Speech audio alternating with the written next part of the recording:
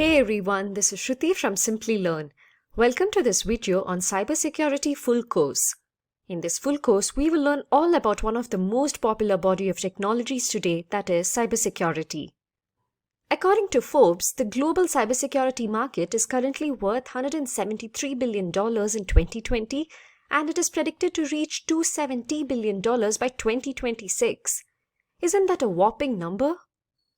That shows the prominence cybersecurity holds in today's world. So without further ado, let's get started with this full course video on cybersecurity. Here we will understand cybersecurity from scratch and also look into ethical hacking. We'll begin this full course video with different types of cyber attacks, the importance of cybersecurity and what cybersecurity is all about. After this, we will look into the concept of ethical hacking along with a hands-on demo for each type of cyber attack. Following this, you will be briefed about the various cybersecurity certifications available today and the career prospect in this field. We will also look at the roles and responsibilities of a certified ethical hacker and how you can become one. We will then conclude this video by briefing you all about the world-renowned CISSP certification. For this training, with me, I have our experienced cybersecurity specialist, Bipin, and together we will take you through the various topics in cybersecurity. All of this in under 9 hours. So let's start off with an interesting video on cybersecurity. But before we begin, make sure to subscribe to our YouTube channel and hit the bell icon to never miss an update from Simply Learn.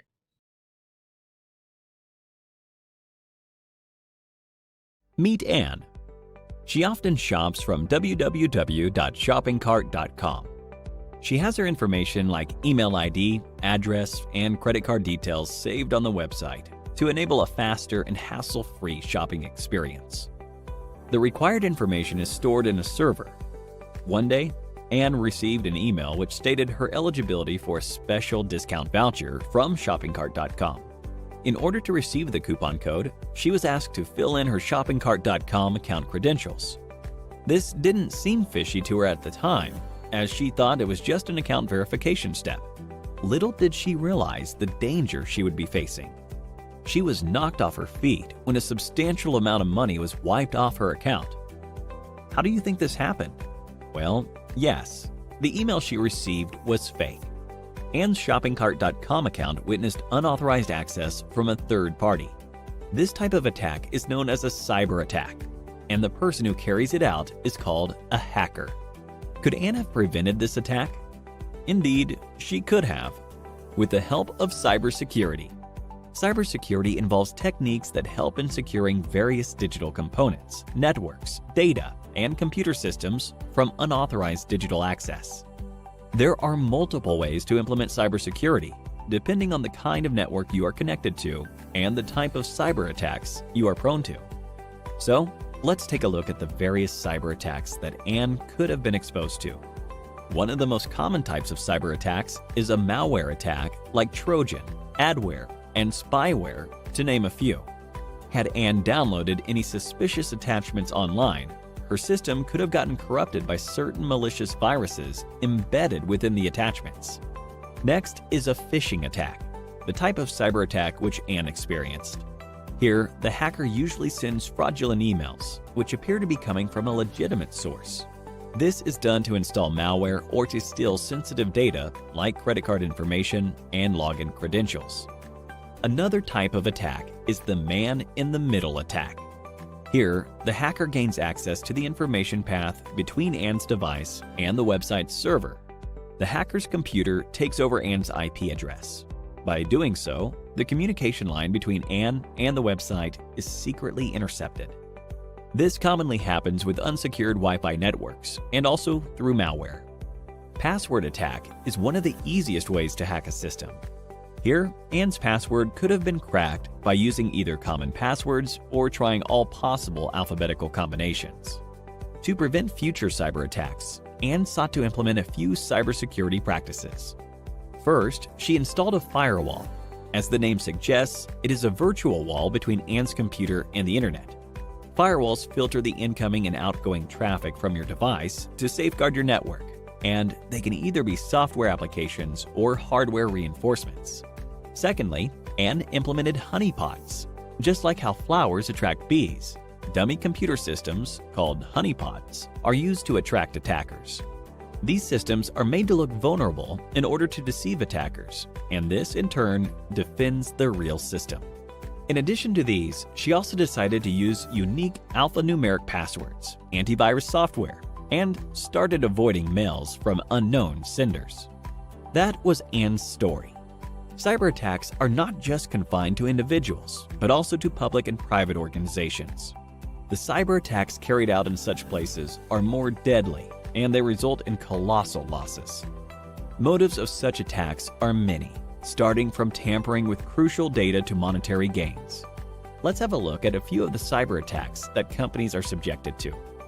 Various public sector organizations and large corporations face the Advanced Persistent Threat, APT. In this form of attack, hackers gain access to networks for a prolonged period in order to continuously gain confidential information. Companies also witness the denial of service attack, where networks are flooded with traffic, which in turn leaves legitimate service requests unattended. A variant of this is the distributed denial of service, DDoS attack, when multiple systems are used to launch the attack. When a hacker manipulates a standard SQL query in a database-driven website, it is known as a SQL injection attack. By doing so, hackers can view, edit, and delete tables from databases. Amidst a plethora of cyber attacks, it is indeed a challenge for organizations with several networks and servers to ensure complete security. This is not an easy task, and to help with this, cybersecurity professionals are hired to work on identifying cyber threats and securing a company's network. There are multiple job roles in the field of cybersecurity. If hacking fascinates you, then the role of an ethical hacker is something to be explored. Such professionals try to exploit a network's vulnerabilities, just like how a hacker would do, but only to identify those vulnerabilities and resolve them for protection against an actual cyber attack. But if you are looking to design robust security structures, then the role of a security architect is more apt. A Chief Information Security Officer, CISO, plays a crucial role in enterprise security and is entrusted with the overall safety of the information in an organization. With the increase in the production of global digital data, it is anticipated that cyber attacks will quadruple in the near future. Organizations are going to need cybersecurity professionals who can prevent these attacks. A career in the field of cybersecurity is lucrative and a very smart decision for professionals now. So, what are you waiting for? Get certified with Simplilearn and become a cybersecurity expert. Let's begin with the rise in cybercrimes. So, let's talk about WannaCry. This is something that happened way back in 2017. Let's not say way back, it's just 2019, 2 years back, and it took the world by storm. So it was a cyber attack which encrypted the data of organizations, and then the hackers held that organization ransom by demanding money from them to decrypt their own data. So what exactly happened? The attack originated in Asia and then spread across the rest of the world. Note the date. And how did this happen? There was a vulnerability that was identified in Microsoft Windows, the SMB vulnerability. SMB, which is server message block, is essentially the file sharing and the printer sharing services that you use in a LAN environment on Windows operating system. By default, these are enabled on your desktops, and there is a hardening guide that people utilize to either upgrade the version of SMB to a more secure version or to disable SMB and utilize something else. Now, this was a known vulnerability, and this was targeted. Within days. More than 230,000 computers were infected across 150 countries. Now, when we say this was identified, Microsoft knew of this vulnerability, and in fact, they had released a patch in April of 2017 to mitigate this vulnerability. Within 2 months of that release, this attack had happened. Now, in a real world scenario, it is not possible for all the servers and devices to be upgraded to the latest patch level, because organizations need to test those patches to see if those patches are going to interfere with the services that they are providing. And hence, no organization will be completely patched up at any point in time. And this was the flaw that sadly took down a lot of organizations. The patch was available, but it was under testing. Some were not utilizing it yet, and they did not see it as a high value risk, and suddenly something happened and WannaCry took place. Now what happened was a crypto worm called WannaCry, which basically encrypts the data and locks the user out of their own computers, and they get a screen in front of them which says your data has been encrypted, and it gives them a link, and they demand $300 to $600 to be paid to the hackers to retrieve the decryption key for their data. Now here, obviously you're not going to pay cash to hackers, neither are you going to make a bank transfer, because both of the ways you can identify the hackers and then pursue them. So the hackers demanded this exchange via bitcoins, cryptocurrency. This is the best way to remain anonymous and the best way to make payments over the internet without being identified. So what was the impact of the attack? Around 200,000 to 300,000 computers were infected. Now it sounds like a small number of computers when we're talking about global. However, the services that it affected were huge. In UK, the National Health Service got affected, all the databases got encrypted, surgeries and treatments of patients were postponed. FedEx, Renault, Nissan, all of these organizations got compromised, and their production lines basically shut down for a few days till they retrieved data from backup, started to restore, and then tried to bring back everything to normal. Then, in February 2019, Dunkin' Donuts announced that the users of their reward programs were targeted by a credential surfing attack. That means that the attackers stole the credentials, usernames, and passwords of customers of Dunkin' Donuts. Now we think Dunkin' Donuts, they sell donuts, how much could it impact anyone? But if you have an online account with Dunkin' Donuts, you also have your personal identifiable information stored in those accounts. For example, your name, address, credit card information, maybe your social security number or your national insurance card or something like that, which can lead to identity theft. People can misuse that information, pretend to be you, and then take out loans or do transactions in your name where you are going to end up paying those bills. So stealing of such kind of data is going to impact all the users adversely. So the first name, last name, and email IDs were stolen. That is still good enough to launch social engineering attacks and target these victims to phishing attacks or similar attacks. So now let's look at the different types of attacks in cyber. So we are going to discuss these 6 malwares. We are going to talk about social engineering attacks, man-in-the-middle attacks, denial of service, SQL injections, and password attacks. Now if you look at this, malwares basically target hosts, operating systems. Social engineering attacks would address or attack the gullibility of a human being with the help of a computer. For example, sending a fake mail or hosting a fake website. Man-in-the-middle attack would target a network and then try to capture data packets within the network, thus compromising your credentials. A denial of service attack would crash a service. SQL injection attacks would attack an application, and a password attack would attack the usernames and passwords of accounts, thus taking advantage of weak passwords and getting access to your accounts. So let's start with malwares. Malware basically refers to malicious software. The first part of malicious, mal, and the ware out of software becomes malware. Malwares are nothing but vehicles in which hackers embed payloads. Payloads could be viruses, worms, ransomwares, trojans. So they hide these kind of malicious softwares within legitimate looking softwares and they post them on the internet. People who are interested in those kind of softwares will obviously download them, and since they're looking very legitimate, they will try to install them, thus accidentally and unknowingly installing a Trojan, virus, or a ransomware on their machine. Now, most of us have done this at one point in time where we have looked at pirated software because we did not want to pay for it. And then we probably go to torrents and then search for those softwares, download them, and there's a keygen.exe over there which we have to execute, and then we have to copy that code, the exe file that comes out of the keygen, and then we have to replace it. And I mean, it's a very convoluted process, but the fact that you have to restore some code with some other code would basically mean that there is something wrong with that file. So 99% of the time, these programs would have viruses or trojans embedded within them, and it is going to affect the security posture of your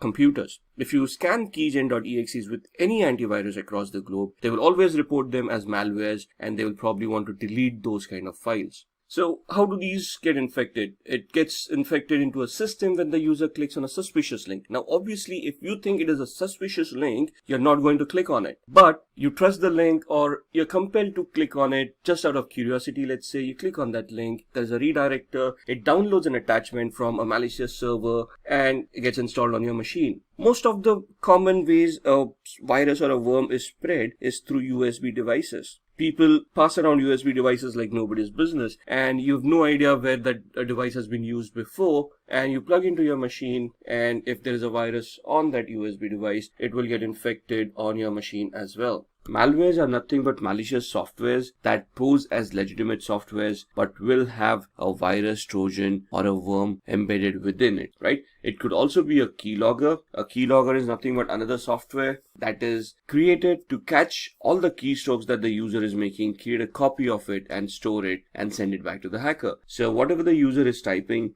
it will now be known to the hacker. It could be bank details, passwords, any personal information that the user might want to keep secret.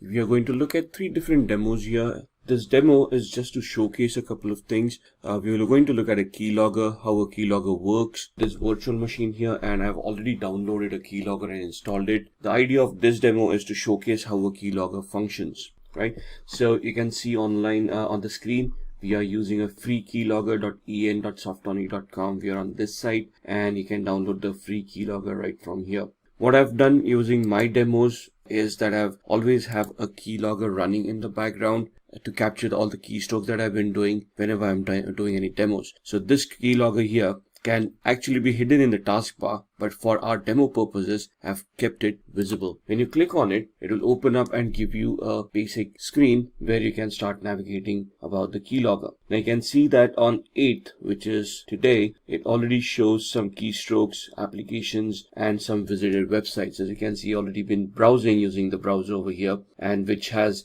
been recorded by the keylogger in the background. And just to give you an example, if I click on this file, you will see all the keystrokes that I have been doing so far. And you can see I've gone to this, I've opened up my Mozilla Firefox, I've typed in a search keyword of free keylogger. Then I've gone onto the website howsecureismypassword.net, in which I may have tried out a few passwords myself. And then I've gone and copy pasted this URL into the browser window, and you can see all of this has been recorded. And just to emphasize on that, let's go on to another website, and let's go to facebook.com. I'm not actually going to log in. I'm just going to type in a random username. So someone at simplylearn.com and a password like ASD@1234. And I'm going to try to log in. Obviously the login is going to fail because this account doesn't exist, but we want to see what happens in the background when the keylogger picks up the keystrokes that we have typed. So let's open up the keylogger again and go and see what is there in the keystrokes and clipboard. And you can see over here that we typed in facebook.com, enter, and then we did not type in the username. That's the difference here. We selected it from a drop down. So a keystroke logger or keylogger has not been able to capture that input. A keylogger in its essence is only records something that has been typed in by the user real time. Since we did not type in the username, it did not record that username, but we typed in the password, and you can see the password over here, ASD@1234. And this is how a keylogger works. It only captures the keystrokes that have been typed in real time. So if we use this exercise on our victims and they're just using drop-down menus, at that point in time, none of the data is going to be recorded. For that activity, you would need something which is known as spyware, which would capture screens, which would capture all of this information that is going on. Now, apart from just logging keystrokes, what this software also does is it also has a list of used applications. You can see all the applications that have booted up along with the operating system and the ones that have started up after the operating system has booted. It also has a list of the visited websites. So you can see these are the websites that we have been visiting, and they have been listed right here. The last one being Facebook, login or sign up, right? So this can store history for a really long time. If I go back in time and if I look at some of the demos that I've been looking at, so on 14th of September, these were the keystrokes that I utilized when I was doing some trainings or while I was providing some demos on other topics. So a keystroke or a keylogger will store all that information and keep on recording it till you actually delete that data, or you can reset the keylogger. You can also set up the keylogger to send an email to you on a daily report to a particular email address that you have sent. So as long as it detects the internet connectivity, this keylogger will send you an email to the email address that you have specified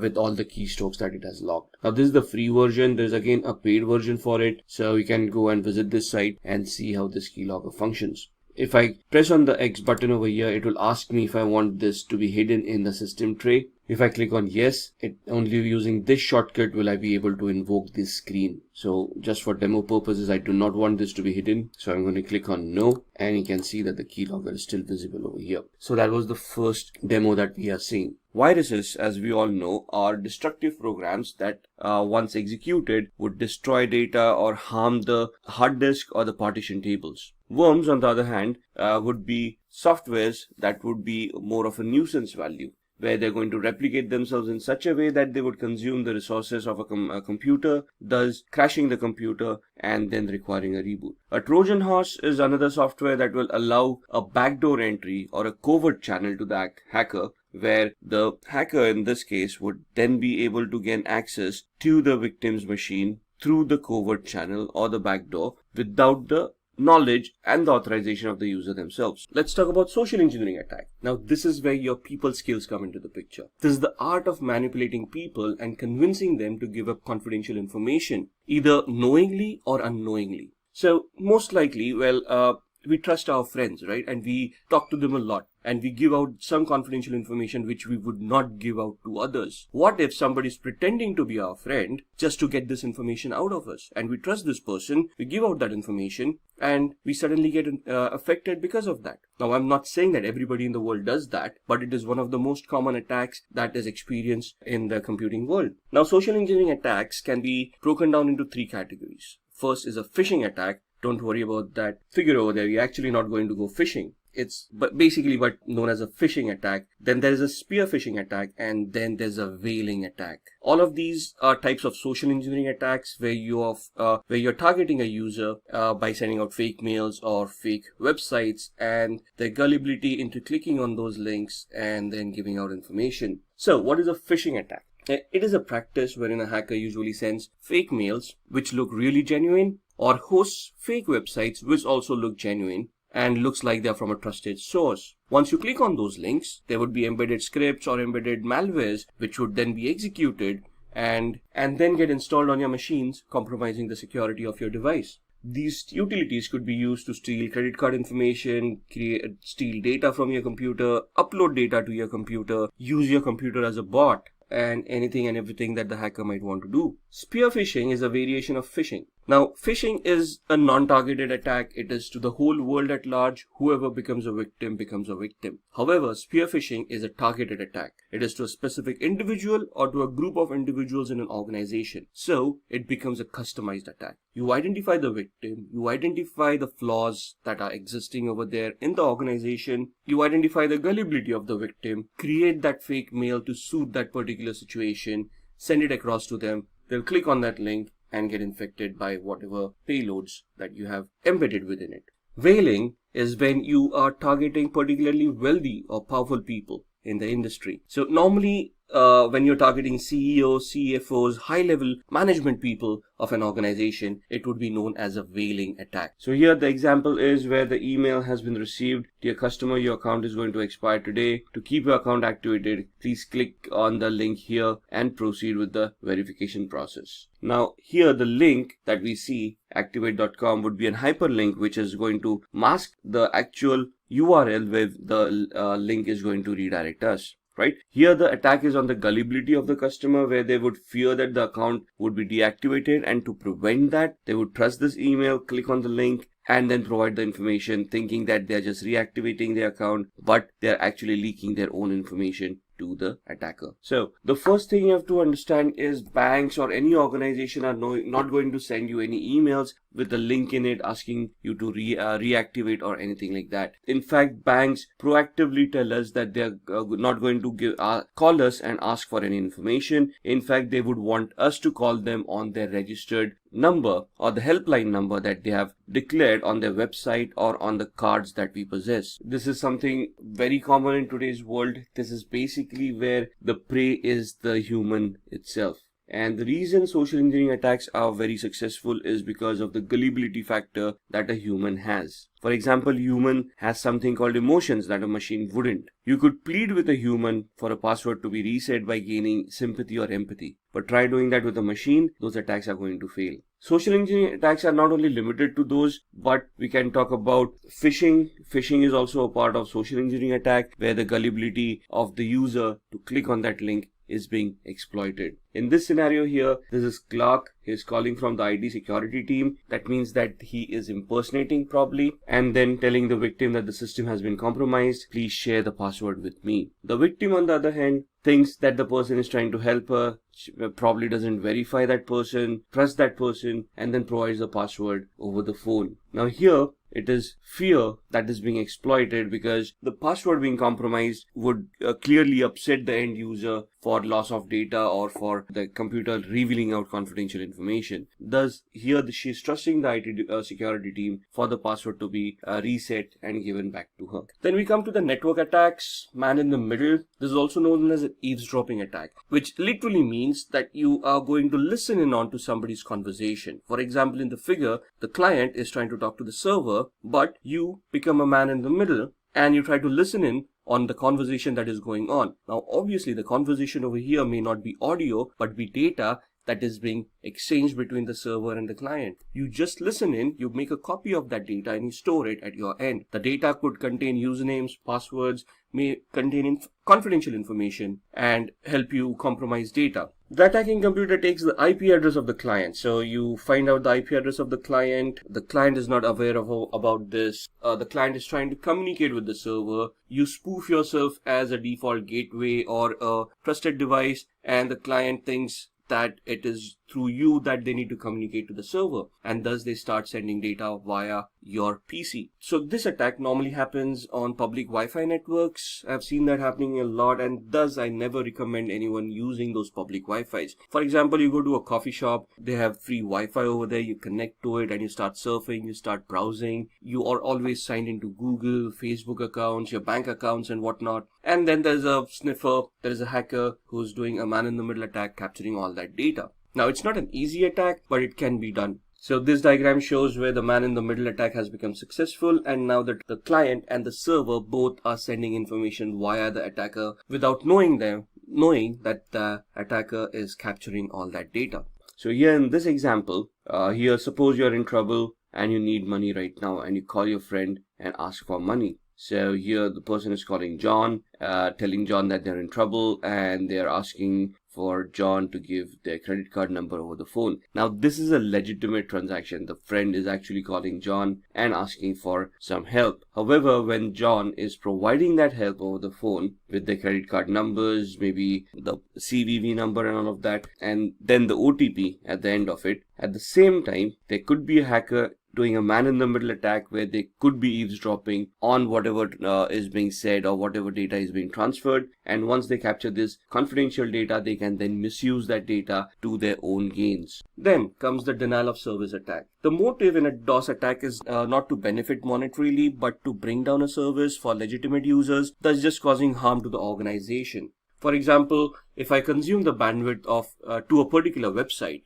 since there's no more bandwidth left, other legitimate users who want to interact with the website will not be able to connect to the website, thus creating a denial of service to those legitimate users. Now, it may not be possible for me to use my laptop to target a cluster of servers, because obviously the bandwidth at the other end would be very high. So I would distribute my attack across multiple devices, thus creating a distributed denial of service, also called a DDoS attack. Then we come to the SQL injection, or SQL. SQL stands for Structured Query Language, which is the de facto language that is used by applications to interact with databases. So let it be a Microsoft SQL database, MySQL database, Oracle SQL. The syntax may be a little bit different, but it is still the structured query language that applications utilize to interact with the database. Now, the queries that are created by the applications need to be sanitized at the application level itself. So developers need to be very careful of how they are going to create those queries, what queries are allowed to go to the database, because a database is designed to answer queries. It doesn't know what is a legitimate query and what is a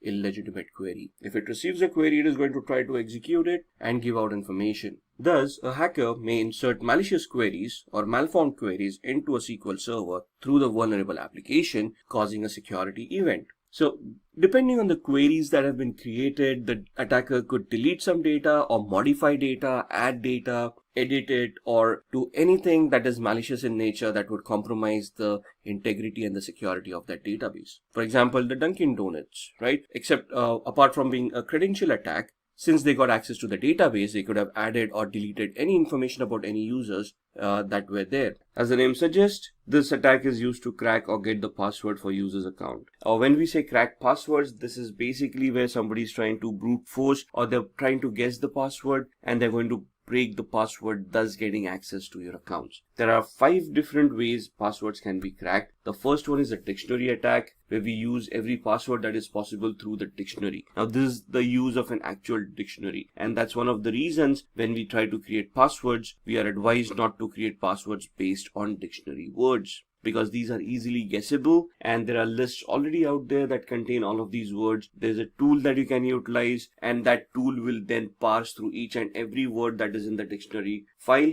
and then compare it to a possible password. If one of the words matches, the password has then been compromised. So if we are observing a little bit higher security where we have created a password that is not based on the dictionary word, then we want to look at other attacks like brute force. It is a trial and error method. So basically what we do is we identify how the passwords were created. For example, in today's world, the policies would be to consume in a password any of the alphabet characters A through Z, uppercase or lowercase, 0 through 9, and then special characters. And then we want to randomize the usage of these characters so that they are not easily guessable. But a brute force attack at the same time would then try every permutation and combination there is possible in the entire character set and then try to figure out the password. Now this takes a really long time and does take a lot of compute and storage power, and that's where the botnet example comes back in, the one that we saw earlier, which was used for DOS attack. But similarly, if I've infected multiple computers like this, I can then distribute this attack onto all those computers and use the entire compute power that is available to shorten the time that is required to crack the password. Now, this is 100% successful given the time that it may take. So if the time that is going to take is going to be 100 years, the attack becomes unsuccessful because during that period, the password is most likely to be changed, the technology is going to be changed, and so on and so forth. So if the password is easily guessable, this can be a very easy attack to perform. Then a keylogger, which is a similar attack to what we have seen. So a keylogger, as discussed earlier, is nothing but a software that once installed on your machine would grab each and every keystroke that the user has made and store it in a file which the hacker can later on access. So whatever you have been typing, passwords, credit card information, or anything else, all of those would be recorded and stored in a file, and that's one of the best way a password can be compromised. Then shoulder surfing. This is a physical attack rather than being a technical one.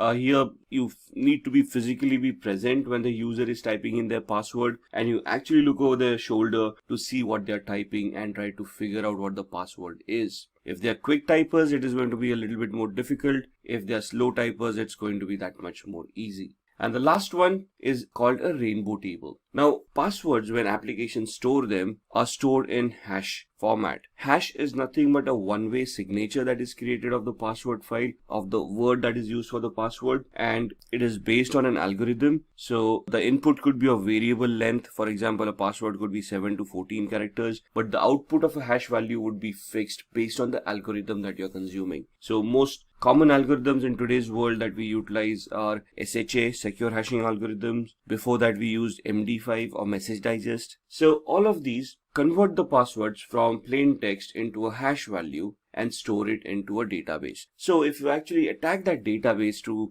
grab a password, you're going to get the hash value, not the password in clear text. And thus, in that scenario, comes the rainbow table to the rescue. A rainbow table is nothing but a file that will have the list of all possible passwords along with their hash values in the required format. So if you remember the dictionary attack was nothing but a list of words based on the dictionary that were stored in a file, and then the software was just trying each and every word against a possible password. Here, we do not have the word, but we have the hash value. So to reverse engineer hash value, what we created is, we created a rainbow table where there would be a list of all the possible passwords and their corresponding hash values. So we then compare the hash value that we have captured and then search for that hash value in the file that we have created. The hash value that matches the corresponding word to it is the password in clear text. So these are the 5 types of password attacks. Now let's talk about the types of network attacks. An active attack is an attack when the intruder attempts to disrupt the network's normalcy and modifies the data and alters the data at the same time. So as you can see in the diagram, there's a sender and there is a receiver. The attacker is the man in the middle who is now trying to create the active attack. So when the sender sends that data to the receiver, the attacker intercepts that data, modifies the data, and then sends the modified data to the receiver. Since the attacker is a man in the middle, as we have seen in the previous attacks, the receiver, neither the sender would be aware of the attacker, and thus they would not be aware of the modification that has been done. In a passive attack, the intruder just eavesdrop on the data. They just listen in onto the conversation, but they do not modify the data at any time. So they just capture the packets, they copy the contents so that they can use that at a later stage. Now let's go a little bit further and see what would motivate people for committing such cyber crimes, right? The first and foremost motive is disrupting business continuity. Others would be looking at data theft or information theft and manipulating that data to gain from that data. So if I'm able to access your computer and steal some data that has some value to you and sell it or make it public, you would be at a financial loss because that data no longer has any value. Creating fear and chaos by disrupting critical infrastructure. For example, a company's infrastructure crashes, the services are no longer being offered by that organization, and people start panicking, start fearing an attack by cyber criminals, and it leads to chaos. Financial loss to the target, which is very obvious. If I do a denial of service attack, or if I make a service unavailable from an organization, what is going to happen is, since that service is not functioning, the company is not going to make any money out of it and thus going to suffer a financial loss. Achieving states' military objectives, one country spying on another country, trying to gather information about their military intelligence, military activities, or any other activities that can harm the original country. Demanding ransom, hackers can encrypt your data and then demand a ransom from you in lieu of decrypting the data again. Damaging reputation of a target, impersonating a user on the social media platforms, making false statements, thus damaging the reputation of that person, and propagating religious or political beliefs. Religious fanatics, promoting whatever cultures that they want to promote, trying to gain more followers, thus bringing more unrest to the world. Any of these could become motives for cybercrime. Let's look at the history of cybercrime. So as you can see, this graph shows us how cybercrime has progressed over the years. In 1990s, MNC database, Pentagon and IBM were hacked. Again in 1990s, national crackdown on criminals, Microsoft NT operating system pierced. So this is where hacking started becoming more mainstream. Right? Before this, hacking was very much limited to organizations who used computers. But in the late 80s, internet happened, and then we had e-commerce coming in, which basically led to our online retail stores, online banking, and online data stores as well, which then led to criminals hijacking this data or hijacking your money and trying to steal it on the internet itself. In 2001, cybercriminals launched attacks against eBay, Yahoo, CNN, Amazon, and other organizations. 2007, this was where one of the biggest bank hacks had happened. Swedish bank Nordea, they recorded at least $1 million being stolen in 3 months from 250 accounts. 2013, Adobe had 2.9 million accounts compromised and their usernames and passwords released on the open internet. In 2016, Kaspersky, one of the leading antivirus providers to the world, reported around 758 million malicious attacks that occurred, which they identified themselves. These are some of the most famous faces in cybersecurity or earlier cybercrime. In 1988, Robert Morris, he's an American computer scientist and entrepreneur. He's best known for creating what is called the Morris worm, and this was way back in 1988. And this is the first computer worm that has been identified on the internet.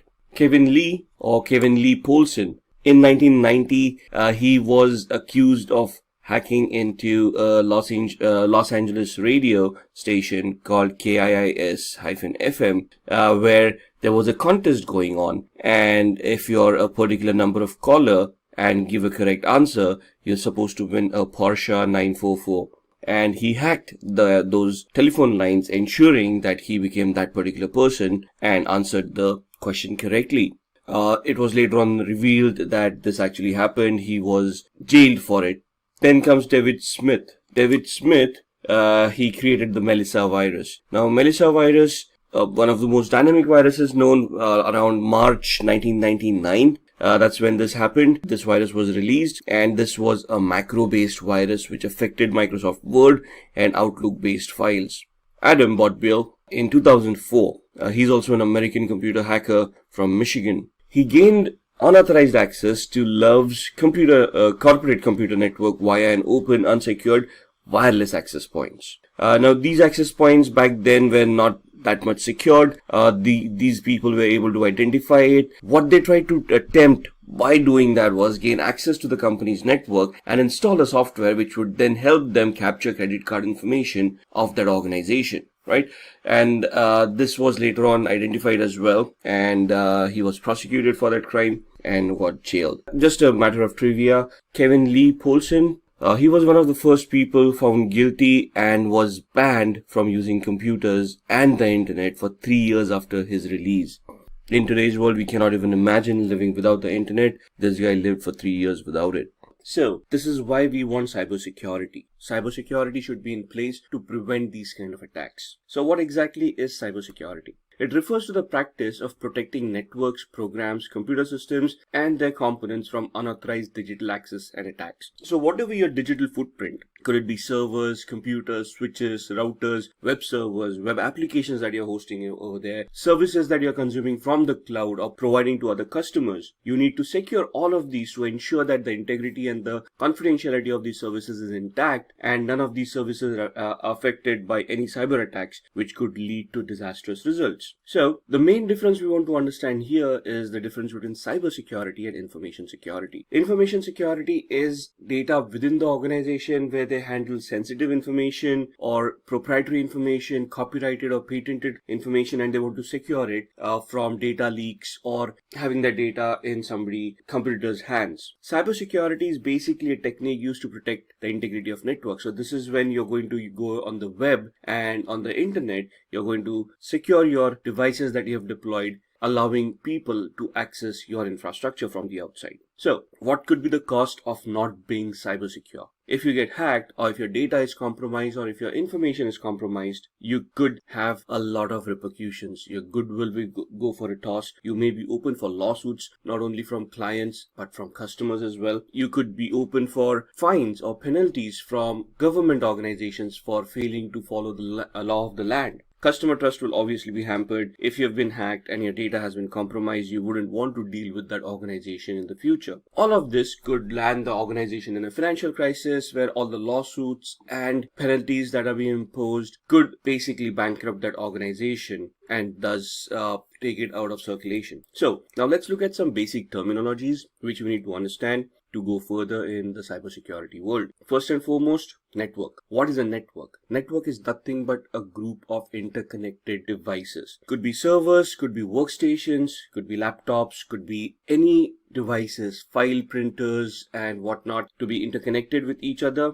As you can see in the diagram, it is used for communications. It's primarily used for data transmissions and to communicate between various terminals so that the business can go on. It is also used to share data and information. It could be wired or wireless. So you got a wired LAN, or at home we all have wireless networks where we connect all our devices. We use them for streaming videos. We use them to connect to the internet, surf websites, work from home. So we've got office also set up on our Wi-Fi. So a network is nothing but a collection of interconnected devices that are allowed to communicate each other freely so that the business can be continued in a proper manner. Server. A server is nothing but a hardware device that is supposed to handle requests of data information, allow network services to function from other computers and devices. So this is where we build a client-server relationship, where on the server we've got the major software, we got the data that is stored over there, and clients then interact with the server to consume that data in a particular manner that would help them make sense and analyze that data and generate business out of them. Then the internet. Internet is nothing but the collection of multiple networks globally. So all the networks that we have across the globe, when they are interconnected with each other, that is what internet is. And if we just go back and we talk about servers, this is what allows the internet to be formed. So every organizations, when they publish their servers on the internet and they allow everyone to interconnect through those servers, that is where the internet comes in, being the servers being the backbone of the internet. Obviously, for the servers to communicate with each other, we will need switches, routers, and other devices for the data transmissions to happen. So these are the multiple networks, could be individual networks, interconnected together would form the internet across the globe. For the internet to work, there would be a set of protocols for transmissions to be allowed across the globe. Now, this is where TCP/IP, or the Transmission Control Protocol over Internet Protocol, comes into the picture. So if you remember, we use communication channels like TCP, or the Transmission Control Protocol, and UDP, User Datagram Protocol. When we connect to web servers, we talk about the HTTP protocol and HTTPS protocol if we want it secure. Then we'll talk about IMAP, POP3, and all of these protocols. Now, where do these protocols come from? It is nothing but a suite of the TCP/IP software which contains all of these protocols which allow computers to communicate with each other. If TCP/IP wouldn't have been there, our network would have collapsed. Now, when we have TCP/IP and we want to communicate across the globe, how would we identify devices on the internet or even on the intranet? Because the devices don't know us, they are not going to use our usernames and passwords to communicate with each other. But when I want to connect to a website or a device, how do I identify it on the intranet or the internet? I obviously use IP addresses. Now, IP addresses are nothing but the internet protocol addresses, which are 32-bit addresses, which look exactly like the one shown on your screen, 172.16.254.1. Now, there is a lot of classification of IP addresses, and some of these IP addresses work on the internet. Some of them are supposed to work on private LANs, but we'll reserve that for a later topic. Then the second way that we are identified on the internet or the intranet are with MAC addresses. So media access controls, or MAC addresses, are hard-coded addresses that are given to our network interface cards. These cannot be modified physically at any point in time. However, there are techniques to spoof MAC addresses, which we can then obfuscate our existing address and give us a new one. That would again be discussed in a later lecture. A router. We've been talking about routers and switches. A router is nothing but a device that passes packets back and forth across networks. It routes the data in the appropriate path. So it is an intelligent device. It can understand IP addresses and MAC addresses. It can identify different paths of reaching a particular network. For example, if I'm sitting in India and I want to communicate across the world to America, there would be a specific path that needs to be followed for my data packet to reach the other side of the world. It is the routers that would map this path, store it in their cache. So when I try to connect to that server, they would retrieve it from the cache and send the packet across the globe. So the home router, as we use at home on Wi-Fi, is our default gateway to connect to the internet, and thus it allows our internal devices to communicate with each other using internal IP addresses. And when we want to go to the internet, it will then route the traffic on the internet and send the packet to other servers that we want to communicate with. Now, what is a domain? A domain is referred to as a group of computers and other devices that are interconnected and treated as a whole. Now, a domain is used by an organization. So let's say if I am XYZ, XYZ being the name of the organization, and I want to create a domain which will allow me to create a group of interconnected computers for my employees to interconnect with each other and send and manage data. I'm going to create a domain for my organization and attach all the devices, create users, and interconnect them using a domain. So this is where you're going to have a centralized approach of a server-client relationship, where you're going to have a main domain and you're going to have devices connected to the domain. Now, when we go onto the internet, the domain name is nothing but the base part of a website name. So when you say google.com, and you type it in your browser, you're taken to the web page called google.com, which is the search engine that you're connected. But for Google, the organization, at the other end, they would have a data center over there which would have all that relevant data which allows you to search through that information. So for them, the domain would be the internal part where they have got this cluster of servers creating a data center where all that information is stored. But for us as consumers, a website called google.com would be a domain for us to visit that particular website and consume the services that they're offering on the internet.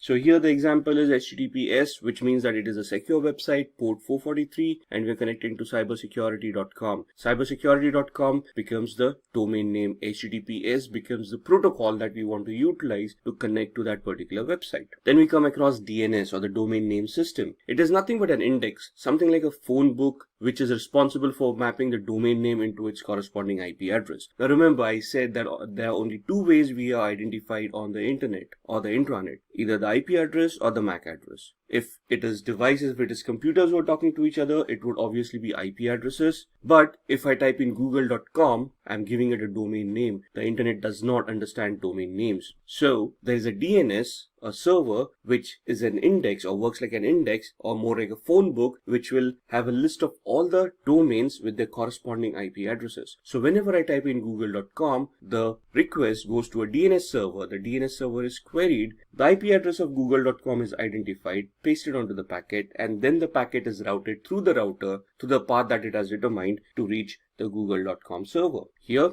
replace google.com with cybersecurity.com. So, as you can see on the screen, the local PC queries the DNS server. The DNS server replies back with the IP address. Now, if you're wondering how does this work, if we're going to take an example of home networks, the ISP or the internet service provider gives us a default gateway or a router with their own IP addresses for DNS servers and default gateways. So when we try to connect through the router has the IP address of the DNS server and it routes that query to the DNS server. The DNS server replies back with the appropriate IP address. The router then takes that IP address, figures out the path, and sends it across to the targeted server. DHCP, or the Dynamic Host Configuration Protocol. It is a protocol that dynamically assigns IP addresses to the devices in the network. So we have discussed that IP addresses are required by computers to communicate within each other. But who associates or who gives these IP addresses to these computers? So for that to happen, we have got a DHCP server that is created. If you take your home networks, it is the router that has the DHCP role installed on it. So whenever a machine boots up, it sends out a broadcast request looking for the DHCP server, and then there's a communication with the DHCP server. The DHCP server then allocates an IP address to the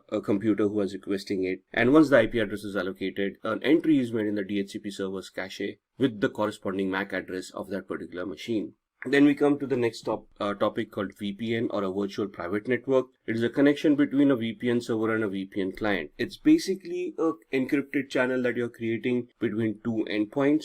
And the main reason for a VPN is to encrypt your data so that it is now no longer subject to man-in-the-middle or eavesdropping or modification attacks. So this is a layer of security that you're adding when you're connecting to the internet using an encrypted channel, which would prevent you from getting hacked or your data being compromised by hackers. So as you can see here, and if you remember the previous slides that we have seen, the hacker was able to copy the data very easily. Now that it is an encrypted channel, even if the hacker tries to eavesdrop and capture that data, it will be formatted in such a way that they would not be able to make sense out of it. Now the attacker or the hacker will have to try to decrypt the data. So that's another attack that they'll have to execute to find out the encryption key, decrypt the data, and then look at what the data was. Then we come across botnet. Now let's first understand what bots are. Bots are nothing but the softwares that can be installed on vulnerable machines that would allow the hacker to send commands to the infected machines to generate some traffic or to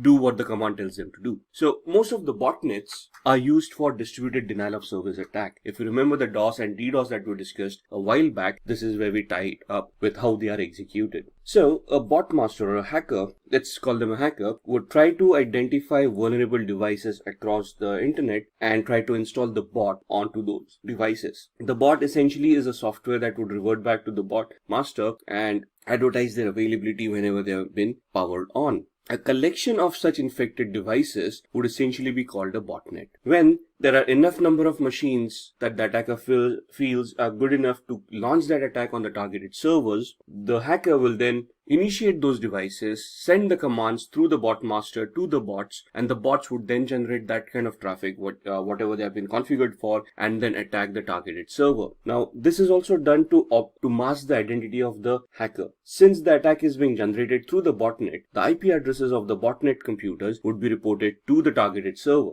not the actual hacker's IP address. So to figure out who the attacker was would be very much difficult depending on the size of the botnet. So this, you can see, is the attack that has been created over the victims, and the malicious traffic has been generated through the botnet, and the victims have been targeted through that. So as said, once that traffic has been done, to forensically investigate at the victim's end, they would find the IP addresses of the botnet and not the attacker. Alright, let's start talking about network security controls. Network security controls are nothing but implementations of various devices to enhance the security of a particular network. These could be firewalls, intrusion detection systems, or intrusion prevention systems, honeypots, unified threat management systems, and so on and so forth. The next gen firewalls that we talk about, right? So let's look at a review of what these devices are. Now, a firewall can be a hardware or a software that is responsible for allowing or disallowing a certain amount of traffic to or from your computer. So these are basically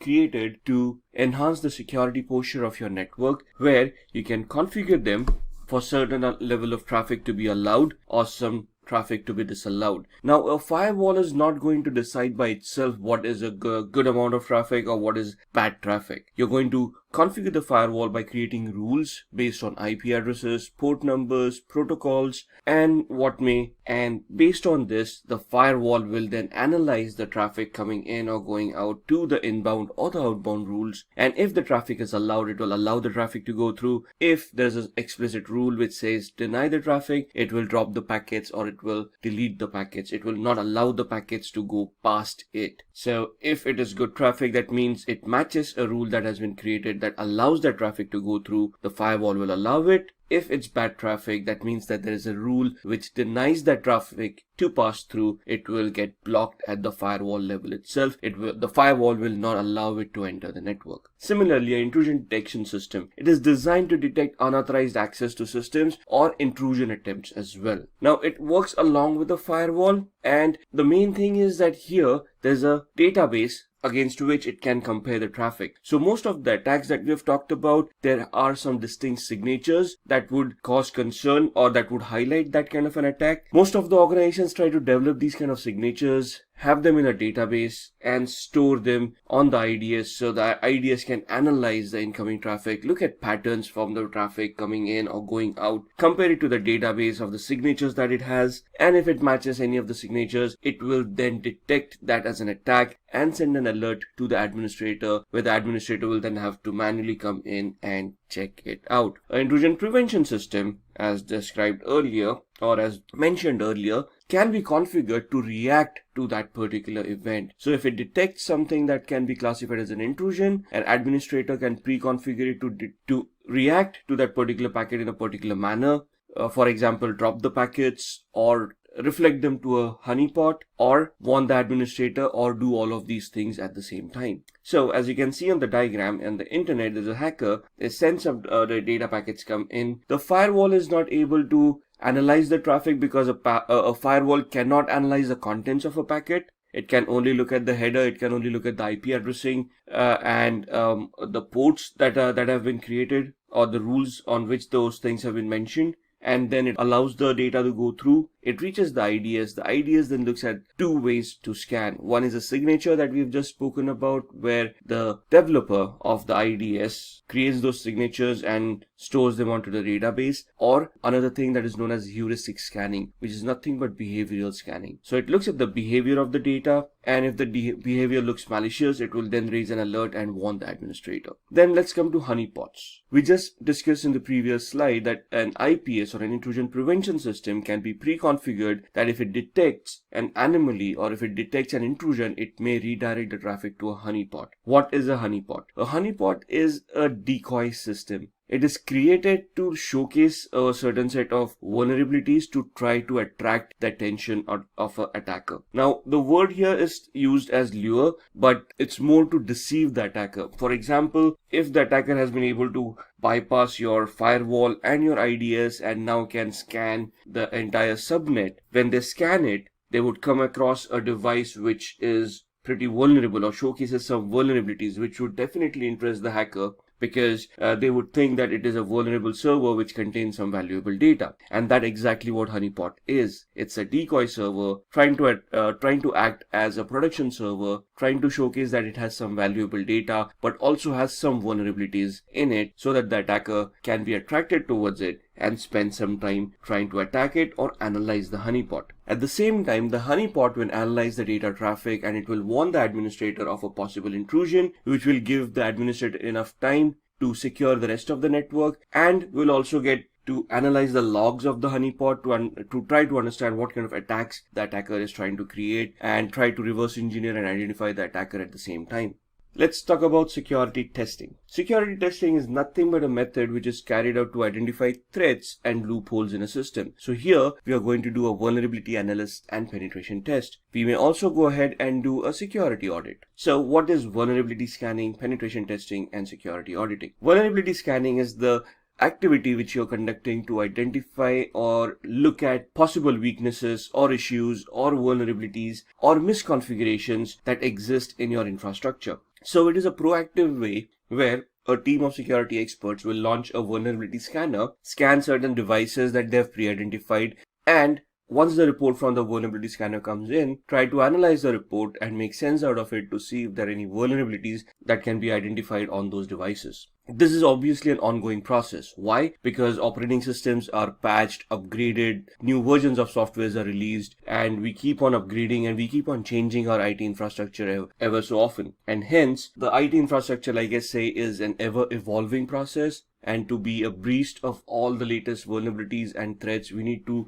do the vulnerability analysis in an ongoing manner to identify possible threats to the organization. So then what is penetration testing? Vulnerability analysis is just identifying the vulnerabilities, gaps, misconfigurations that may be in the organization's infrastructure. A penetration test is basically to validate whether those vulnerabilities that have been reported are real. If yes, how complex are they? What would be the impact? And what would be the technological impact? And what kind of data would be compromised? Or what would be the end result of that attack if it actually happens in the real world? So here, a bunch of ethical hackers would simulate an attack from a hacker's perspective or from an insider's perspective, a malicious outsider or a malicious insider, depending on how they perceive the vulnerability as. And then they will try to test the vulnerability to see how it can be exploited, to what extent it can be exploited, and what would be the compromise or what would be the data leakage that would happen if this vulnerability gets exploited.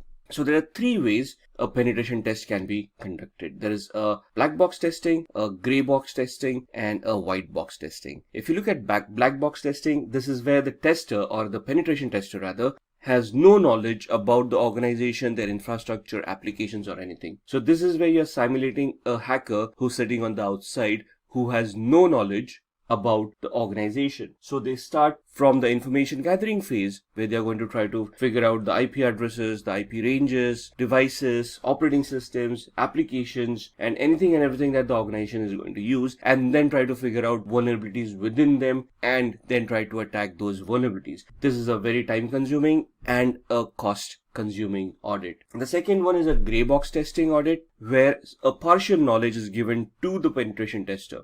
So this simulates a regular user kind of an attack. So let's say if I'm a regular user in an organization, and when I say regular user, I'm saying I'm not an administrator. So I have got limited access. And based on that limited access and the limited knowledge that I can gather about the infrastructure by being a regular employee, we are going to simulate a test with that knowledge to see whether an employee can take disadvantage of any vulnerabilities and then try to worm their way into the organization's infrastructure and hack it. The white box testing, on the other hand, is where we're looking at an insider, a malicious insider who already has all the accesses, who already has all the controls in his hand. So simulating an administrative access and then trying to figure out whether this administrator can escalate their privileges and gain some other administrator's access and try to then compromise data. For example, even if I'm saying I'm an administrator, I am not the only administrator in the organization. There would be backup administrators, there would be system administrators, there would be the Active Directory administrators, there would be application administrators, database administrators, and so on and so forth. So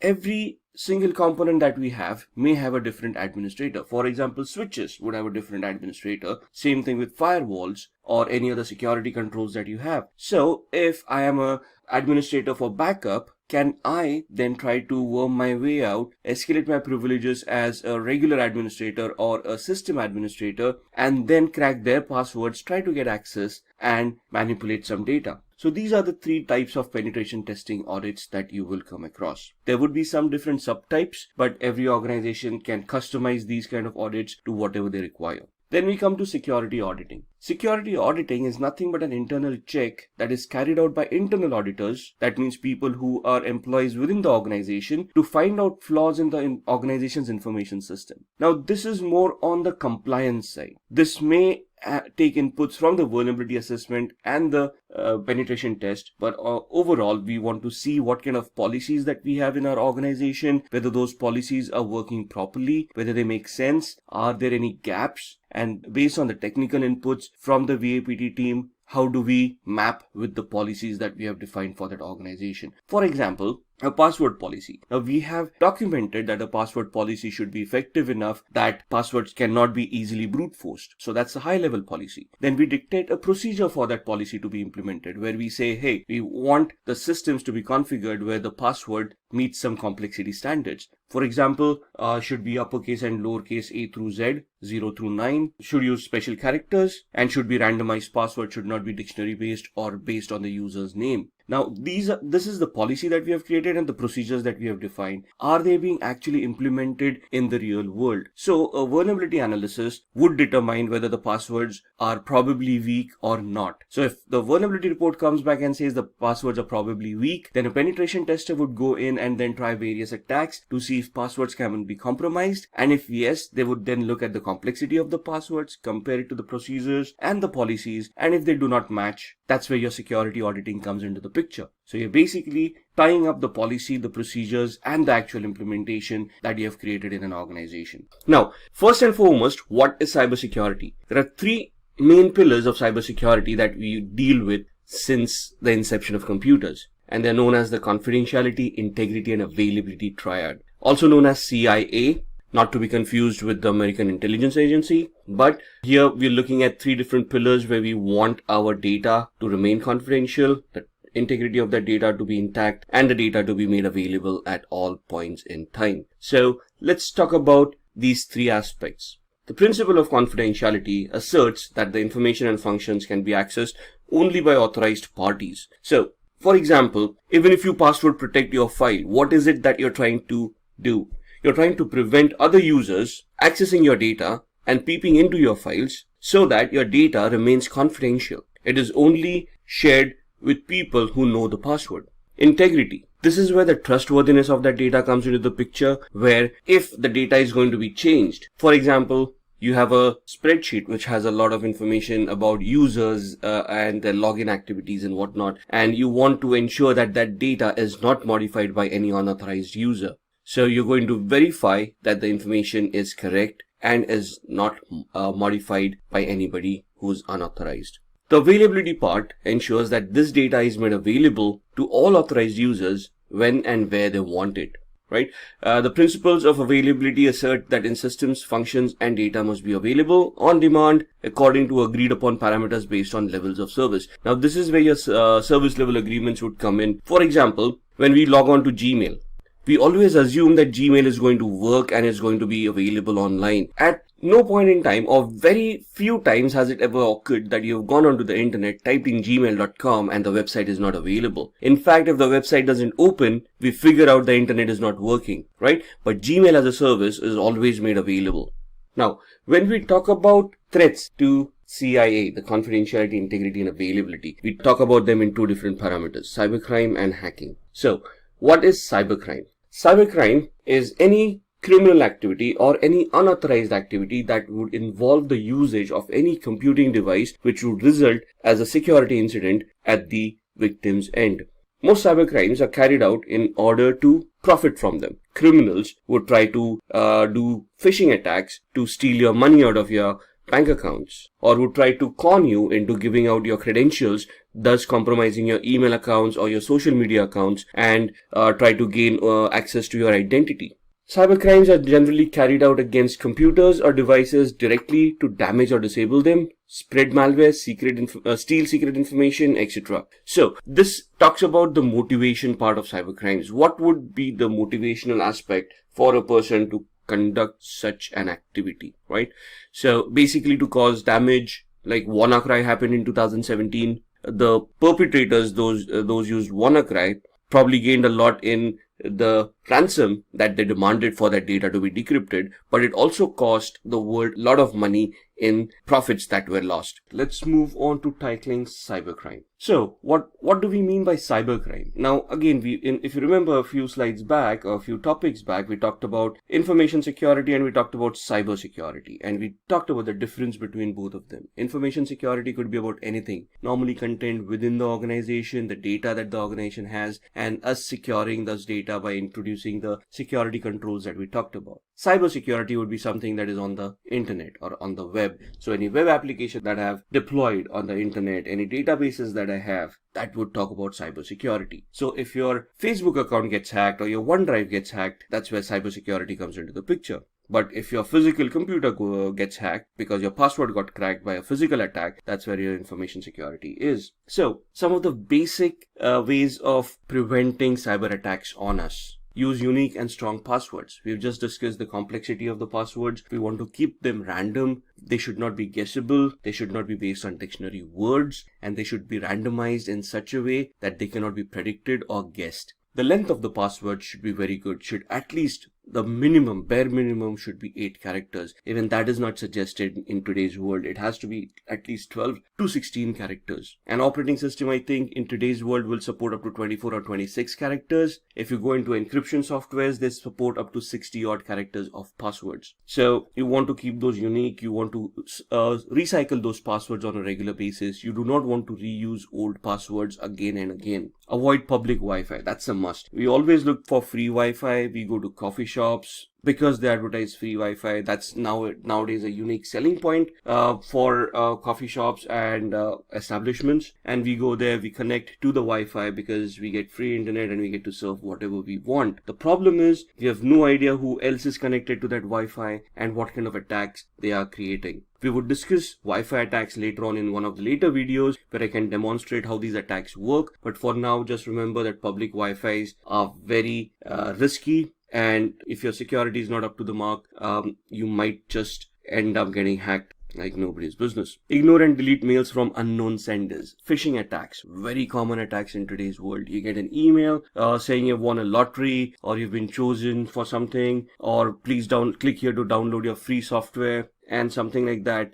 And those emails are plenty nowadays. I received an email yesterday where there was a Nigerian prince who had died and he had left around $500 million behind. And there was this accountant who wanted to smuggle that money out. And it was a huge email giving me all the details. And out of 7 billion people on this planet, they identified my email address. And they wanted to share half the money with me so that they can masquerade the money and avoid paying taxes, inheritance taxes and whatnot. It was a ridiculous scheme. I mean, being chosen out of 7 billion, 1 out of 7 billion, our luck can't be that good, can it? So you have to be wary about these attacks. Always ask the question, if you won a lottery, did you purchase the ticket? No. So there's never a free lunch, right? So always keep on questioning the things that you've been getting. I'm not saying ignore them, because some of them may actually come true. There's always that 1% hope, but always investigate those things to see whether they are spam, if there is a fraud going on. And if yes, you yourself can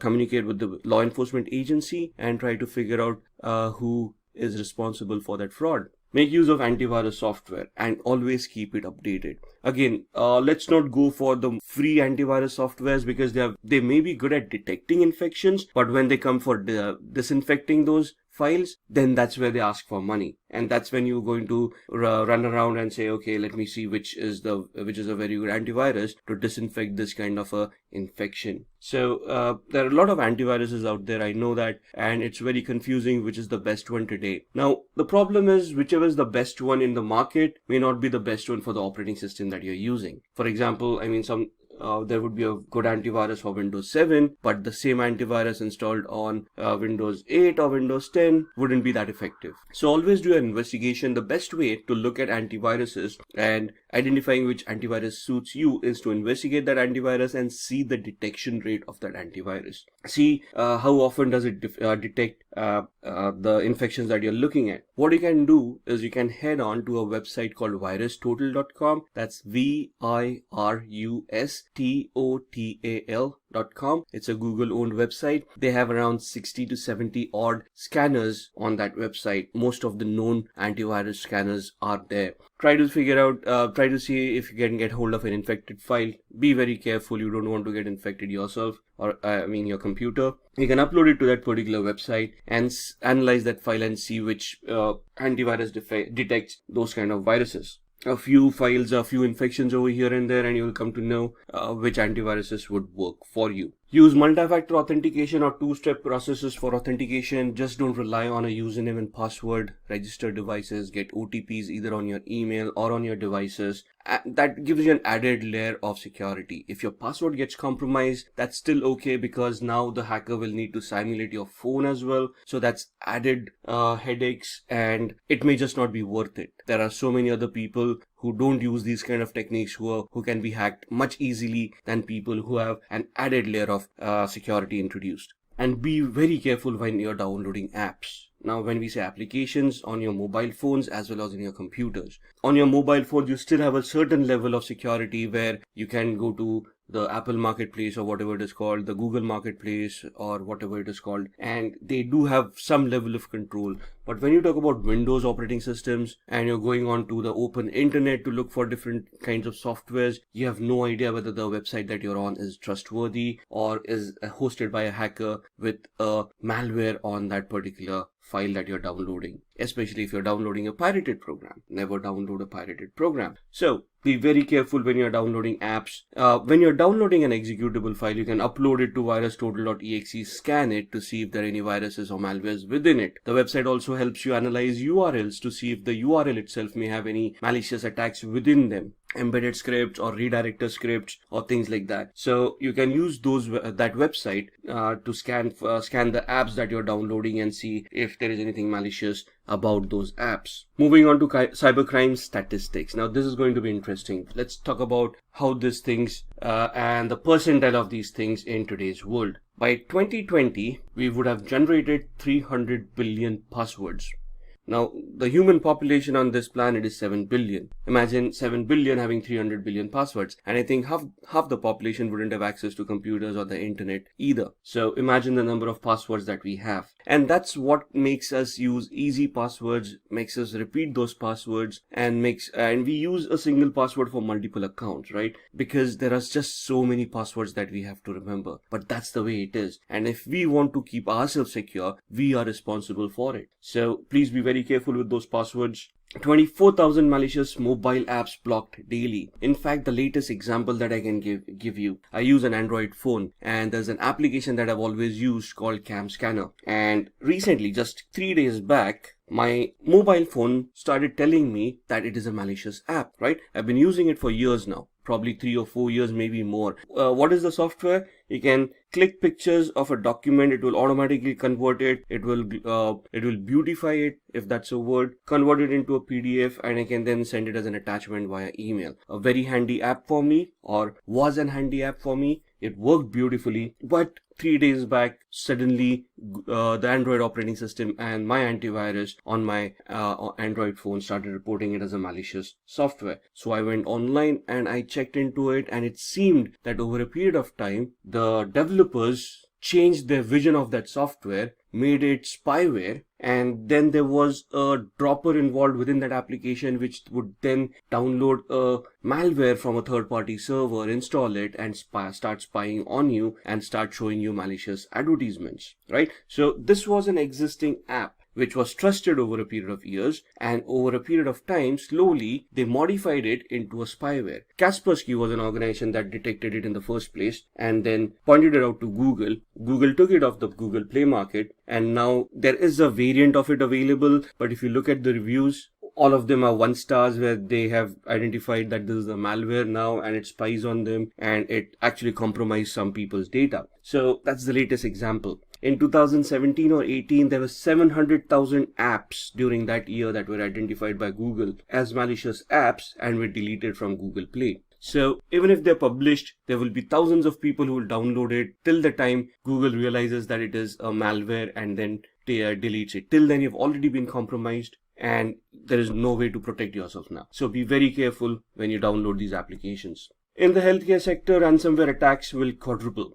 Now, the healthcare sector is a very volatile sector. It contains a lot of private and sensitive information, health information about individuals that can be misused by a lot of organizations, advertisements, pharmaceutical organizations, life insurance people, and whatnot, right? So these become very lucrative targets for hackers, where if they can steal the database and sell it on the black market, they will earn a lot of money. Ransomwares would basically work the other way around. They encrypt the data at the hospital side, and then they will hold the hospital ransom to pay up. Now, you know how hospitals earn nowadays, right? So that's a lot of money that we're looking at. Cybercrime would cost up to $6 trillion in 2021. $6 trillion just for cybercrime. We're not talking about the income from the IT industry. We're talking about how much money we will lose to cybercrime because of the various attacks that would be created. 90% of hackers use encryption. Not only encryption, most of the advanced hackers will try to hide their identity by spoofing their IP addresses, MAC addresses, locations. They will use encryption and cryptography to hide their malicious softwares, to fool the antiviruses, IDSs, IPSs.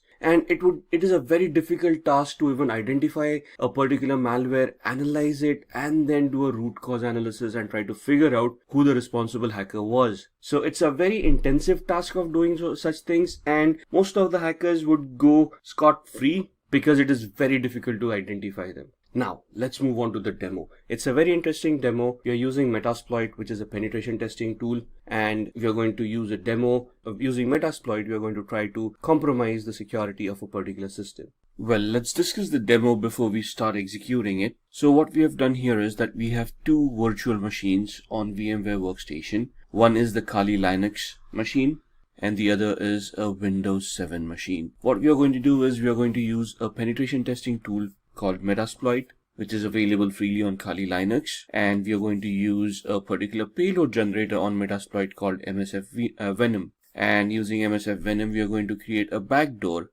executable file which will contain a Trojan or a backdoor, and we are going to try to infect that to the Windows machine and see what happens when the victim executes that particular file. Now we are going to keep it at the basic level. We're just going to create the Trojan and then we are going to execute it.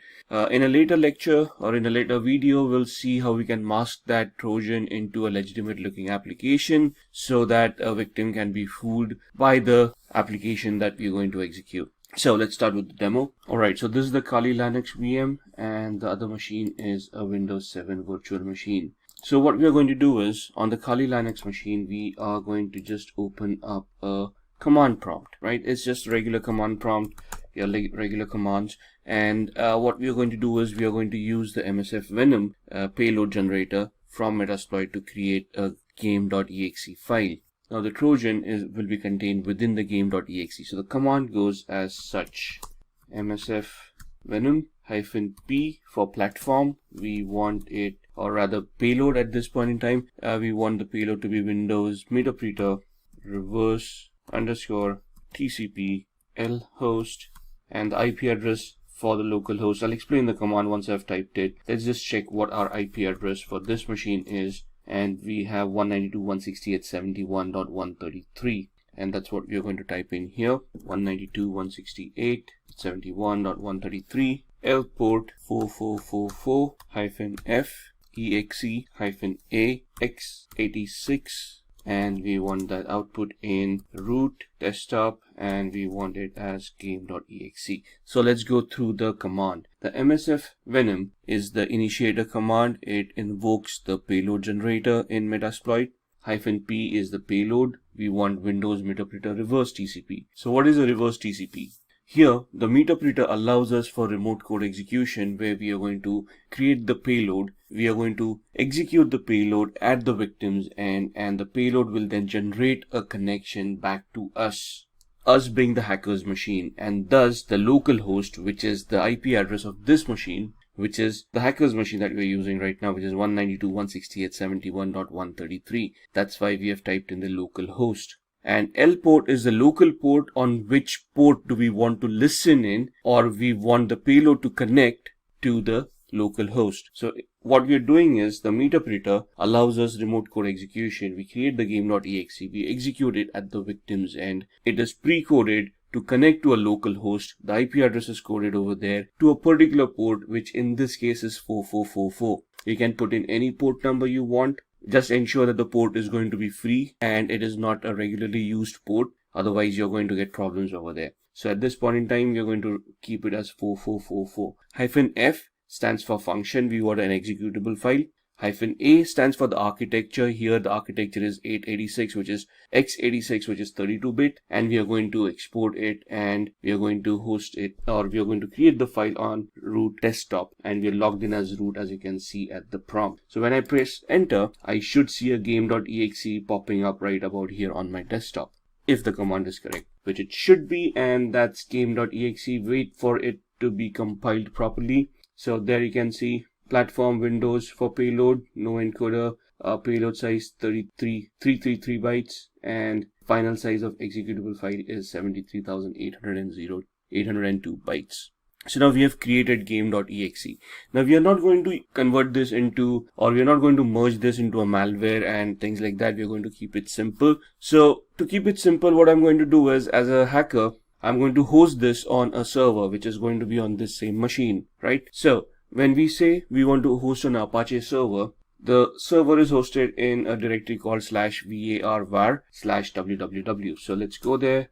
Present working directory. We can see that we are in root cd var www, and there we are cd html, and that is where our web servers would be. So what we are going to do is we are going to create a directory mkdir shared, right, to an ls, and you can see the shared folder right here. ls-al will give you the list and the attributes, and we can see these attributes. We want to change these attributes, so we are going to use a chmod recursive command, give the permissions as 755 to the folder shared. Since we are in the same directory, we do not need to give the path for shared.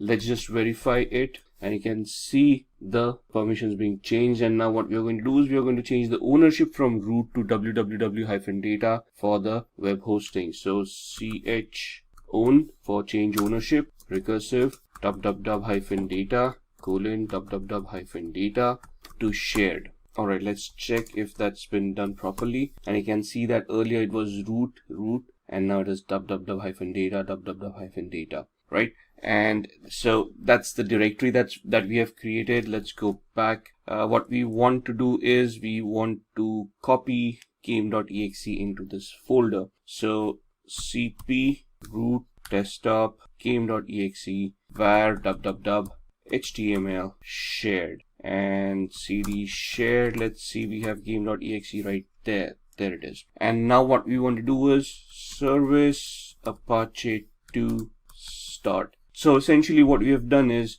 we have created a directory in the HTML folder to host this file, and we have copied it from our desktop into the shared folder. And I'm going to pause here for a minute. Alright, so we have started the service for the Apache 2 server. That means we have started the web server. We have hosted the game.exe on the web server in the shared folder. We have changed the permissions and the ownership for the shared folder. Now we are going to go on to the Windows 7 machine, and we are going to open up the browser and see if the web server is now accessible. So if you remember, the IP address of that machine was 192.168.71.133, and we were in the shared folder. 192.168.71.133 shared, and if this is done properly, we should see the game.exe right here. And once we click on it, it's going to ask us whether we want to save the file. 72.1 KB, we're going to save it, and I'm going to save it on I think it just saved it here. And now before we execute it, we are going to go back into Kali Linux and we are now going to start the listener. Right, so we have created the exploit, we have created the payload rather, we have hosted it onto a web server, which means that when somebody double clicks on it, the machine is going to try to create a reverse connection to our hacker's machine. But our hacker's machine needs to be configured to handle that incoming connection. So we are going to start off with MSF console. Now MSF console is the command which starts up Metasploit. Right, so we're just going to take a minute over here. You can see it's Metasploit framework console. It's going to start. It's does take a little bit of a while, and we're just going to wait it out. Let me turn this into full screen. I can see at the bottom left, you're on MSF on the MSF prompt. We are using Metasploit with 1699 exploits. Now, this is not the completely updated version. The latest one would have around 1800 exploits, but the one that we want is exists in this version, so we are good to go. So we start off with the configuration of Metasploit to listen in onto that particular connection. So we say use exploit multi-handler. And when we say multi is basically something that affects multiple operating system. And we're going to use that exploit, and you can see it's now opening up the handler which we need to configure. And here we're going to set the payload that it is going to expect, the payload being Windows meterpreter reverse underscore TCP.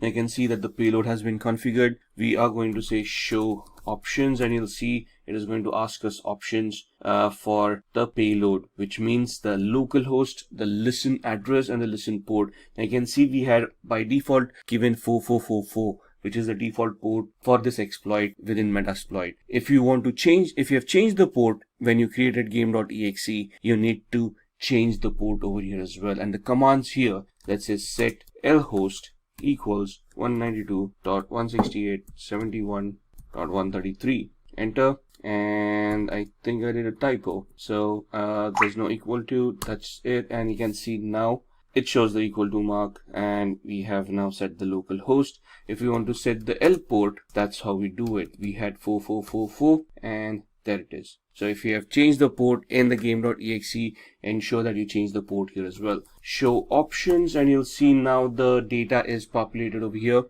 Lhost, which is the local host, is 192.168.71.133, and L port, the local port, is 4444. We have configured this, and now what we are going to do is we're just going to type in exploit, and now you can see that it has started the reverse TCP handler on 192.168.71.133 on port 4444. So now when the victim, which is Windows 7, executes the file and we say run, at the victim's end, there's nothing that should happen. It's just resolving something. And at the other end, you can see that a meterpreter session has been opened, and it shows us that from the victim's IP, which is 71.129 on port 49493, we are connected to our machine. So that's the connection that has happened. Press enter, and you can see it exits the session. Let's just look at the IP address on Windows to confirm that was the same machine that we had, and that's 129. Right there it is. Let's open up this file again and see what happens. And you can see the second session being opened up right here to a PWD, and you can see that we were connected to that particular website. Right, so that's what this Trojans are supposed to do, give us a backdoor entry, and we then are able to connect, and we are able to copy data, and we are able to, basically we have a backdoor, so we can do anything and everything that we want to do. Just like how the COVID-19 situation is affecting various domains, it is also adversely affecting cybersecurity. Interpol states that attackers are attacking computer networks and systems of businesses, individuals, and big global organizations. Due to the shift of focus to the COVID crisis, cybersecurity is taking a huge brunt. Even WHO has stated that from the beginning of this pandemic, it has witnessed a sky-high increase in the number of cyber attacks. There are fake emails doing the rounds in which scammers are impersonating WHO. Reports also state that the financial services sector is increasingly being targeted during the COVID-19 coronavirus pandemic. Various banks and financial institutions have witnessed a spike in the number of cyber attacks in the last few months. Several banks are increasing cyber attack awareness amongst their customers and also asking them not to disclose any confidential information to a third party. Now that we have an idea as to how cyber attacks can affect us, let's go ahead and understand the meaning of a cyber threat.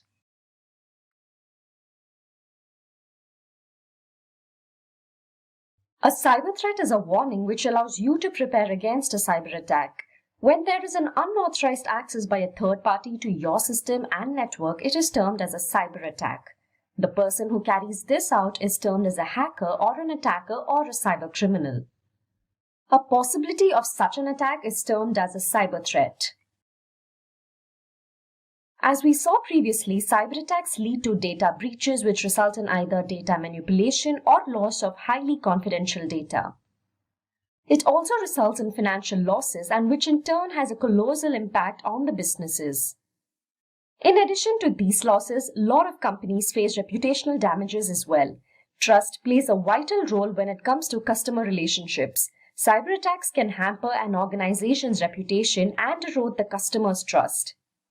Let's now get an understanding of the most common cyber attacks. Here, we will look into the top 10 cyber threats in today's times. First up, we have the malware attack. This is a very common form of cyber attack. The term malware refers to malicious software, virus, including spyware, worms, ransomware, adware, and trojans. Trojan virus is a form of malware that disguises itself as a legitimate software. Ransomware blocks access to the key components of the network, whereas spyware, as the name suggests, is a software that steals your confidential data without your knowledge. Coming to adware, it is also a software, but this software displays advertising content such as banners or pop-ups on a user screen. Malware breaches a network through a vulnerability. It usually happens when the victim clicks a dangerous link or downloads an email attachment, or also when an infected pen drive is used. Let's now have a look at the ways in which we can prevent a malware attack. First and foremost, you should use any kind of an antivirus software. This step might be something that you have heard time and again, but it is a very effective way to prevent a malware attack. Antivirus software is a program that can protect your computer against the above-mentioned viruses. This data security utility installed in a computer can prevent a malware attack. Few of the popular antivirus software are Avast Antivirus, Norton Antivirus, and McAfee Antivirus. Secondly, you should use firewalls. A firewall helps prevent an unauthorized access, viruses, and other malicious activities that occur over the internet. As the name suggests, it acts as a wall between your system and the internet. It filters the traffic that is allowed to enter your device. Windows and Mac OS X have their default built-in firewalls named as Windows Firewall and Mac Firewall respectively. Apart from this, in order to prevent attacks on your network, your router should also have a firewall built in. Thirdly, you should always stay alert and avoid clicking on suspicious links. The links might look to be legitimate, but they can be home to malware which is going to enter your system and cause a havoc. Lastly, it is wise to update operating systems and browsers regularly.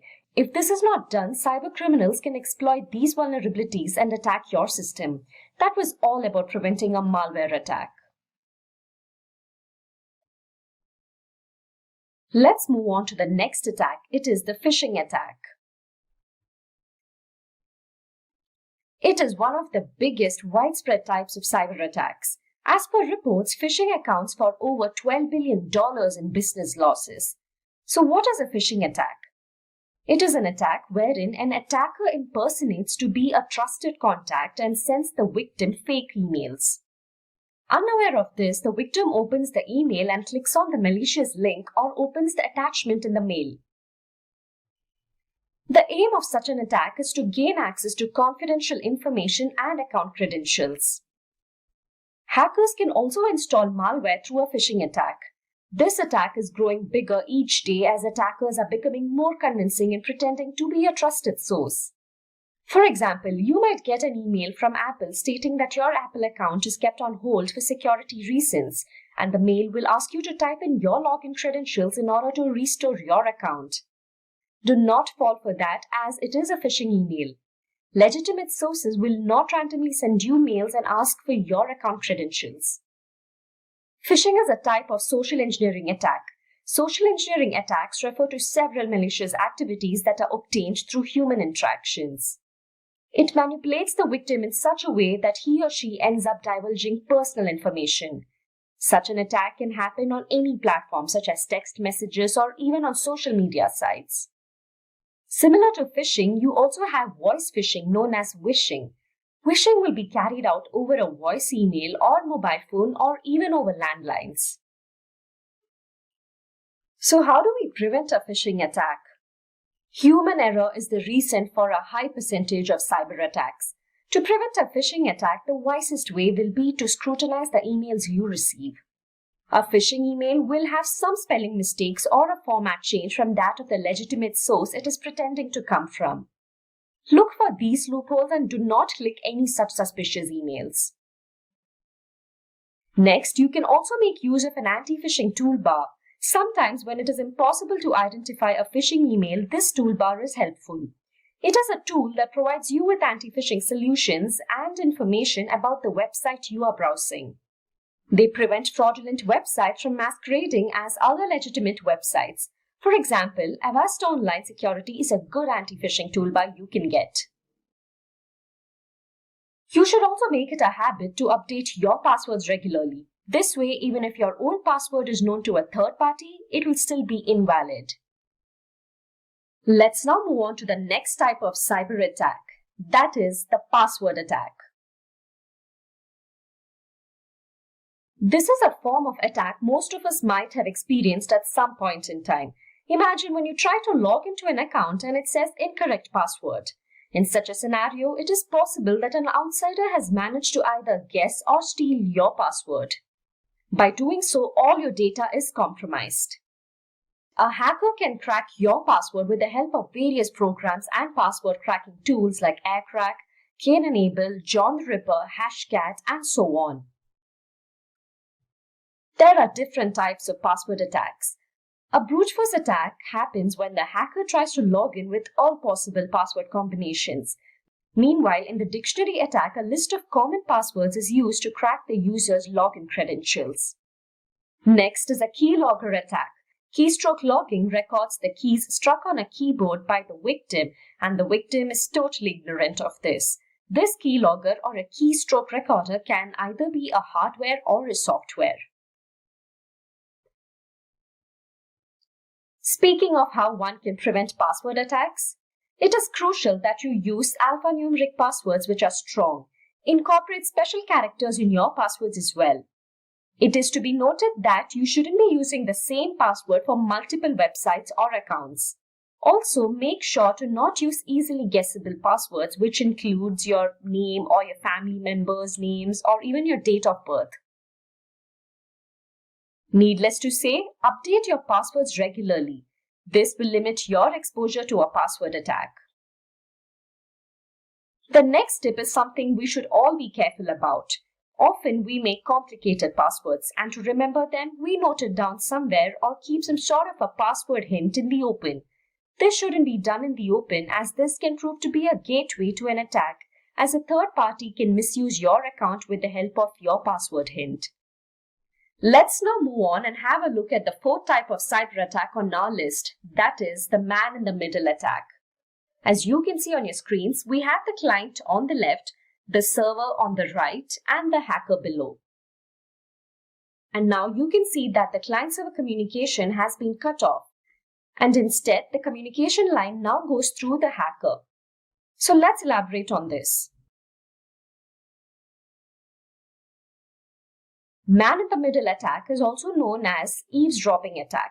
It takes place when an attacker comes in between a two-party communication. In other words, the attacker hijacks the session between a client and host. So what do they gain by interrupting the session? Well, they are able to steal and also filter data. Imagine you are logging into your bank account. In such a state, a man-in-the-middle attack can be used to obtain information related to your bank account. Let's now have a look at how we can prevent man-in-the-middle attack. Firstly, you should be aware of the security of the website you are using, and it is advised to use encryption on all devices that contain crucial data. Using an unsecure public Wi-Fi can help attackers carry out the man-in-the-middle attack. Hence, it is suggested that you avoid using public Wi-Fis to carry out important work. Next attack that we will be talking about is the SQL injection attack.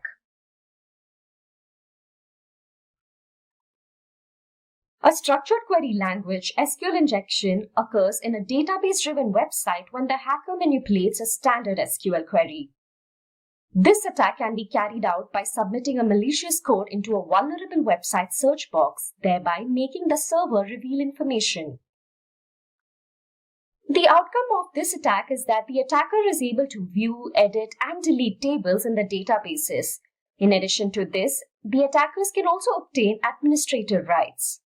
An SQL attack manipulates data and accesses confidential information. In order to prevent a SQL injection attack, you should use an intrusion detection system. An IDS is designed to detect unauthorized access to a system. It is used together with a firewall and a router. This way, unwanted requests can be filtered out. The next step is to carry out a validation of the user-supplied data. There are codes that are developed to identify illegal user inputs. The validation process helps in verifying whether or not the type of user input is allowed or not. This way, only that value which passes the validation will be processed. That was all about the SQL injection attack. So now that we have reached midway, I'd like to remind you all to feel free to leave your questions in our chat section and we will be happy to answer them. Without further ado, let's go back to our list of the top cybersecurity threats. At number 6, we have the denial of service attack.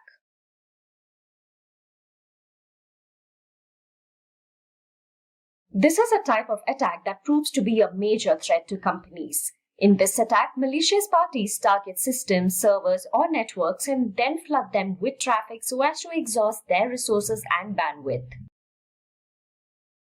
As a result, the server is unable to handle incoming requests and thereby resulting in the website it hosts to either slow down or shut down. This leaves legitimate service requests unattended. It is known as distributed denial of service, DDoS, when attackers use multiple compromised systems to launch this attack.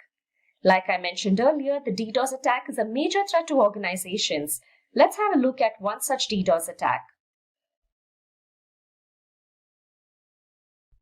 In February 2018, the famous United States-based global company GitHub revealed that it was hit with the distributed denial of service attack, DDoS attack. This DDoS attack is considered to be the world's largest DDoS attack. As you might be aware, GitHub is a developer platform used by millions all over the world. Hence, it always has high traffic and usage. But this time, it wasn't just high traffic, but a whopping 1.35 terabits per second, sending packets at a rate of 126.9 million per second. These figures speak for itself. Fortunately, GitHub was running a DDoS protection service which was automatically alerted within 10 minutes of the start of the attack. This attack only took GitHub systems down for about 15 to 20 minutes. GitHub was able to stop the attack quickly only because it utilized a DDoS mitigation service that helped in detecting the attack and which further helped in quickly taking the necessary steps to minimize the impact. Let's now have a look at how to prevent a DDoS attack. Firstly, to stop a DDoS attack, you're required to identify the malicious traffic. This can be made possible by running a traffic analysis.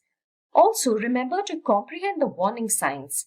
Few symptoms of a DDoS attack include network slowdown, intermittent website shutdowns, etc. If anything seems irregular and unusual, then the organization should do the needful. Secondly, understand that every organization can face a DDoS attack and be ready with a prevention plan, as there won't be any time to prepare one when it hits. For this purpose, develop an incident response plan, have a checklist, and make sure your team and data center is prepared. If you are well prepared, you can tackle a DDoS attack smoothly like how GitHub did. Lastly, the conventional DDoS mitigation solutions oversize the network bandwidth and require complex hardware, which proves to be costly and also ineffective. Whereas cloud has greater bandwidth and resources. It is also to be noted that cloud-based apps can absorb malicious traffic way before it reaches its intended destination. Hence, it is good to outsource DDoS prevention to cloud-based service providers. That was all about the DDoS attack. Now, let's look at number 7, and here we have the insider threat. An insider threat, as the name suggests, is one that does not involve a third party but an insider. It could be someone from the organization who knows everything about the organization. It could be current employees, former employees, contractors, or even associates. These threats have the potential to cause huge damages. Researchers show that insider threats are growing in small businesses as employees have access to multiple accounts that have a lot of data. The individuals who misuse this data can put everyone else at risk. Reasons for such security breaches are many. It can be due to malice, greed, or even carelessness. Such a threat is quite tricky as these attacks are hard to predict. In order to prevent the insider threat attack, thorough preparation is required. Organizations should make sure that they have a good culture of security awareness.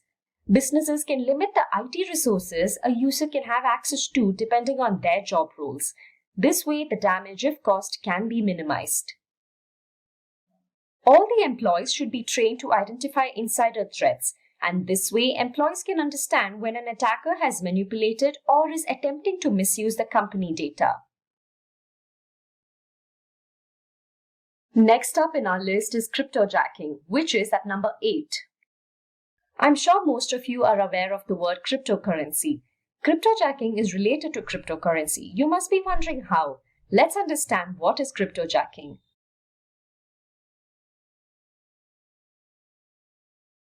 Cryptojacking takes place when attackers make their way into someone else's computer to mine cryptocurrency. This is done by infecting a website or by manipulating the victim to click on a malicious link, which in turn loads crypto mining code on the computer. It is also done through online ads with JavaScript code that will auto-execute once loaded in the victim's browser. Victims are unaware of this as the crypto mining code works in the background. The only sign they might witness is a delay in the execution. Crypto mining is a form of obtaining cryptocurrency. Crypto mining by itself is an immense process. That is the reason attackers make use of other computers in order to crypto mine. Let's have a look at ways to prevent cryptojacking. It is advised that you keep all security apps and software updated to the latest versions, as cryptojacking can infect the most unprotected systems. It is also good to have a cryptojacking awareness training and give tips to employees as to how to detect cryptojacking threats. Make sure to inform them about the risks of opening emails from unknown senders and clicking on attachments. Ads are a primary source of cryptojacking scripts. Therefore, it's good to install an ad blocker and also have extensions like MinerBlock, which is used to detect and block crypto mining scripts. Moving on to the number 9 on our list, we have the zero-day exploit. A zero-day exploit occurs after the announcement of a network vulnerability.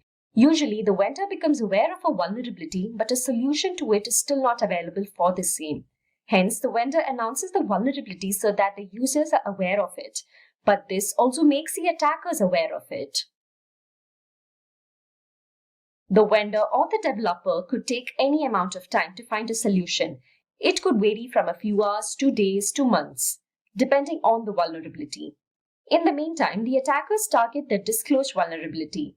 They exploit the vulnerability even before a patch or a solution is implemented. Speaking of ways to prevent zero-day exploit, Organizations should have a well-communicated patch management process. It is also crucial to use management solutions to automate the procedures.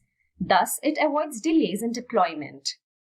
Having an incident response plan helps in dealing with a cyber attack. You need to have a plan primarily looking into zero-day attacks. In case of an attack, this plan will keep you prepared and will allow you to avoid or reduce the damage. Finally, at number 10, we have the watering hole attack. Generally, in a watering hole attack, the victim is of a specific group. It could be either victims of an organization or a region or so on. Here, the attacker targets the websites which are frequently used by the particular group. They identify these websites either by guesswork or by closely monitoring the group. After which, the attackers infect a few of these websites with malware, and anyone who happens to visit the infected website will have their computers automatically loaded with malware. This attack loads the victim's system with malware similar to the phishing attack. The malware in such an attack targets personal information of the victim. There is also a possibility that the hacker will actively take control of the infected computer. Let's have a look at how we can prevent the watering hole attack. Just like most other cyber attack prevention methods, in this attack as well, it is strongly suggested that you regularly update your software. By doing so, you can reduce the risk of this attack, as this attack most often exploits vulnerabilities. Also, make sure to regularly check for any security patches. Make use of your network security tools to detect watering hole attacks. Intrusion prevention systems work finely when it comes to detecting a suspicious act. Similarly, you can conduct regular security checks using various network security tools. To prevent a watering hole attack, it is good to conceal your online activities. This can be done with the help of a VPN and also through your browser's private browsing feature. A virtual private network, often called a VPN, provides a secure connection to another network over the internet. It acts as a cover to your browsing activity. NordVPN is an example of a VPN that can be used to provide a secure connection. So those were all about the different types of cyber threats. Cybersecurity is implemented in order to put a curb on these cyber attacks. Cybersecurity refers to the practice of protecting networks, computer systems, and their components from unauthorized digital access. According to the Gartner forecast worldwide, it is stated that the worldwide spending on cybersecurity is forecasted to reach $133.7 billion in 2022. And according to the University of Maryland, hackers attack every 39 seconds, that is, on an average, 2,244 times a day. Although we had a look at multiple methods to prevent a cyber attack, let's once again have a look at a few personal tips and ways in which you can prevent a cyber attack on the whole.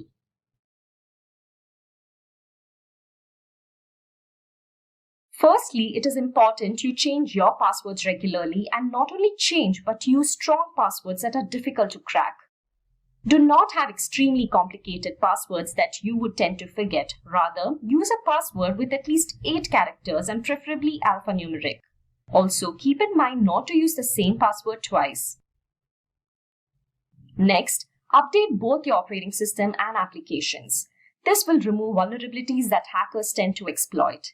Make use of antivirus protection software, as they prevent malware and other viruses from entering into your device. Use antivirus software from trusted and legitimate vendors only. Make sure to use a firewall, as it will filter the traffic entering your device. Use other network security tools such as intrusion prevention systems, access control, application security, and so on. Fourthly, as mentioned in the earlier section, don't open emails from unknown senders. Scrutinize the emails that you receive and see where it comes from and if there are any grammatical or format errors.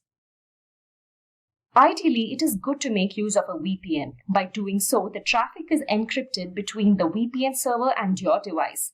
This proves to be a protection for your device. The next step is that you regularly back up your data. According to many security professionals, it is good to have 3 copies of your data on 2 different types of media and 1 copy in an off-site location like a cloud storage. This way, even if you witness a cyber attack, you can erase your systems and restore with a recently performed backup. Up next is that you should train your employees in cybersecurity principles. They should also be aware of the various cyber threats and know how to tackle them in case of any emergency. The next one is a crucial step, and that is to make sure to use 2-factor or multi-factor authentication. Normally, while logging in, you would enter your user ID and password. But with 2-factor authentication, users are required to provide 2 different authentication factors to verify themselves. It could be an additional personal identification code or maybe even a fingerprint. When you are asked for more than 2 additional authentication methods apart from your username and password, it is termed as a multi-factor authentication. Thus, it proves to be a better step to secure your account. Make sure to always secure your Wi-Fi networks. The next point is that refrain from using public Wi-Fi without using a virtual private network, that is a VPN. Finally, it is also necessary that you safeguard your mobile, as mobiles are also a cyber attack target. For this purpose, install apps from only trusted and legitimate sources. Make sure to keep your device updated. And there you go, those were a few of the cybersecurity tips and ways to prevent a cyber attack. Let's start off with a few interesting facts about DDoS attacks. Cybercrime magazine stated that the total number of DDoS attacks globally are anticipated to double to 14.5 million by 2022. Now that's a huge number, isn't it? Also, given the current situation with the COVID-19 pandemic, every sector is operating virtually. Thus, the attacks are growing more significantly than normal. Do you know the financial brunt a DDoS attack causes? Once again, according to Cybercrime magazine, a denial of service or a DDoS attack could cost up to $120,000 for a small company or more than $2 million for a larger one. With financial loss, even reputation gets hampered. There are a few industries that are more susceptible to DDoS attacks, and according to the Cisco reports, the online gaming and the gambling industry are a prime target. Now let me talk about a few real-life DDoS attacks that have happened in the past. Our first example is the DDoS attack faced by Dyn. Dyn is an internet performance management and web application security company that was acquired by Oracle in 2016. On October 21, 2016, Dyn faced a serious distributed denial of service attacks that targeted systems operated by DNS provider Dyn. The DDoS attack lasted roughly for a day, with spikes coming and going up to 1.5 terabits per second. Reports state that attack was carried out using a weapon called the Mirai botnet. About 10% to 20% of all the 500,000 or so known Mirai bots were involved, in addition to other devices. The findings reveal that Mirai was the primary source of malicious attack traffic. The attack affected a large number of users in North America and Europe. Several large businesses with high traffic like Amazon, Quora, Airbnb, HBO, The New York Times, Twitter, Visa, and CNN were affected. Our next example is Amazon Web Services, a subsidiary of Amazon which works on providing on-demand cloud computing platforms. In the month of February 2020, Amazon stated that AWS Shield observed and mitigated a 2.3 terabits per second DDoS attack. AWS Shield, a managed DDoS protection service that is responsible for safeguarding applications running on AWS, mitigated this attack. The attack was carried out using hijacked CLDAP web servers and caused 3 days of elevated threat for its AWS Shield staff. The DDoS attack had a peak volume traffic of 2.3 terabits per second, which is the largest ever recorded. Detailing the attack in its Q1 2020 threat report, Amazon said its AWS Shield service mitigated the largest DDoS attack ever recorded, stopping a 2.3 terabits per second attack in mid-February this year. Now that we have seen a few real-life DDoS attacks, let's move on to understanding what exactly a DDoS attack is. You might have often come across the word denial of service attack, right? So is it the same as DDoS? Well, they differ with respect to a few parameters. A denial of service attack takes place when a computer is used to flood the target server or network with traffic. By doing so, its resources and bandwidth are exhausted. The motive of the attack is to deny normal legitimate service requests and user access. As you can see in this image, we have the attacker's computer sending traffic to the target server here. Now, let's speak a bit about the DDoS attack. A DDoS attack works closely like a denial of service attack. The only difference is that here multiple systems are used to launch the attack. You can call DDoS attack as a large-scale attack operation based on a denial of service attack. DDoS stands for Distributed Denial of Service. Here, several systems target a single system with malicious traffic. When multiple systems are used, the attacker can put the system offline more easily. DDoS attack is faster than a normal denial of service attack, and DDoS attacks are difficult to trace. From this image, you can see that multiple systems are used to launch this attack. The systems together flood the target system with massive traffic. Now that we know what a DDoS attack is, let's try and understand the motive behind these attacks. The first reason can be guessed well by all of you, and that is for ransom. Just like any other cyber attack, the primary reason is monetary gain. A website owner can be asked to pay a ransom for attackers to stop a DDoS attack. The ransom prices to stop the DDoS attacks vary from small amounts to hefty amounts of money.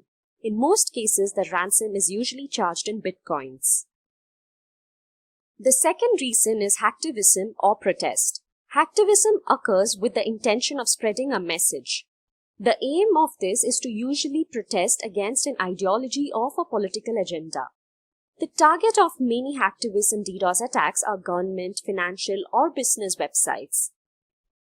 Attackers launch DDoS attacks to shut a website, say for a political reason, thus trying to make a statement.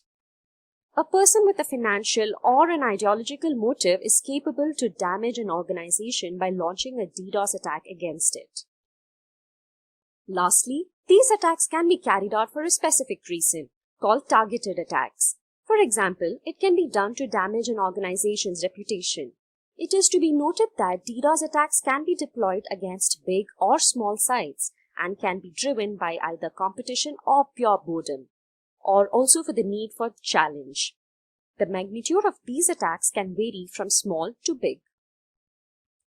Let's now move on and understand a little more about the working of a DDoS attack. An attacker is required to gain control of a network of online machines in order to carry out a DDoS attack. Computers and various other IoT devices are infected with malware, and these turn into a bot, also known as a zombie. A group of such bots is called a botnet. Once a botnet is created, the attacker takes over the remote control access. A DDoS is usually launched through a network of remotely controlled bots or hacked computers. Botnets can range from hundreds to thousands of computers controlled by hackers. It is possible that your computer could be a part of a botnet without even you knowing it. The next step is to target the IP address of the victim by the botnet. Once this is done, each bot will bombard the target with fake service requests. The botnets send more connection requests than a server can handle. In some cases, they send huge volumes of data that exceed the bandwidth range of the victim. By doing so, the targeted server or network will overflow and thus resulting in a denial of service to normal traffic. It is not possible to identify the bot as it looks like a legitimate internet device. A successful DDoS attack slows a website, prevents users from accessing it, resulting in financial losses and performance issues. So now that you know how a DDoS attack is carried out, let's have a look at the types of DDoS attacks. Different DDoS attack vectors target the different components of a network connection. DDoS attacks can be divided into three types. They are volume-based attacks, protocol attacks, and application layer attacks. Let's have a look at each one of these attacks. First up, we have the volume-based DDoS attack. As the name suggests, this attack depends on the volume of the inbound traffic to the target.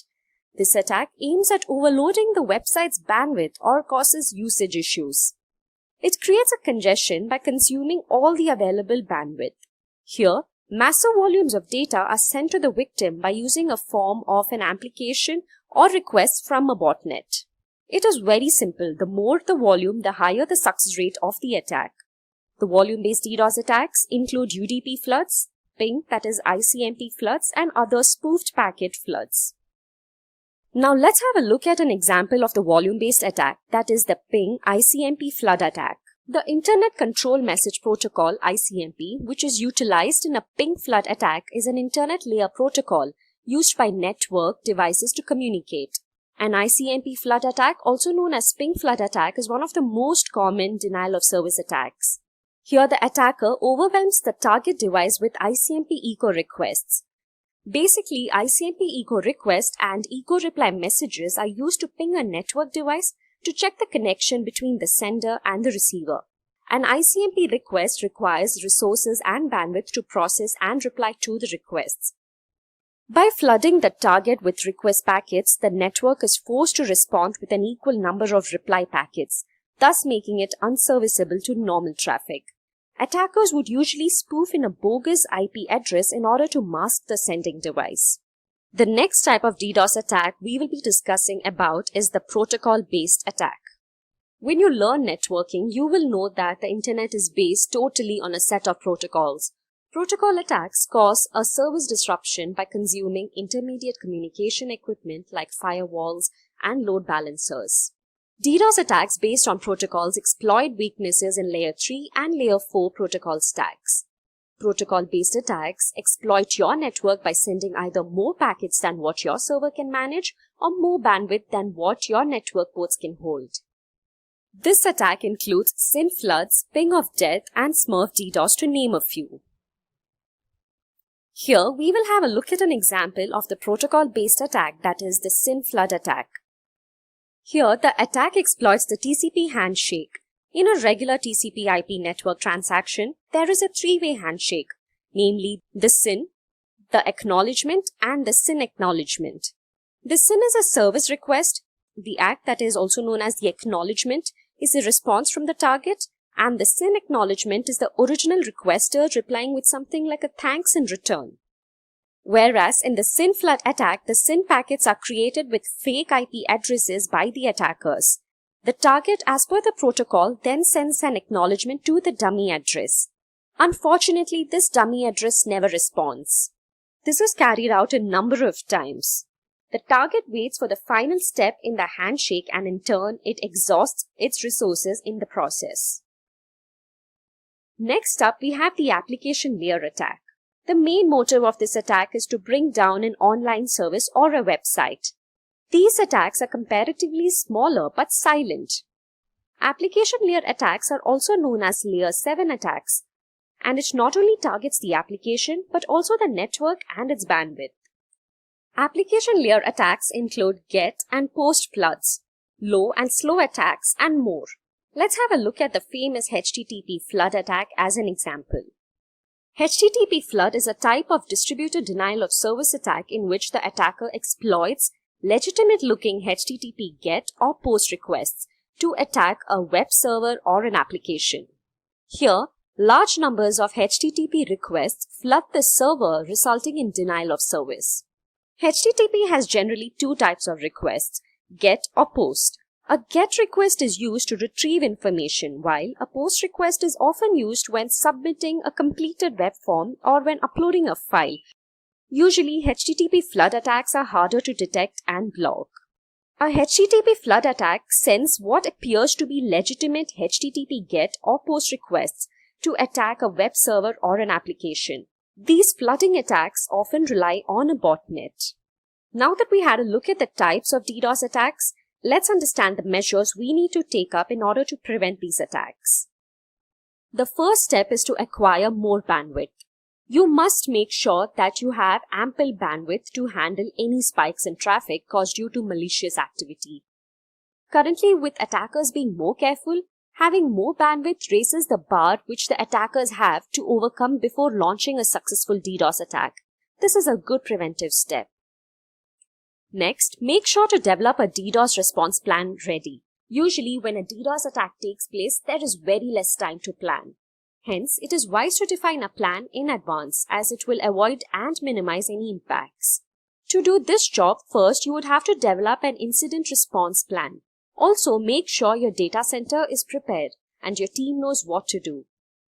The standard key elements include system checklist, forming a response team, which should include the list of internal and external contacts as well.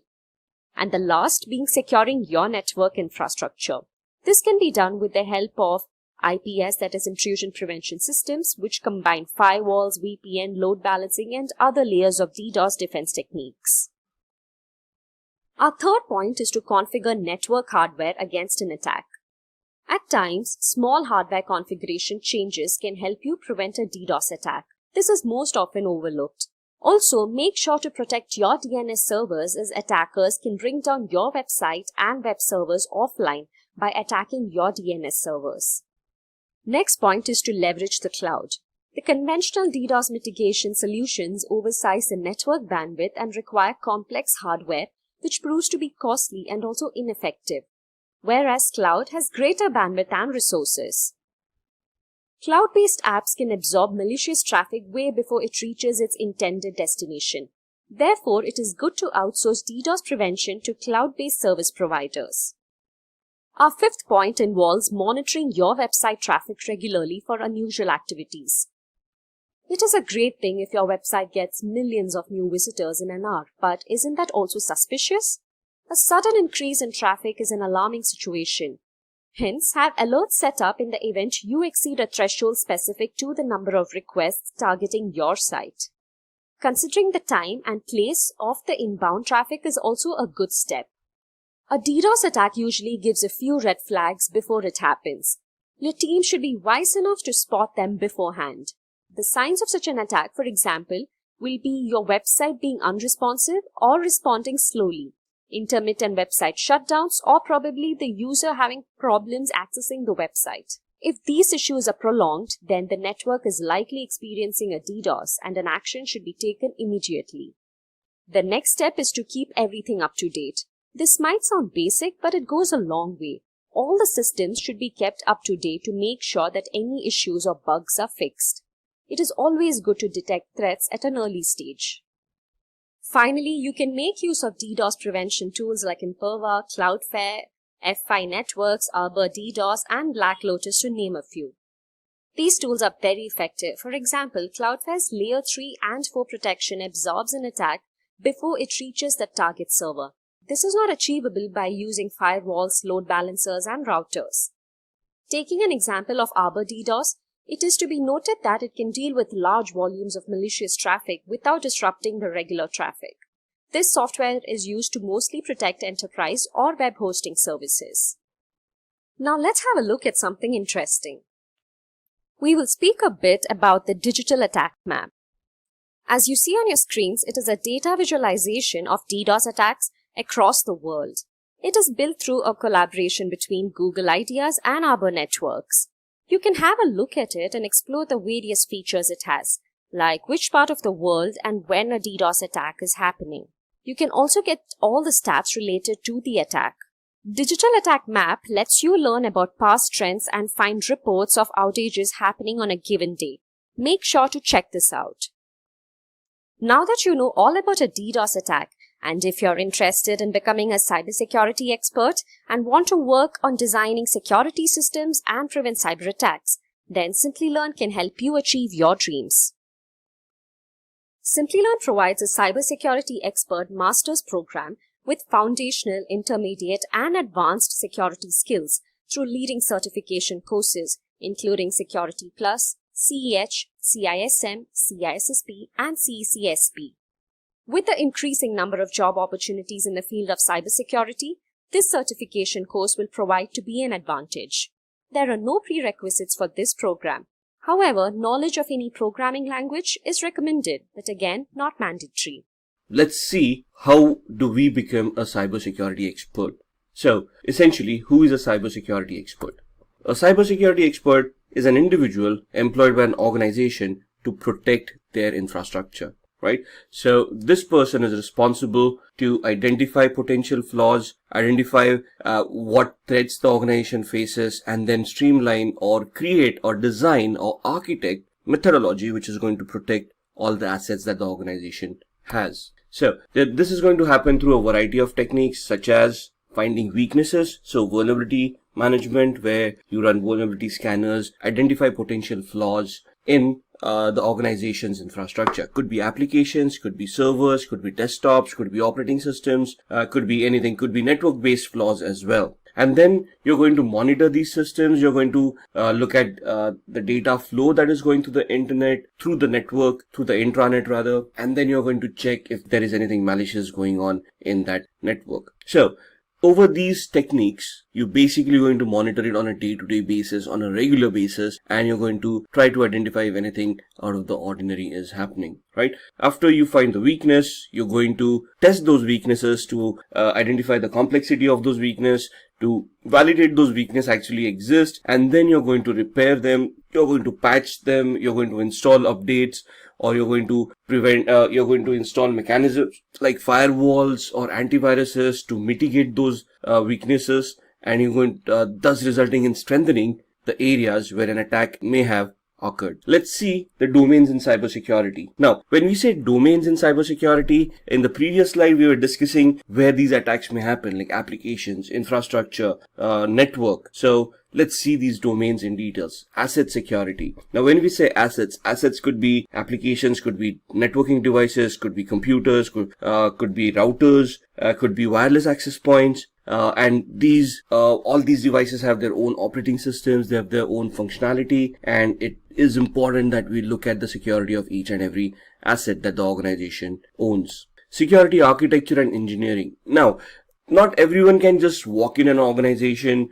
and then say, let's start implementing security in a particular manner. We have to standardize the security in such a way where the security is constant for a long period of time and is consistent, right? So for that to happen, there is an architecture, an engineering phase where we are going to create a plan of how this security needs to be implemented. For example, if I determine to install a particular antivirus, I have to ensure that the same antivirus is installed on all the systems in the organization. I cannot have different kind of antiviruses installed that do not talk to each other or do not report properly to the proper owner.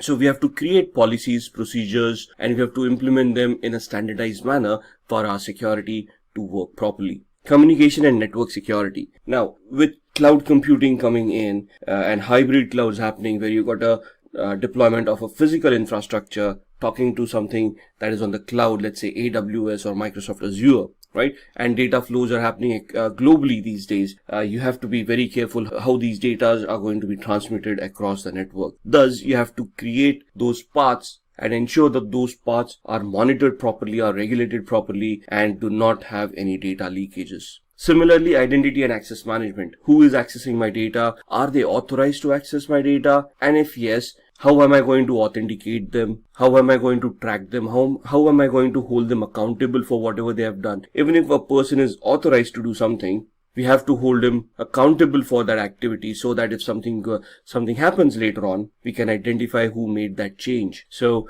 the identity and access management module will consist of us creating groups, policies, users, roles, and interlinking them with the assets to ensure that only authorized people are able to access those devices. Security operations. On a day-to-day basis, we need to monitor the security of the organization. For example, if today I start facing a denial of service attack, or somebody starts a password attack on my organization where they're trying to crack somebody's password, there should be some internal mechanisms that are in place which will try to identify these attacks, warn the appropriate administrator, and that administrator will walk in and try to investigate that attack. So day-to-day operations are a must. Security assessment and testing. Now that we all have these mechanisms in place, are they going to remain constant for the rest of our lives? No. IT is an ever-evolving scenario. So we need to assess and test our security controls on a regular basis to ensure that there are no gaps left. What I configure today may be irrelevant tomorrow. So I have to constantly keep on looking at the latest security trends, the latest vulnerabilities that are being identified, the patches that are being installed, and I have to compare my infrastructure to all of these to see that I am compliant with the latest security standards. Software development security. So if you're an organization who's developing software and who's going to sell that software to end users, security becomes a huge part, because the end user or the buyer, if it is an organization, is going to ask what kind of security testing was done in that application. So that brings us to a software development life cycle, which talks about how you're going to create that code, how you're going to test that code, ensure that the code is secure enough. So you need to follow secure coding practices, and you're going to test the software over and over again till you're satisfied with the outcome. And then security and risk management. Now, when we come to risks are basically events that may occur compromising the security of an organization. So it is very important that we identify these risks, we map these risks, we verify how that risk is going to impact the business, and then try to figure out security controls to mitigate that risk or bring it down to manageable aspects. So that's a lot of talk, that's a lot of domains, that's a lot of attacks that we have discussed. Now let's see what kind of courses and certifications are available for us to enhance our careers and address all of these domains, all of these attacks. So starting off from a technical perspective, where we are going to look at ethical hacking or security, where we are going to assess and do a vulnerability assessment and penetration test. There are certifications from CompTIA like Security Plus, or from EC Council, which is the Certified Ethical Hacking Training, which basically allows us to become vulnerability assessment and penetration testing experts. So we'll be technically testing each and every device and trying to hack those devices to see if that vulnerability is real and what can be attained out of that vulnerability. CISSP is a very high level certification that normally is considered as a management level certification, right? So just to get certified yourself, you need at least 5 years of experience in the IT security field. This is where you get certified and you're basically a chief information security officer, where you're going to develop policies, procedures, and security control mechanisms, and you're going to standardize the security policy of the entire organization. Then you've got the CISA, or also known as the CISA, Certified Information Systems Auditor. It is from an organization called ISACA.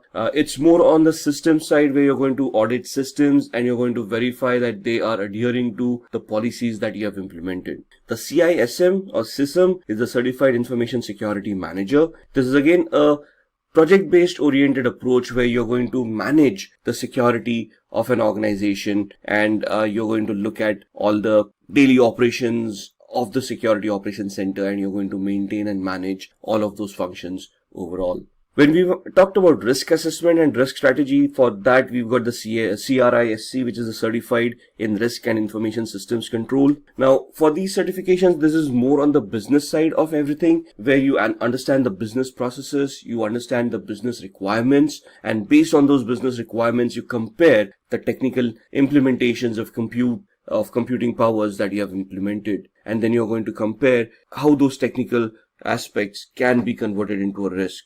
For example, a vulnerability assessment identifies a possible SQL injection attack. Now, technically it becomes a big risk. However, which system is being affected? If that system gets compromised, what kind of losses is the organization looking at? How much are they going to be? What kind of losses the organization is looking at? Are they looking at lawsuits from their customers? Are they looking at penalties from regulatory authorities? So that risk, that implied risk that if this vulnerability is hacked, that is the aspect that you want to look at when you're looking at risk information and controls. Similarly, you have CCSP. This is a Certified Cloud Security Professional certification. So this is especially for people who want to deal with the cloud. Let it be a public cloud, a private cloud, or a hybrid cloud. This certification gives you an architectural overview over different aspects of cloud and how you want to implement security in a cloud-based scenario. So Simplilearn offers all of these certifications with trainings from certified professionals. So there's a master's program from Simplilearn which talks about becoming a cybersecurity expert, which includes all of these trainings. Once you have these kind of trainings and you get those certifications on your profile, That's where you're basically a cyber solutions or cybersecurity expert, and you'll be designing and developing security policies, structures, architectures for various organizations and helping them enhance the security of their infrastructure. We humans are highly tech savvy in today's times. With the extensive use of the internet and modern technologies, there is a massive challenge in protecting all our digital data, such as net banking information, account credentials, and medical reports, to name a few. Have you heard about the deadly WannaCry ransomware attack? The attack happened in May 2017 in Asia, and then it spread across the world. Within a day, more than 230,000 computers were infected across 150 countries. The WannaCry cryptoworm encrypted the data and locked the users out of their systems. For decryption of the data, the users were asked for a ransom of $300 to $600 in Bitcoin. The users who used the unsupported version of Microsoft Windows and those who hadn't installed the security update of April 2017 were targeted in this attack. The WannaCry attack took a toll on every sector. Top-tier organizations like Hitachi, Nissan, and FedEx had to put their businesses on hold as their systems were affected too. Now, this is what you call a cyber attack. To prevent such attacks, cybersecurity is implemented. We can define cybersecurity as the practice of protecting networks, programs, computer systems, and their components from unauthorized digital attacks. These illegal attacks are often referred to as hacking. Hacking refers to exploiting weaknesses in a computer network to obtain unauthorized access to information. A hacker is a person who tries to hack into computer systems. This is a misconception that hacking is always wrong. There are hackers who work with different motives. Let's have a look at 3 different types of hackers. Black hat hackers are individuals who illegally hack into a system for monetary gain. On the contrary, we have white hat hackers who exploit the vulnerabilities in a system by hacking into it with permission in order to defend the organization. This form of hacking is absolutely legal and ethical. Hence, they are also often referred to as ethical hackers. In addition to these hackers, we also have the gray hat hackers. As the name suggests, the color gray is a blend of both white and black. These hackers discover vulnerabilities in a system and report it to the system's owner, which is a good act. But they do this without seeking the owner's approval. Sometimes gray hat hackers also ask for money in return for the spotted vulnerabilities. Now that you have seen the different types of hackers, let's understand more about the hacking that is legal and valid, ethical hacking, through an interesting story. Dan runs a trading company. He does online training with the money his customers invest. Everything was going well, and Dan's business was booming, until a hacker decided to hack the company's servers. The hacker stole the credentials of various trading accounts. He asked for a lump sum ransom in exchange for the stolen credentials. Dan took the hacker's words lightly and didn't pay the hacker. As a result, the hacker withdrew money from various customers' accounts, and Dan was liable to pay back the customers. Dan lost a lot of money, and also the trust of his customers. After this incident, Dan gave a lot of thought as to what could have gone wrong with the security infrastructure in his company. He wished there was someone from his company who could have run a test attack to see how vulnerable his systems were before the hacker penetrated into the network.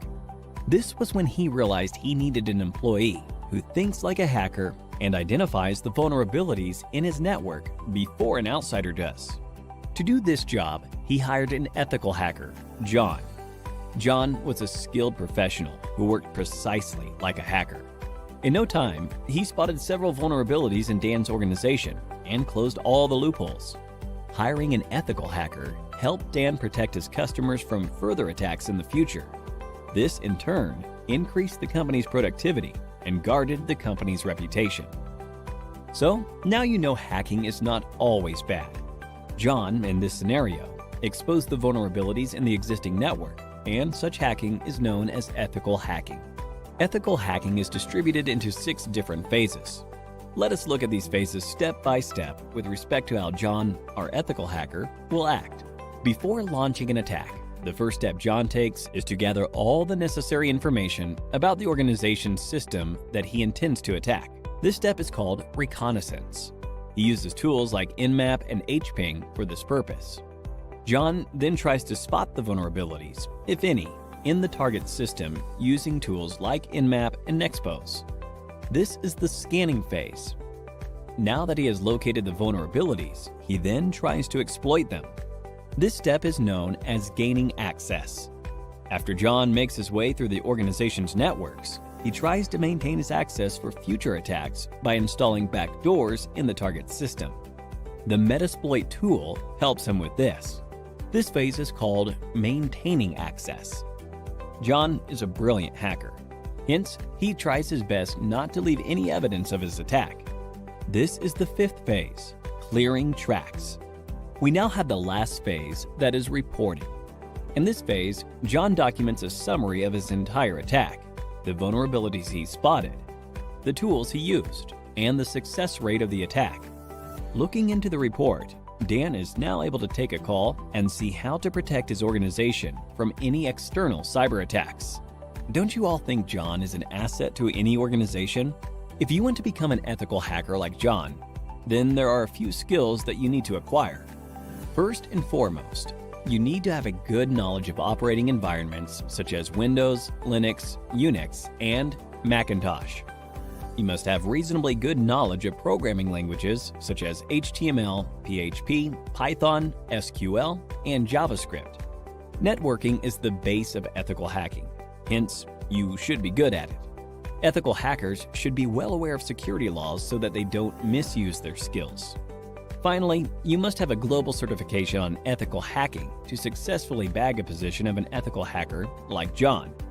Few examples of ethical hacking certification are Certified Ethical Hacker Certification, CEH, CompTIA Pentest Plus, and Licensed Penetration Tester Certification, to name a few. Simplilearn provides a cybersecurity expert master's program that will equip you with all the skills required by a cybersecurity expert. The endless growth of technologies in this area is directly proportional to the number of cybercrimes. Cybercrimes are estimated to cost $6 trillion in 2021. Hence, to tackle these cybercrimes, organizations are continuously on the lookout for cybersecurity professionals. The average annual salary of a certified ethical hacker is $91,000 in the US and approximately rupees 7 lakhs in India. So, what are you waiting for? Get certified and become an ethical hacker like John and put an end to the cyber attacks in the world. So let's talk about hacking and what exactly hacking is. Hacking refers to exploiting weaknesses in a computer network to obtain unauthorized access to information. A hacker is a person who tries to hack into computer systems. Now here there are some keywords that we need to understand. First and foremost, exploit. When you're exploiting weaknesses are technically called vulnerabilities, which are basically design flaws, misconfiguration errors, usage of default usernames and passwords which have not been modified. So any misconfiguration or anything that has been left behind by a security administrator that can be misused, which means exploited by a hacker to gain unauthorized access. So the next term is unauthorized access, something that you're not allowed to do. And when you say a hacker is a person who tries to hack, it's basically a person with malicious intent trying to gain access to a system or a resource that they are not authorized to access in the first place. How do they do it? They find a vulnerability that is a weakness or a flaw, and then they misuse it to gain access to that particular network. So here in the diagram, you can see that the sender on the left hand side is trying to send some data to the receiver on the right hand side. The hacker would try to gain unauthorized access to the transmission that is being sent and would try to capture the data packets and read the secrets within. Let's look at a business case scenario into hacking. Now there is an organization, everybody is going around their own business when they realize that their systems may have been compromised. Now they're trying to look at the customer data to ensure that that has not been compromised and trying to assure the customers. However, they do realize that some customer data has been lost and even the company reports have been modified as well. Now this is the scenario where there have been some security controls in place and those controls have been identified. They realized that there is an attack that has happened, and based on that attack they have realized that their data has now been compromised and their records have been modified by the hacker, which means that the data is no longer trustworthy and thus cannot be used by the business for any legal transactions. So then the hacker gives a call to the organization or gets connected to the organization demanding a ransom. for the data to be replaced, to be taken back into the original state where it was trusted, and thus the organization can utilize it for business transactions. The organization has probably no backup, so they decide that they want to pay the lump sum to the hacker to restore that data so that they can continue on with the business. Thus, money exchanges and the hacker is able to restore that data and the business continues as usual. However, the activity here of a hacker trying to leverage the misconfiguration of the weaknesses in the organization's security, thus being able to hack them and make these ransomware demands. So the company then wants to figure out, even if having a security system in place, how was the hacker able to hack their systems? Thus, one of the employees comes up with a brilliant idea of identifying vulnerabilities in the network to proactively search for any flaws that have been left behind, so that they can plug those flaws and nobody can misuse them. Thus, they figure out that they want to hire an ethical hacker who would help them identify the security posture of the organization, identify the weaknesses, vulnerabilities and flaws, and help them remedy those flaws so that in future scenarios, these scenarios will not happen. So before we go into an ethical hacker, let's understand what are the types of hackers. So what are the types of hackers? Hacker is a technically skilled person who is very adept with computers. They have good programming skills, they understand how operating system works, they understand how networks work, they understand how to identify flaws and vulnerabilities within all of these aspects, and then they understand and know how to misuse these flaws to get a outcome which would be detrimental to the health of the organization. So there's 6 types of hackers that have been identified: black hat hackers, white hat hackers, grey hat, script kiddies, nation sponsored hackers, and hacktivists. So black hat hackers are basically the malicious hackers who have malicious intent and have criminalistic tendencies. They want to harm the organization by hacking into their infrastructure, by destroying their infrastructure, by destroying their data, so that they can gain from it from a monetary perspective. These guys are also known as crackers. The main aspect of these people are that they have malicious intent, they try to do unauthorized activities, and they try it for personal gain. Another important aspect to remember is that a black hat hacker will always try to hide their identity. They will spoof their online digital identity by masking it, by spoofing their IP addresses, MAC addresses, and try to remain anonymous on the network. A white hat hacker, on the other hand, is also an ethical hacker or a security analyst who's an individual who will do exactly the same thing that a black hat hacker would do, minus the malicious intent, plus the intent of helping the organization identifying the flaws and remedying them so that nobody else can misuse those vulnerabilities. So they are authorized to act on the company's behalf. They are authorized to do that activity which would help the company identify those flaws and thus help the company mitigate those flaws, improving on their security posture. So these kind of security experts or ethical hackers would help organizations defend themselves against unauthorized attacks.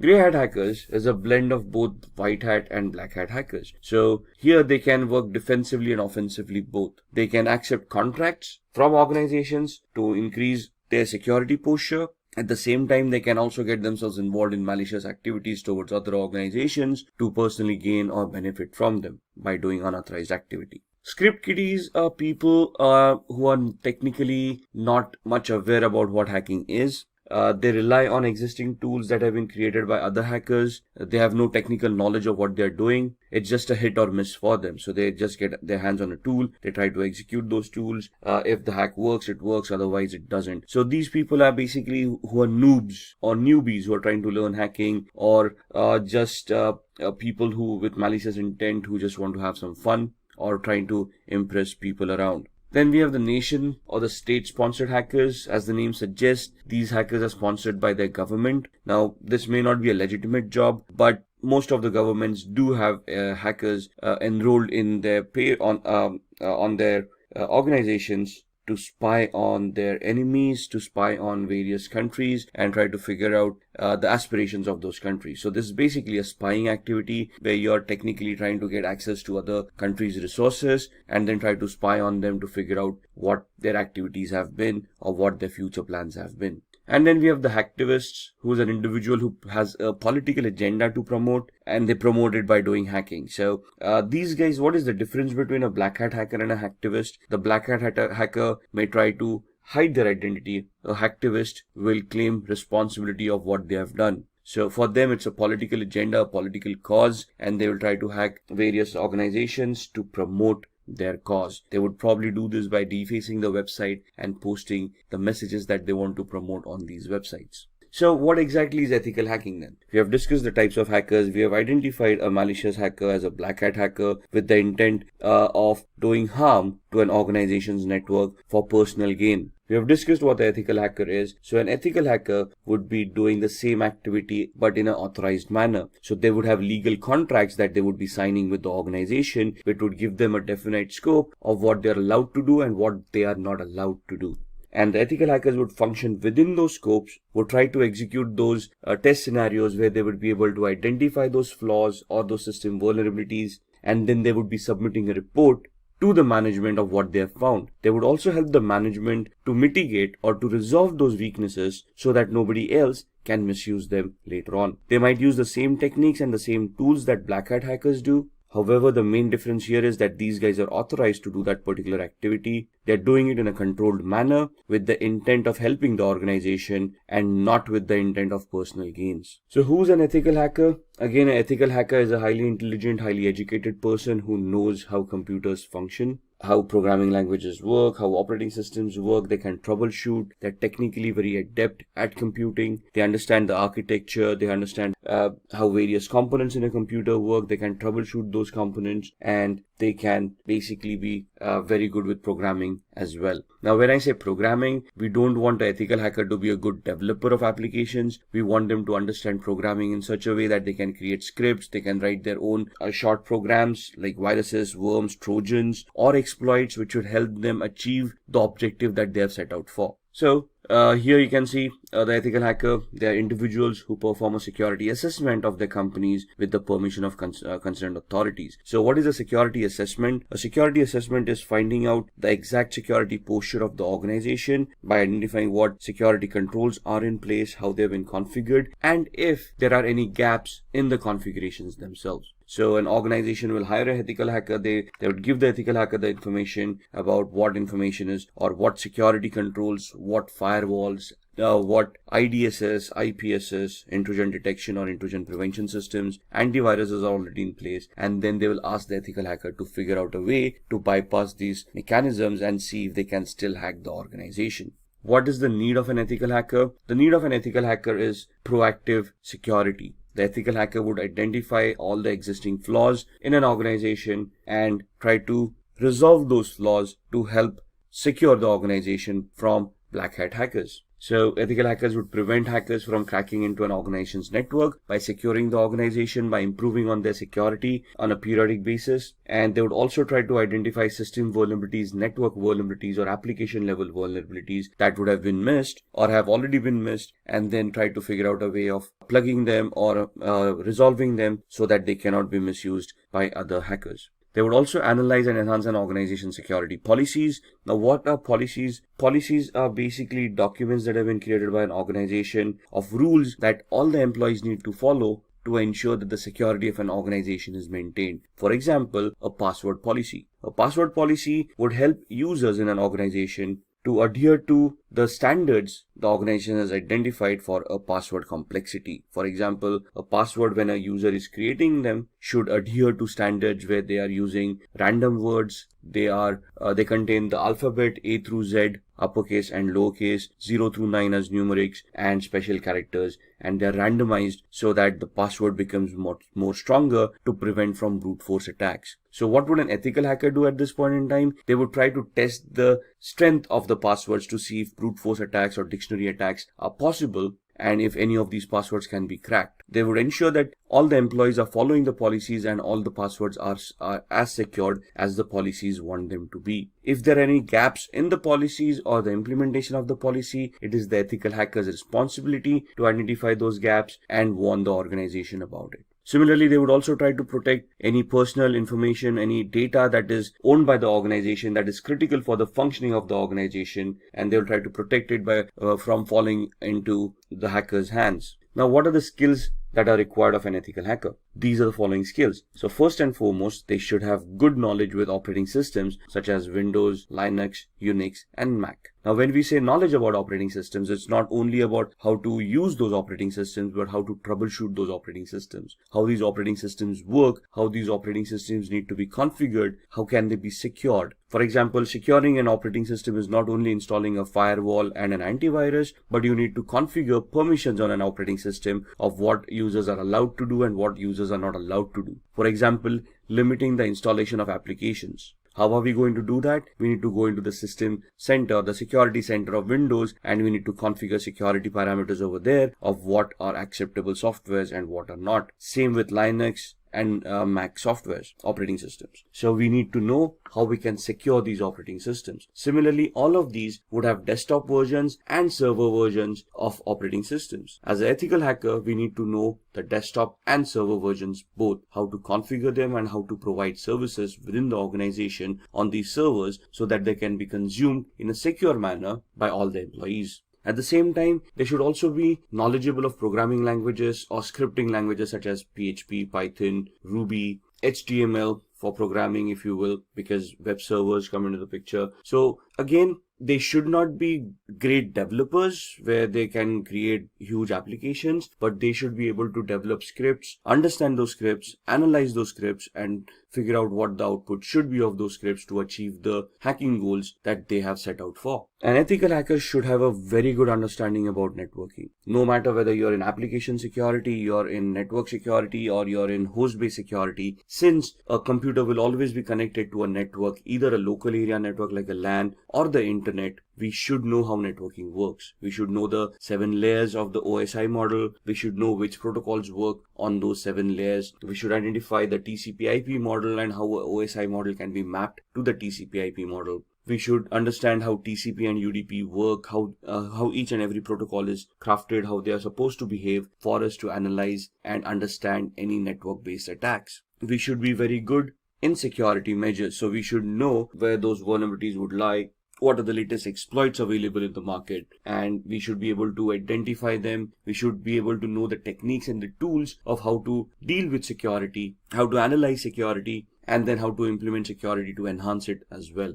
Along with that, it is important that a security analyst or ethical hacker is aware of the local security laws and standards. Why is that? Because an organization cannot do any illegal activity. Whatever responses that they have, whatever security mechanisms, whatever security controls they will implement, they need to be adhering to the local law of the land. They should be legal in nature and should not cause undue harm to any of the employees or any of the third-party clients that they are dealing with. So the ethical hackers should be aware of what security laws are before they implement security controls, or even before they start testing for security controls. And all of these should be backed up by having a global certification or a globally valid certification related to networking, related to security, ethical hacking, the law of the land, anything and everything. Maybe even programming. It's good to have a certification in PHP, Perl, Python, Ruby, and so on and so forth. Why? Because most of the organizations, when they hire ethical hackers, look out for these certifications, especially globally valid certifications, so that they can be sure, or they can be assured that the person that they are hiring has the required skill set. So let's talk about a few of the tools that an ethical hacker would utilize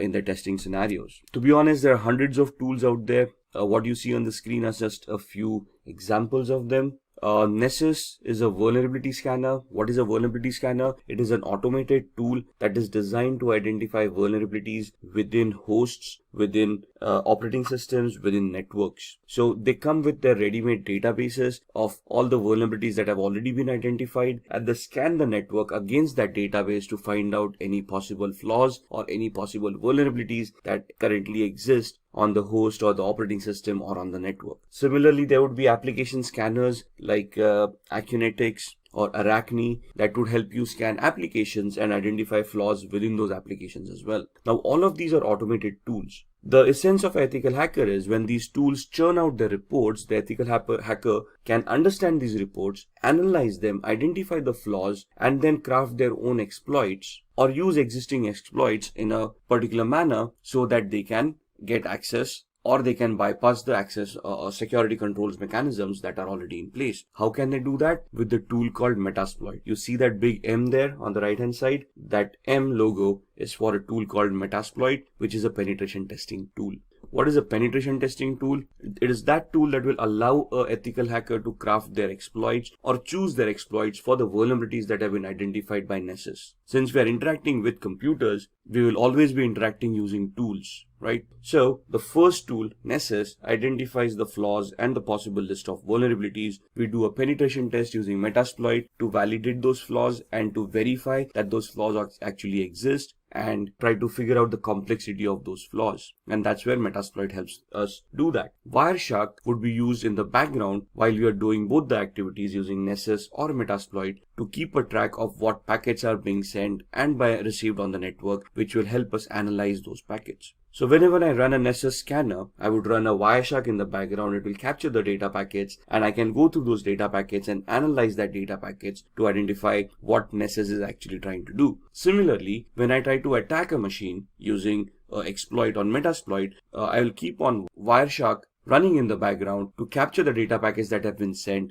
and the responses that I've received from the victim, so that I can also go through those packets and analyze the responses and analyze the attack, whether it was successful, to what extent was it successful, and basically will also give me a validation, a proof of the activity that has happened. Nmap is another automated tool that allows me to scan for open ports and protocols. So why would I use Nmap? Because ports and protocols become an entry point for a hacker to gain access to devices. For example, when we connect to a web server, we connect through a web browser, but we automatically connect to port 80 using HTTP and port 443 is using HTTPS. So if I'm connecting to a web server using HTTPS, it is safe to assume that port 443 on the web server is open to accept those connections. Similarly, there would be other services that may be left open on the web server because nobody thought about configuring it, or they misconfigured the web server and they left unwanted services running. So Nmap will allow me to scan those ports and services and allow me to understand what services are being offered on that server, so then I can start analyzing that server, identify those flaws within those services, and then try to attack them. If the application that I'm analyzing is connected to a database and I want to do a SQL injection attack, or if Nessus tells me that there is a SQL injection attack that may be possible on that particular application, I can use an automated tool called SQL Map or SQL Map that would allow me to automatically craft all the queries that are required for a SQL injection attack and help me do that attack at the same time. So here I do not have to manually create my own queries. The SQL Map tool would automatically create them for me. What I would do is I would use Nessus to identify that particular flaw. If Nessus reports that flaw, I would then go use the tool SQL Map, configure it to attack that particular web server, and when I fire off the tool, it will then automatically start directing queries, SQL injection queries, to the database to see if those databases are vulnerable, and if yes, what data can be retrieved from those databases. So all of these tools in a nutshell would help me hack networks, applications, operating systems, and host devices. And this is what an ethical hacker does. They use these kind of tool sets, they identify what attacks they need to do, they identify the right tool for that particular attack, and they write their exploits, they create those attacks, and then they start attacking, analyze the response, and then give a report to the management, providing them feedback about how the attack was created or crafted, what was the response to that attack, and whether the attack was successful or not. If successful, they would also give recommendations of what to do to prevent these attacks from happening in the future. So when we are doing these attacks, or when we want to launch these attacks, what is the process that we would follow? So there are 6 steps that we would do as an ethical hacker. If you're just a hacker, you probably wouldn't do the 6th step, which is a reporting step. So the first step that would be done is the reconnaissance phase, which is the information gathering phase, which is very important from an ethical hacker's perspective or a hacker's perspective. Because if I want to attack someone or something as a digital device, I need to know what I'm attacking. I need to know the IP address of the device, the MAC address of those devices. I need to know the operating system, the build or the version of that operating systems, applications on top, the versions of those applications, so I know what I'm attacking. For example, if I want to attack a server, I assume it's a Windows-based server and I use a particular tool to attack it, but it actually turns out to be a Linux-based server, my attacks are going to be unsuccessful. So I need to focus my attack based on what is there at the other end. So in my information gathering phase, I want to identify all of that information. Once I have that information done, I'm going to scan those servers using tools like Nmap that we just talked about, and we're going to try to see the open ports, open services, and protocols that are running on that server that can give me possible entry points within the network or within the device or within the operating system. At the same time, along with the scanning with Nmap, I would run a vulnerability scanner, the Nessus vulnerability scanner we talked about, or Acunetics for applications, and then I would try to identify vulnerabilities in those applications, operating systems, or networks. Once I have identified those vulnerabilities in the scanning phase, I would then move on to the gaining phase, where I would then craft my exploits or choose existing exploits and start attacking the victim. At this point in time, if my attack is successful, I will probably have gained access by either cracking passwords or escalating privileges or exploiting a vulnerability that I may have found during the scanning phase. Once I have gained my access, I want to maintain my access. Why? Because the vulnerability may not be there for long. Maybe somebody updated the operating system and hence the flaw was no longer existing, or somebody changed the password that I may have cracked, thus I no longer have access. So what do I do to maintain my access? I install Trojans or backdoor entries to those systems using which I can secretly, in a covert manner, get access to those devices at my own will, at my own time, as long as those devices are available over the network. So that's where I maintain my access. I have hacked them. Now I want to maintain my access, so I install a software which would give me a backdoor entry to that device no matter what. Once I have done this, I want to clear my tracks. So whatever activity that I've been doing, for example, installing a Trojan. A Trojan is also a software that would create directories and files once installed on the victim's machine. So I want to hide that. If I have accessed data stores, if I have modified data, I want to hide that activity, because if the victim comes to know that something has happened, they would start increasing their security parameters. They might start scanning their devices. They may take them offline. Thus my hack would no longer be efficient. The reason I'm clearing my tracks is that the victim doesn't find out that they have been hacked or they have been compromised, or even if they do find out that they've been compromised, they cannot trace the compromise back to me. So I would be deleting references of any of the IP addresses or MAC addresses that I may have used to attack that particular device. And this is where I will be able to identify where those logs were created, where those traces are. Once I take off those traces, the victim would not be any wiser of whether they have been compromised or who compromised their system. And if I am successful at all of these stages, or to whatever extent the success that I've achieved in any of these stages, I would then create a report based on that, and I would report to the management about the activities that we have been able to do and whatever we have been able to achieve out of those activities. For example, we identified 10 different flaws. There were 20 different attacks that we wanted to do. What attack did we do? What was the outcome of that attack? What was the intended or the expected output of that attack? I'll create a report which would give a detailed analysis of all the steps that were taken, along with screenshots and evidences of what activity was conducted, what was the output, what was the expected output, and I would submit that report to the management, giving them an idea of what vulnerabilities and flaws exist in their environment or their devices that need to be mitigated so that the security can be enhanced. So these are the 6 steps that the ethical hacking process would take. Just going through this, the reconnaissance is where you're going to use hacking tools like Nmap, HPing to obtain information about targets. There are hundreds of tools out there depending on what information you want. Then in scanning, again, Nmap, Nexpose, these kind of tools to be utilized to identify open ports, protocols, and services. In gaining access, you're going to exploit a vulnerability by using the Metasploit tool that we talked about in the previous slides. In the maintaining access, you're going to install backdoors. You can use Metasploit at the same time. You can craft your own scripts to create a Trojan and install it on the victim's machine. Once you have achieved that, clearing tracks is where you're going to clear all evidences of your activity so that you do not get caught or the victim doesn't even realize that they have been hacked. And once you've done all of this, we are going to create reports that are going to be submitted to the management to help them understand the current security evaluation of their organization. So now let's see how we can hack using social engineering. Now, what is social engineering? Social engineering is the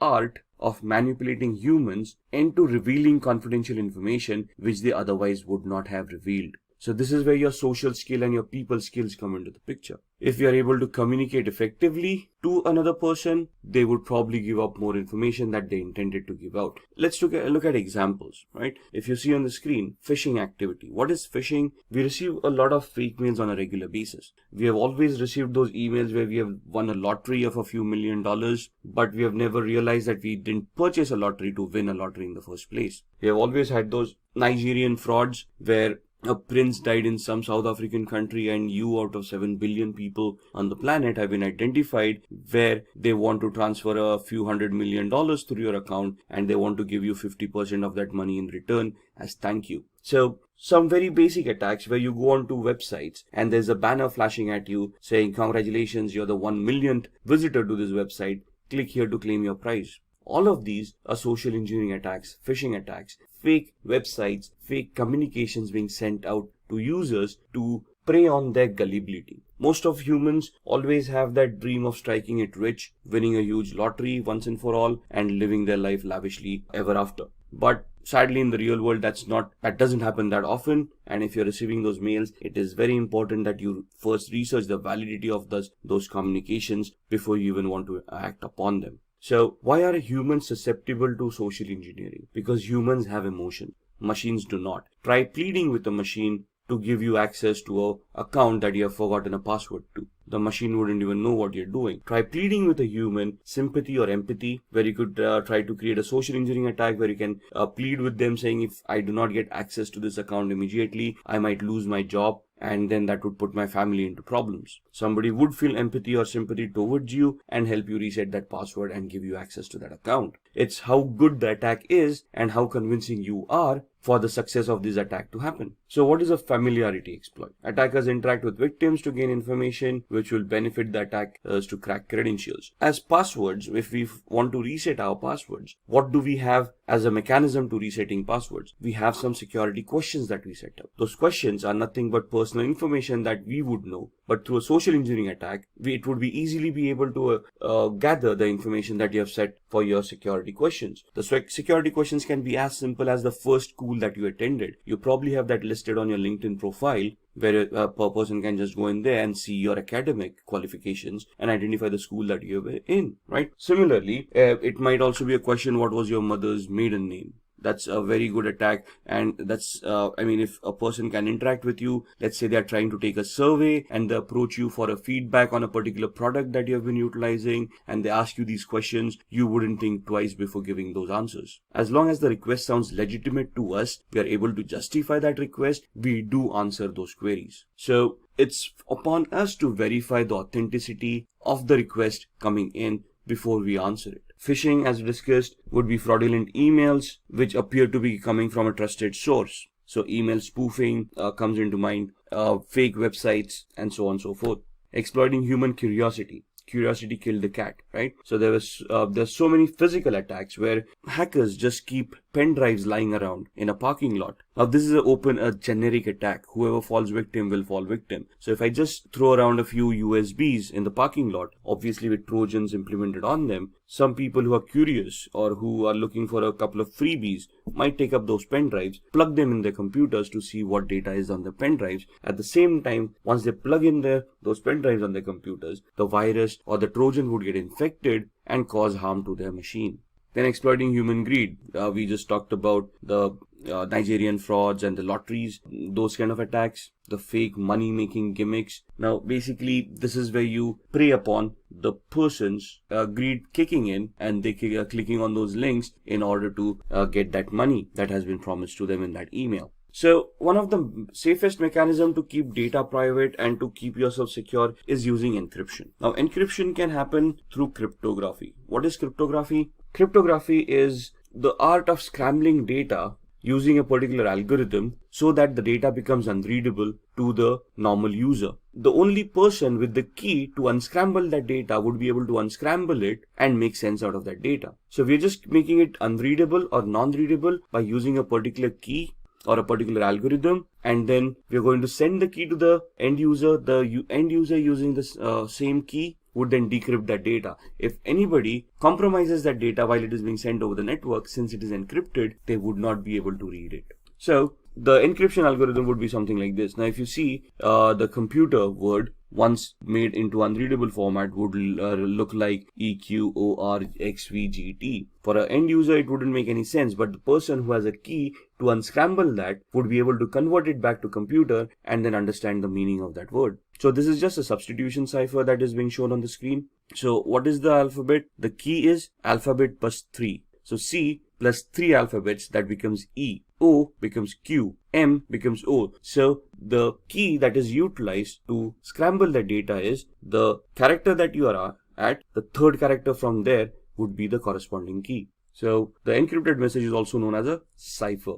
The decryption is just the other way around, where you know the key now and you can now figure out what that E corresponded to by going back 3 characters in the alphabet. Most of the times a certified ethical hacker must decrypt a message without knowing the secret key. So let's say a ransomware has affected your organization or has affected a device and you want to figure out or you want to decrypt that data. Now, as an ethical hacker, you wouldn't be for paying a ransom to the hacker, would you? So it is now your prerogative of how you're going to work around and how you're going to try to crack the encryption mechanism, how to crack the cipher to decrypt that message and see what's within it, right? Decryption without the use of a secret key, that is known as a cryptanalysis. Cryptanalysis is the reversing of an algorithm to figure out what the decryption was without using a key. So cryptanalysis can be done using various formats. The first one is a brute force attack, second is a dictionary attack, the third one is a rainbow table attack. A brute force attack is trying every combination, permutation and combination of the key to figure out what the key was. It is 100% successful but may take a lot of time. A dictionary attack is where you have created a list of possible encryption mechanisms, a list of possible cracks, and then you try to figure out whether those cracks work or not. Rainbow tables are where you have an encrypted text in hand and you're trying to figure out the similarities between the text that you have and the encrypted data that you wanted to decrypt in the first place. So in the brute force attack, you're trying every possible combination, permutation of what the key would be. In dictionary attack, you have a word list that would tantamount to the key, and if you're trying to match all the words listed in the text file or the word list to see if any of those words are going to work to decrypt that data. Here in the rainbow table, the ciphertext is compared with another ciphertext. You find out similarities and then you try to work or reverse engineer your way accordingly. So let's have a quick demo on cryptography before we end this session. So to begin with the demo of cryptography, we are on a website called spammimic.com, which will help us scramble the message that we created into a completely format which would be unrelated to the topic at hand. So if I say I want to encode a message, turn a short message into spam. So what this does is, you want to send across a secret message, you type in the secret message, a short one, and it will convert that into a spam mail. You send it across, so whoever's reading that spam mail would never get an idea of the embedded message within it. So if I want to type in a message here, hi, this is a secret message, the password is ASD@1234, and I want to send this out to people or to one of my colleagues, but I want to send it out in a secret manner so that others are not aware of this. So when I press on encode, what the algorithm will do is it will convert this message into a spam mail. So my message, hi, this is a secret message, the password is @1234 or ASD@1234, gets converted into this. Now if you read it, dear e-commerce professional, this letter was specially selected to be sent to you. This doesn't make sense. There is nowhere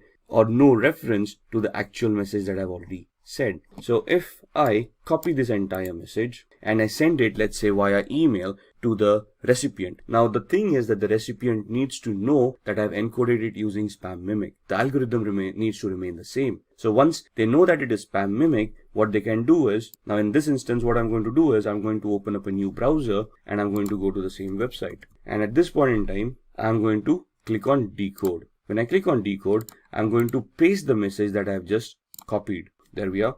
And this message is now being copied into a different browser. And if I decode this, you will see that it will convert it back to the original message that there was. So the key is there at Spam Mimic and it is embedded within the message. So whenever we paste the message in the decode factor, it knows what the key was and it can decrypt that message and give me the actual message that was embedded within it. There we are, the entire message. This is what we created in the Google Chrome browser, and in the Firefox browser we decoded. Similarly, if I want to protect these kind of messages, there is an AspenEncrypt.com website where, let's say, we use text encryption and I want to encrypt the same message. This is a secret message. The password is ASD@1234, and then I give it a password to protect this message, let's say the word password, and I use the cipher to scramble this by using, let's say, AES, which is the strongest cipher right now, and I say encrypt. So this is what the encryption would look like, and basically if I don't have the password over here, if I decrypt it, you would see that the error has occurred. Now if I type in the password over here and then decrypt it, it will be able to convert that back into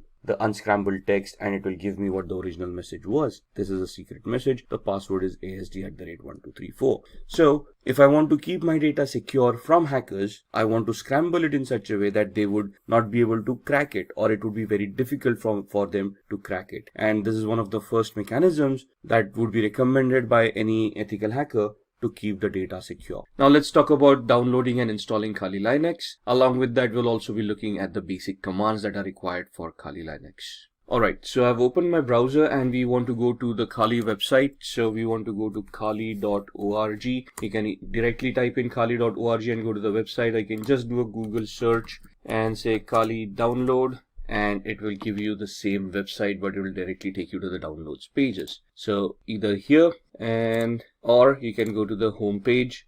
Cookies are being installed on your machine, so see which cookies you want to allow. I'm only going to use the necessary cookies to support this site, and you can see that this gives you the latest Kali Linux news and tutorials, gives you the latest release, what is in that release, and gives you a lot of documentation which will help you understand what tools have been developed and what functionality has been given in the latest version. If you want to download, you can directly go here and you can download Kali Linux. Now, Kali Linux is a 2.6 gigabyte download, so it's going to take time, the latest version being 2019.4. And we click over here. I'm using a download manager to manage all these huge downloads, and you can see it's pointed to the operating systems folder, and it is going to be a 2.57 GB download. So we click on download, and in the background, you can see this is going to be downloaded, and we're going to minimize this. And it will take a few minutes for that to download, but this is an ISO image, so we need to install it on a virtual machine. So what we need is we need to use a hypervisor which will allow us to create virtual machines. So we can either use VMware Workstation, which you can download from here. However, this is paid version, so you can see it is around $250 or something for this software, but it is a very good software to have. So if you click on download now, it is going to start the download. It's a 30-day trial period if you want to use it. After 30 days, you'll need to enter the key, which you will get after purchasing the software. If you do not want to utilize this, the free version that you have, you can either download VMware Player, but there are some limitations for VMware Player that you might want to look at. You want to compare these products before you want to purchase them, right? Otherwise, you can download Oracle VirtualBox, which is a free hypervisor. It's not as robust as VMware Workstation, but it does the trick, right? So the free version 6.1 is free, and you can then create your own virtual machines over there and install operating systems on them. What I already have a VMware Workstation installed, so I'm just going to open that up, and that's my VMware Workstation. As you can see, I already have a lot of virtual machines created over here. What we are going to do is we are going to configure a virtual machine for the Kali Linux operating system that we are downloading, which should be somewhere here. Let's see, it's at 43%, so halfway there. Till then, let's create the virtual machine. So I click on File, create a new virtual machine. I'm going to customize the machine, so click on Next. This leave it default, we don't want to change that, and then we want to install the operating system later. We don't want to point it out right now, so I'll just click on I will install the operating system later. Click on Next. We want to install Linux. Now in the drop down you would not see Kali Linux over here. However, you can choose Ubuntu 64-bit. That's what I'm going to choose. There it is. Next. What is the name that we want?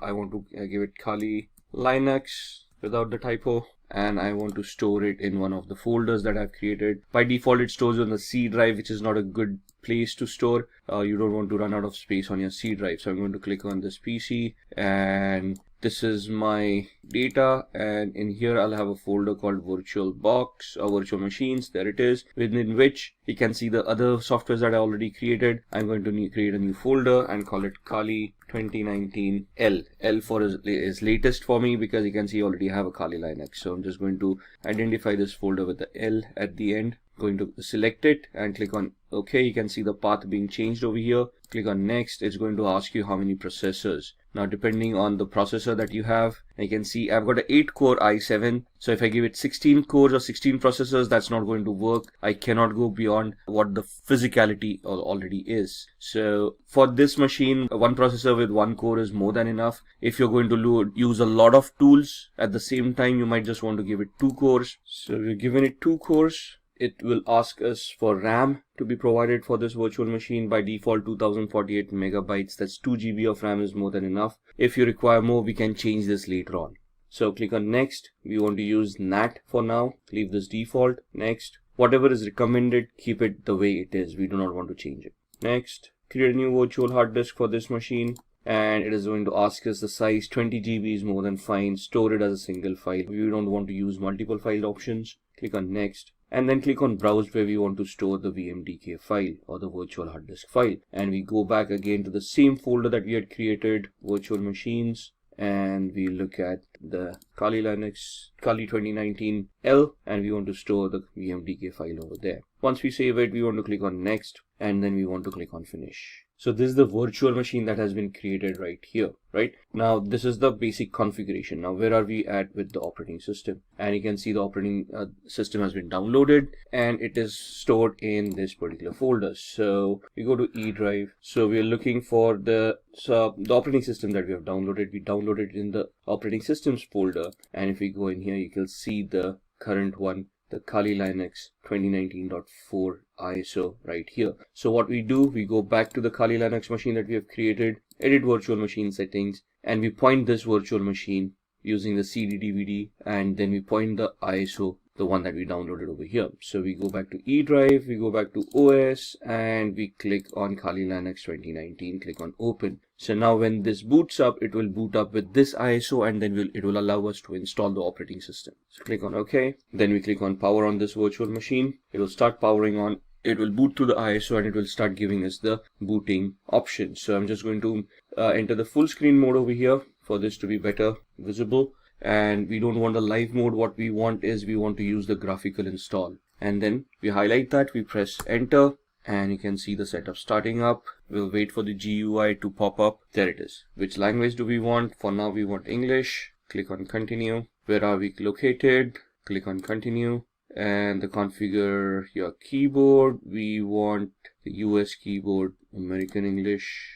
Continue. It is going to detect the hardware. So as you can see on the screen, it's attempting auto configuration for most of these settings. The network with DHCP, it has identified the network cards, hardware like the processor that has been provided. Now it is asking for a host name. We're going to leave it at default. We're going to click on continue. Domain name, I'm not joining this into a domain as yet. There's going to be a standalone machine, so I can leave this blank. Click on continue. Now it is going to configure the network. It is asking for a password at this point in time, the root password. Type in any password that you want. Ensure that you remember the password. Now by default, the username for the account is the word root. We are just creating the password for the root account. And then we want to click on continue. Setting up the clock, looking at the hard disks. Now here it asks us, do we want to use the entire disk, the 20 GB virtual hard disk that we had provided, or do we want to give it a manual configuration or a guided one where we want encryption and a logical volume management coming into the picture. We're just going to use the first option, guided use entire disk. Don't worry, it's only going to use the virtual disk that we had created. Click on continue. It will give us that it's a 21.5 GB VMware virtual disk that we had. And click on continue. All files in one partition, that's what we want, recommended for new users, whatever it is. We don't want to change these folders. Continue, and this is what we have configured. Once we click on continue, it is going to say, are you sure you want to make these changes? Click on yes. Click on continue, and it will start installing Kali Linux on your device. Now this is going to take a few minutes. for the installation to work. Alright, so that's the installation that's completed. Now it's asking us to configure a package manager. A network mirror can be used to supplement the software that is included on the installation media. This may also make newer versions of software available. Do you want to use a network mirror? We can click no for now and then click on continue. Now this is going to install the grub bootloader. This might take a few minutes as well. Install the grub loader to the master boot record. Yes. Click on continue. Click the hard disk that you have just utilized. This is the one. Click on continue. It will install the grub bootloader, running through the last phases of the installation. And now it says the installation is complete. We want to click on continue, finishing the installation, and then it will do a reboot. Alright, and you can see this is starting up. So we are going to you just wait out the boot, and now it started the booting sequence. Just going to maximize the screen, and you can see it's asking me for the password. This is the one that we created. Now that's not the password, that's the username, that's the root, and the password that we had created at that point in time. And then click on log in, and this is your screen. Now what we need to do here is we need to install VMware tools, which will help us manage the screen and help the virtual machine to be a little bit better integrated on the system. So that's not mounted yet, so we're just waiting for it to mount. There it is. And what we want to do here is open VMware tools upgrader. Alright, so what we want is we want to extract, or we want to use this OpenX archiver, and once we do that, we'll see the VMware install.pl. Double click on that. Alright, we've got the VMware tools here. What I've done is we have extract to, and I've extracted that on the desktop, right? So what we just did was click on the desktop over here, open, and this is what it will do. And click on extract. Now the error is happening because I've already extracted this. Open this up. We want to run this VMware install.pl. So what do? We open up the terminal window, which is the command line interface over here.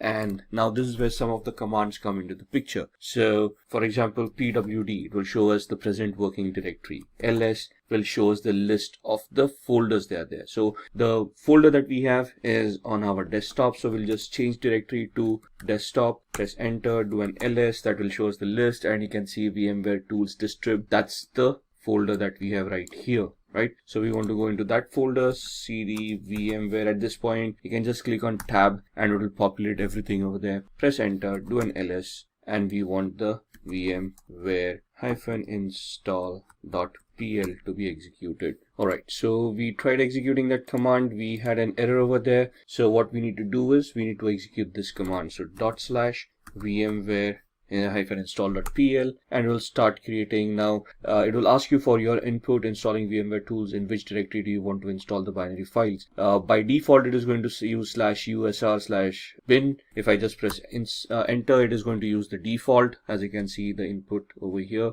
What directory do you want the init directories? I'm just going to press keep on pressing enter for the defaults to come in. This part does not exist. It is going to create it. Default yes, defaults everywhere, and then it tries to start initializing it to maximize the screen, and this is where it is installing. And you can see by just installing that, it automatically adjusted the screen, and now we got a full screen of Kali Linux right here. Right, and that is what VMware tools does for us once we have installed the operating system. And now you can see the entire screen. On here you will see the tool sets that are given here. Now why are we using Kali Linux in the first place? Because this comes in with a bundle of thousands of softwares that are ready to be utilized for ethical hacking. Right, and they have been categorized over here for information gathering, vulnerability analysis, web application analysis, and so on and so forth. So you can see from forensics onwards, reporting tools, and as you scroll down, you can see your development tools, graphics coming in, internet, and the system configuration coming into the picture. These are your settings for your operating system. So these are basically your tools. We are right now on the favorites. If I click on information gathering, you will see that other tools for information gathering start appearing over here.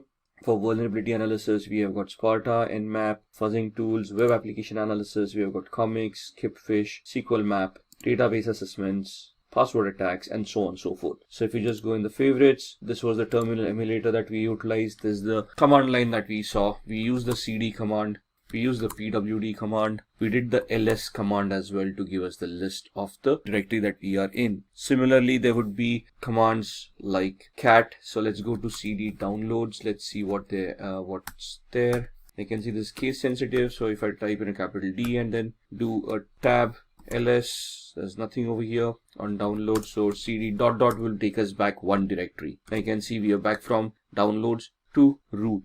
If I want to go to desktop, this is how I go to desktop. Do a ls. You can see the VMware tools folder over there, cd VMware tools, and we go into that folder ls, where it will give us the list of all those files. Now you can see install is a file that we had edited back then. So if I do a cat install, you will see the cat basically is the command that will help us look at the contents of the file, all right, without opening up the file or without editing the file. So you can see just if I scroll up, this is where we gave the cat command. It then printed the contents of the file over here, and then it exited and gave me back to the command line right here, right? Now if I want to copy this, cp root desktop VMware install, and if you want to copy it to root downloads and press enter. Now what we are going to do is we are going to see if this file, the install file that we just edited over here, has been copied to the downloads folder. So we are currently in the VMware, on the desktop VMware tools district folder. We do a cd ... that takes us down one directory. So we are still in the desktop. Do a cd ... Now you can see we are back in the root, and now we are going to do a cd downloads,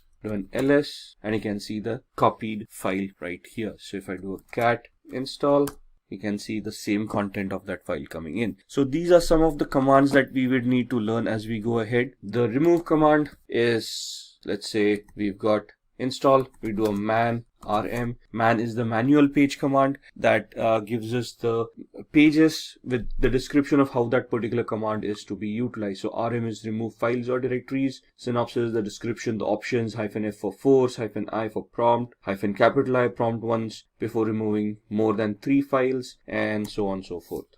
If you want to exit this, you can press Q to exit, and you come back to this page. So if I say rm install ls, you will see that the install file has now been deleted. So in Windows we use the del command. In Linux it is the rm command. So this is what we wanted to look at, the demo for Kali Linux, how to download it, how to install it, and some of the basic commands that we can utilize. Alright, let's begin with the phishing tutorial. We have the Kali Linux operating system booted up over here. What we are going to do is we are going to open up a tool called SET, Social Engineering Toolkit, which you would find in this option, and that's the tool that we want. It's a command line tool, a menu driven tool. We are going to host a fake Facebook page, and we can see how we can harvest credentials by this kind of an attack. So these are some disclaimers you might want to go through there. Do you want to agree to the terms of service? Yes. Press enter.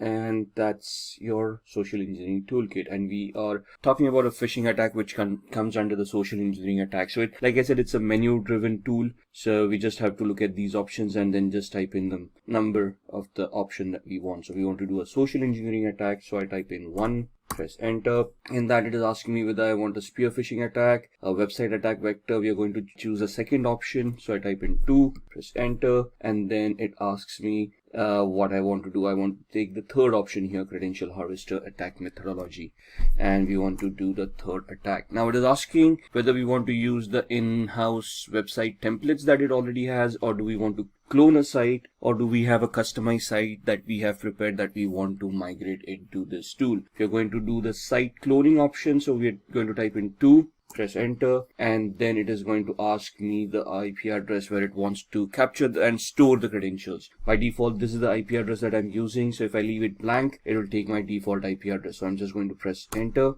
and now it is asking me the URL to clone. So I type in https://facebook.com. What it is going to do, it is going to connect online, and it is now it has cloned the website, Facebook login.php. The best way to use this attack is if the username and password form are in the same field or the same page. Regardless, this captures all posts on a website. So you may need to copy ** into HTML depending on where your directory structure is. Press return if you understand what we are saying here. So press enter. The social engineering toolkit credential harvest attack is running on port 80, information will be displayed to you as it arrives. So the site was 71.134, right? The default IP address, and this is where the website is being hosted. Let's check that out. So let me open up a browser on my host machine, and let me point it to the Kali Linux machine that we have just created, 192.168.71.134,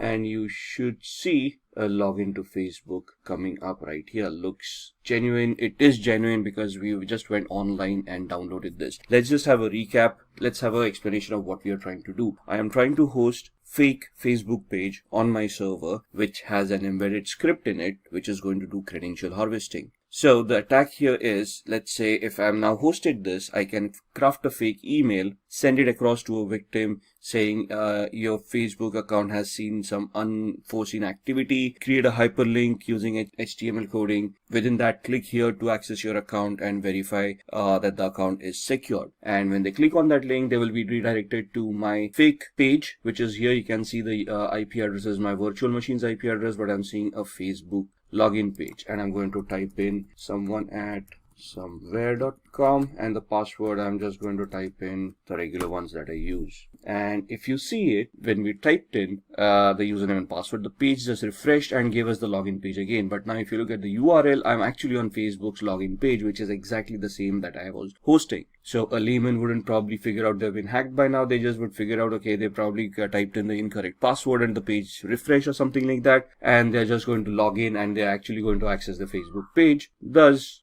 they might not even realize that something went wrong. But if I go back to my virtual machine, you can see that it has captured some data and it is reporting over here of what has happened. So if I just scroll up, let's see what happened here and if we have been able to capture anything. So we got a hit printing the output. This does the HTTP 1.1.200. Okay, response coming in, password field found, and we're just looking. There it is. Email someone@somewhere.com, and password that I typed in ASD@1234. So it has captured the username and the password right here. Once we are done, I mean, this is the way attackers work. Now, this is a very basic attack. Again, in the actual trainings, you would then look at how you would host this on a real website, make it a global attack. Right now, it's a virtual machine with a class C IP address. So here, the thought process is, where can we get a free hosting where we can host this kind of sites? Maybe I'll have to purchase a domain, which looks like similar to Facebook or the victim that I'm trying to attack. So this is just a POC. So we just wanted to find out if we can, how phishing is done. And this is exactly how it is done, right? So pressing Ctrl C would exit this tool and takes you back to the actual menu. Press 99 to exit, and there it is. Close the window, and that's the phishing practical. After phishing, let's talk about SQL injection. SQL injection stands for structured query language injection, which is a database attack, though it resides within the application. So it's the application vulnerability that we are trying to look at to try to bypass authentication. As the name suggests, a SQL injection vulnerability allows an attacker to inject malicious input into a SQL statement. What is a SQL statement? A query that is used by an application and is fired off to the database. Database executes that query, gets that information that is required, and sends it back to the user if the user is authenticated. So we're going to look at the SQL injection attack demo here. And what we are going to do is we are going to go back to our VMware workstation.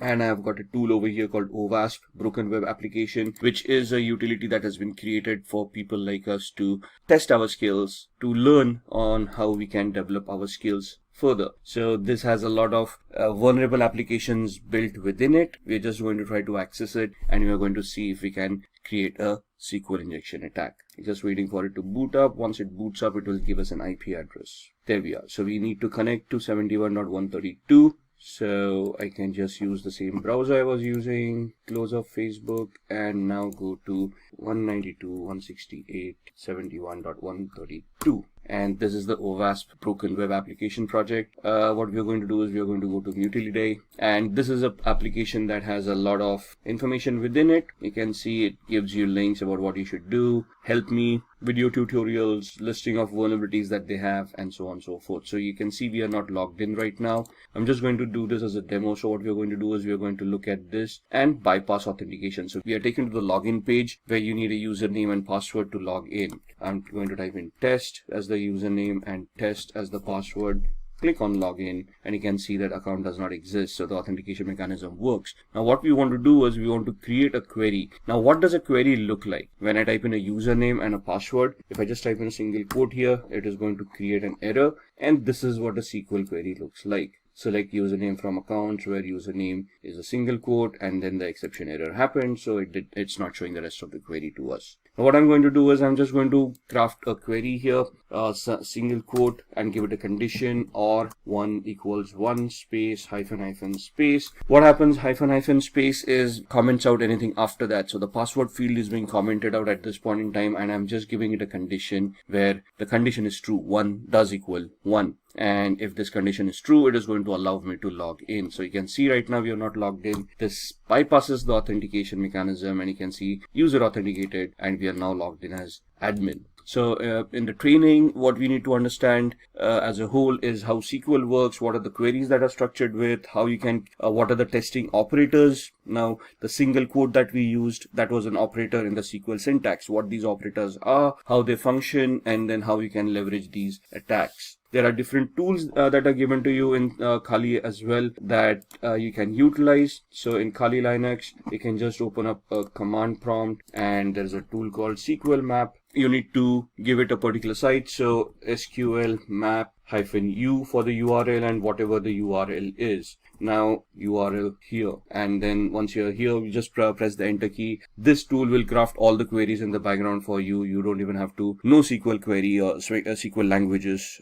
This is a very easy tool to utilize. Sadly, I cannot demo this on a live website because that would be illegal, but you can see how you can operate this yourself. That's what SQL injections are all about. Moving on, we now talk about VPNs, virtual private networks. And a virtual private network is basically a secure network that allows me to anonymize myself over the internet. So what I'm doing is I'm connecting from here to a server that encrypts my channel, encrypts my connection, and thus allows me to keep my data secure. Now, the basic essence of a VPN or a virtual private network is to allow me this encryption mechanism where I can encrypt and safeguard my data. The added advantage that nowadays a VPN gives is that they can allow us to spoof our IP address or obfuscate our IP address so we can actually become anonymous on the internet. It can allow us to use multiple IP addresses and thus secure ourselves on the internet. For example, I use VPN called CyberGhost. And what this allows me to do is it allows me so many servers over here.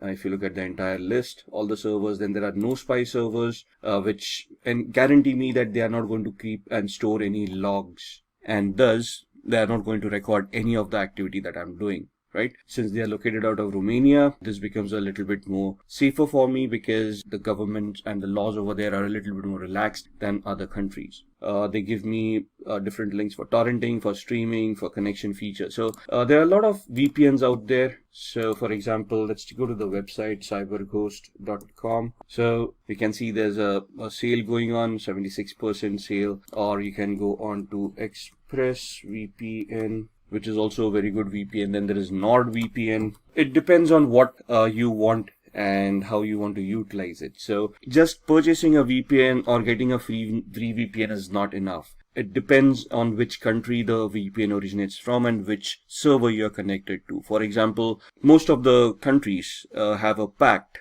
where they share information amongst themselves even if you're connected to a VPN. That means that these companies that provide these services have to generate and store logs, and these logs have to be reported to the government if they ask for it. Now, if there's a list of 14 countries that actually focuses on this practice, so you have to find out VPN that and a server that is not a part of those 14 countries and ensure that those logs are not going to be reported to the government. And these are 3 VPNs basically are something that which are good, and I personally use CyberGhost. I have used the others. I just keep on rotating them just to get an idea of which one is better. So these are VPNs that can allow you to anonymize yourself on the internet. Moving on, these are the ones that we talked about. There are others: Safer VPN, Hide My Ass, ExpressVPN, and so on and so forth. From our terminologies, let's now talk about VPS. VPS is basically virtual private server, where you can rent a service or server as a service, a virtual machine as a service. So basically on a cloud, using infrastructure as a service, you can rent a server and utilize it for whatever activity you want. So let's go to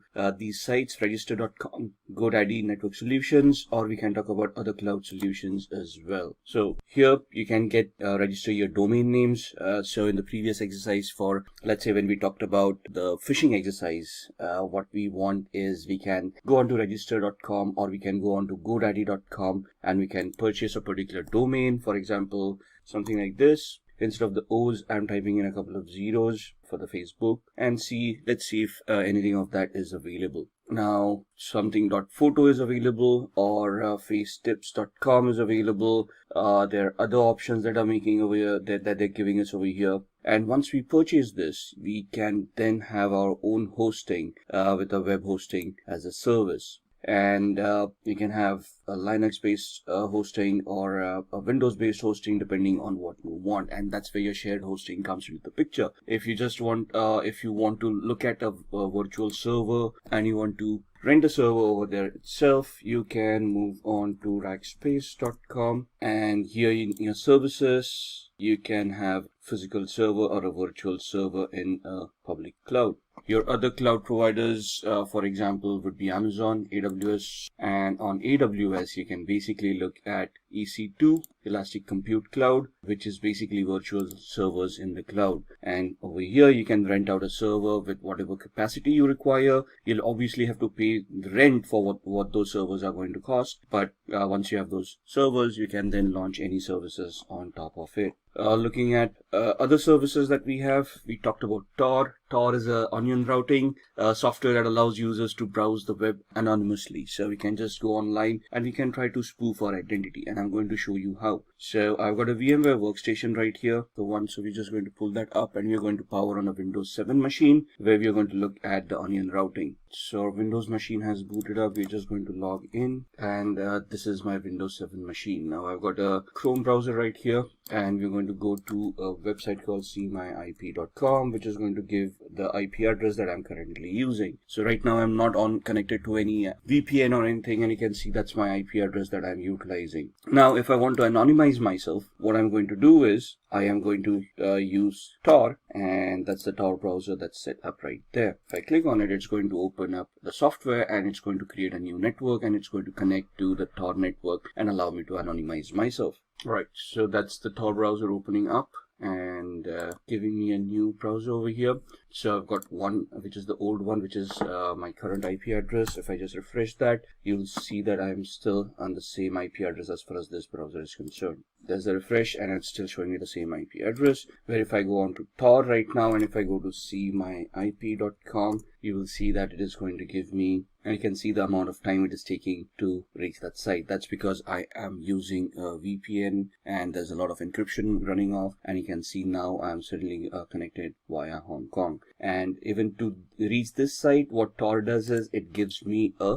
proxy chain. A proxy chain is where it creates multiple hops to hide my identity, and before I reach seemyip.com, I am using 3 different IP addresses over here. One in France, one in Germany, and one in Hong Kong. So if I do something over here to trace back my steps to my actual IP address, the law enforcement agencies or anyone who's going to search, like a forensic investigator, would have to go through these IP addresses before they come back to me. Now it's not impossible, but the effort and time that's going to be taken to come across 3 different countries is going to be phenomenal. So it may just defeat the purpose of having so much resources spent to identify who did what. So that's what Tor does for us. Alright, moving on from Tor, we are going to look at keyloggers. Keyloggers are basically softwares that run in the background and record all the keystrokes of the user. So if I've got a keylogger installed right now, whatever I type will be stored in a text file for the hacker so that they can look at it later on. And just to give you an example of that, we go back to my VMware workstation and we open up another Windows 7 machine.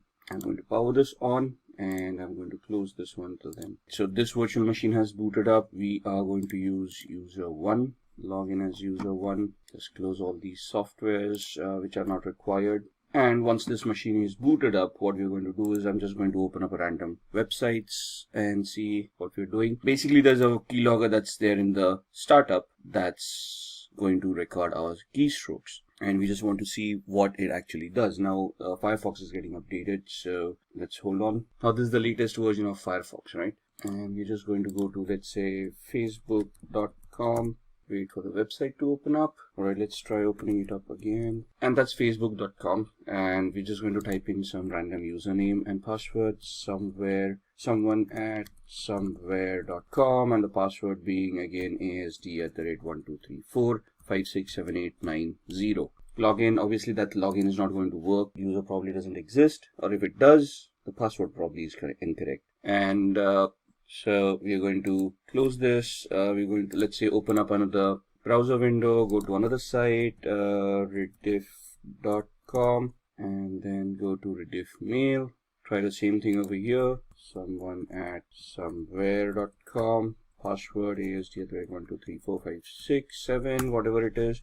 Don't say, we can see the combination is incorrect. Now there's a keylogger running in the background, and what we want is we now want to open up the keylogger. Now it is visible here because I've kept it visible. You can hide it in the start menu, and there's a shortcut key for you to pull it up later on. So this completely becomes invisible. And what it can do is it basically creates a record of whatever you have been doing so far. So you can see these things populating on the 25th of December. So if I look at the visited websites, you can see I opened up Mozilla Firefox, the first where there was a problem loading the page. Then we opened up Facebook, then we opened up rediffmail.com, and so on and so forth. So it just gives me the list of visited websites. Whereas if I look at keystrokes and clipboard, you will see whatever we have typed in. So we first typed in facebook.com. Then again, the second time I try to type in, then I hit backspace. Then I type in facebook.com. And then you can see I typed in someone@somewhere.com, and in tab asd@1234567890. We closed up the browser. We opened up a new one, and we went on to rediffmail.com. And then you can see me typing this one, then going back one space, then the rest of what I typed, and then the password coming in. So that's what a keylogger does. If you look at the taskbar, it's not going to show you a keylogger running in the background. It's in the processes, you're not going to see anything at all, but it's going to mask itself as a service. So if you look into the properties, you can see that icon coming in over here, which matches this one. And so you can see that this is masking itself as a service.exe. If this gets hidden as well, it would be very difficult for a user to even identify this. Alright, so that's what a keylogger is. Moving on, let's see what else we want to talk about. So we've talked about Tor, we've talked about keyloggers, and now we want to talk about firewalls. Now, for keyloggers to be prevented, we need antiviruses, right? So we need a good antivirus program that's going to be installed, updated, and run on a regular basis to protect ourselves from malwares. But what about network connections? And you need a firewall and a system to prevent or to detect what kind of connections are going on in the first place.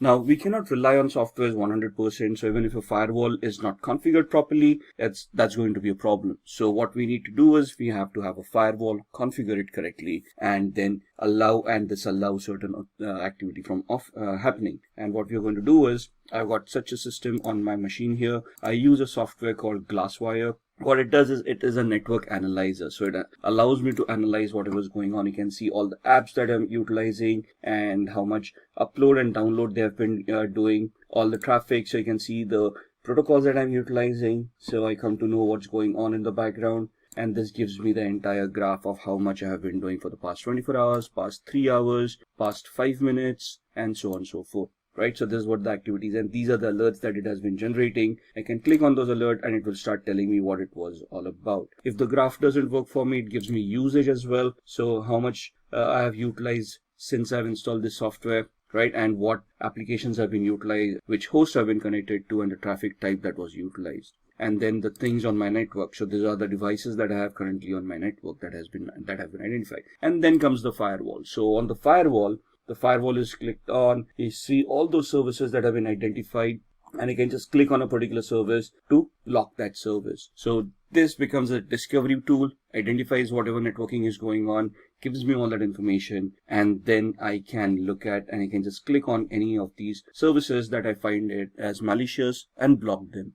I can create different profiles for different applications as and when I want them. And these are the alerts. So you can see that this was the first time a network connection was looked at from VMware. And what this allows me to do is whenever I execute a file, it can upload it to virustotal.com and scan it as a third-party antivirus to ensure that there is nothing malicious on it. So I already have an antivirus over here, but if this ever gets compromised, I still can rely on a third-party service where in real time when I execute my applications, they would be verified and I would be assured that nothing is wrong with my system. And this software that I'm utilizing, Glasswire Basic, is free, and then there are paid versions as well. It's just glasswire.com is where you're going to find this. Moving on, Rootkit. Rootkits are also malicious softwares that you allow an unauthorized user to have access to a computer to restrict areas of its software. Now, a rootkit in its essence is a malicious software that infects a machine and prevents some functionality from it, like hiding data or preventing users from running antiviruses. And it's basically a malicious software that is used to hide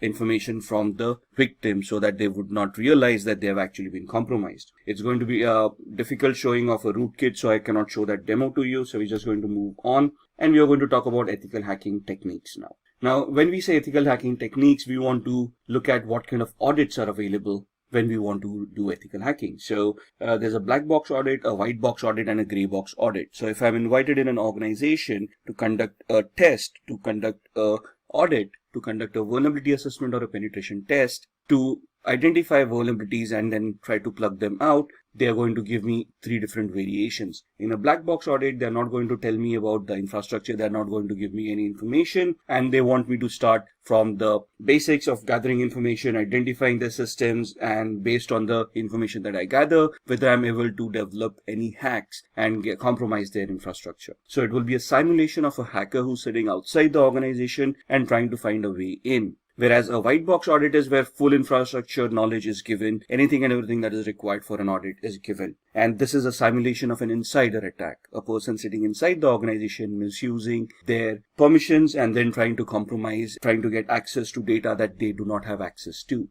So the simulation is from a malicious insider. A gray box is where some partial knowledge is available, and from that partial knowledge, you're going to try to build up more information, and then you're going to try to get access to those resources. What are the tools that we utilize? So we've already had a couple of demos on keyloggers, SQL injection, SQL map, and so on and so forth. Metasploit is a very much used tool for penetration testing, and having knowledge on Metasploit is very much necessary as far as ethical hacking is concerned. Nmap, this is a tool used for network discovery. Nessus, a vulnerability scanner. Wireshark is a packet capturer that allows you to capture packets and analyze whatever is going on. SQL map is something that we have seen, a SQL injection attack tool which generates its own queries. And John the Ripper is a password cracking tool. Backtrack used to be an operating system that was utilized for penetration testing. However, Backtrack has now been replaced by something called Kali Linux, and that's the operating system that we have utilized in all our demos where we try to look at SQL map and those injection attacks that we did.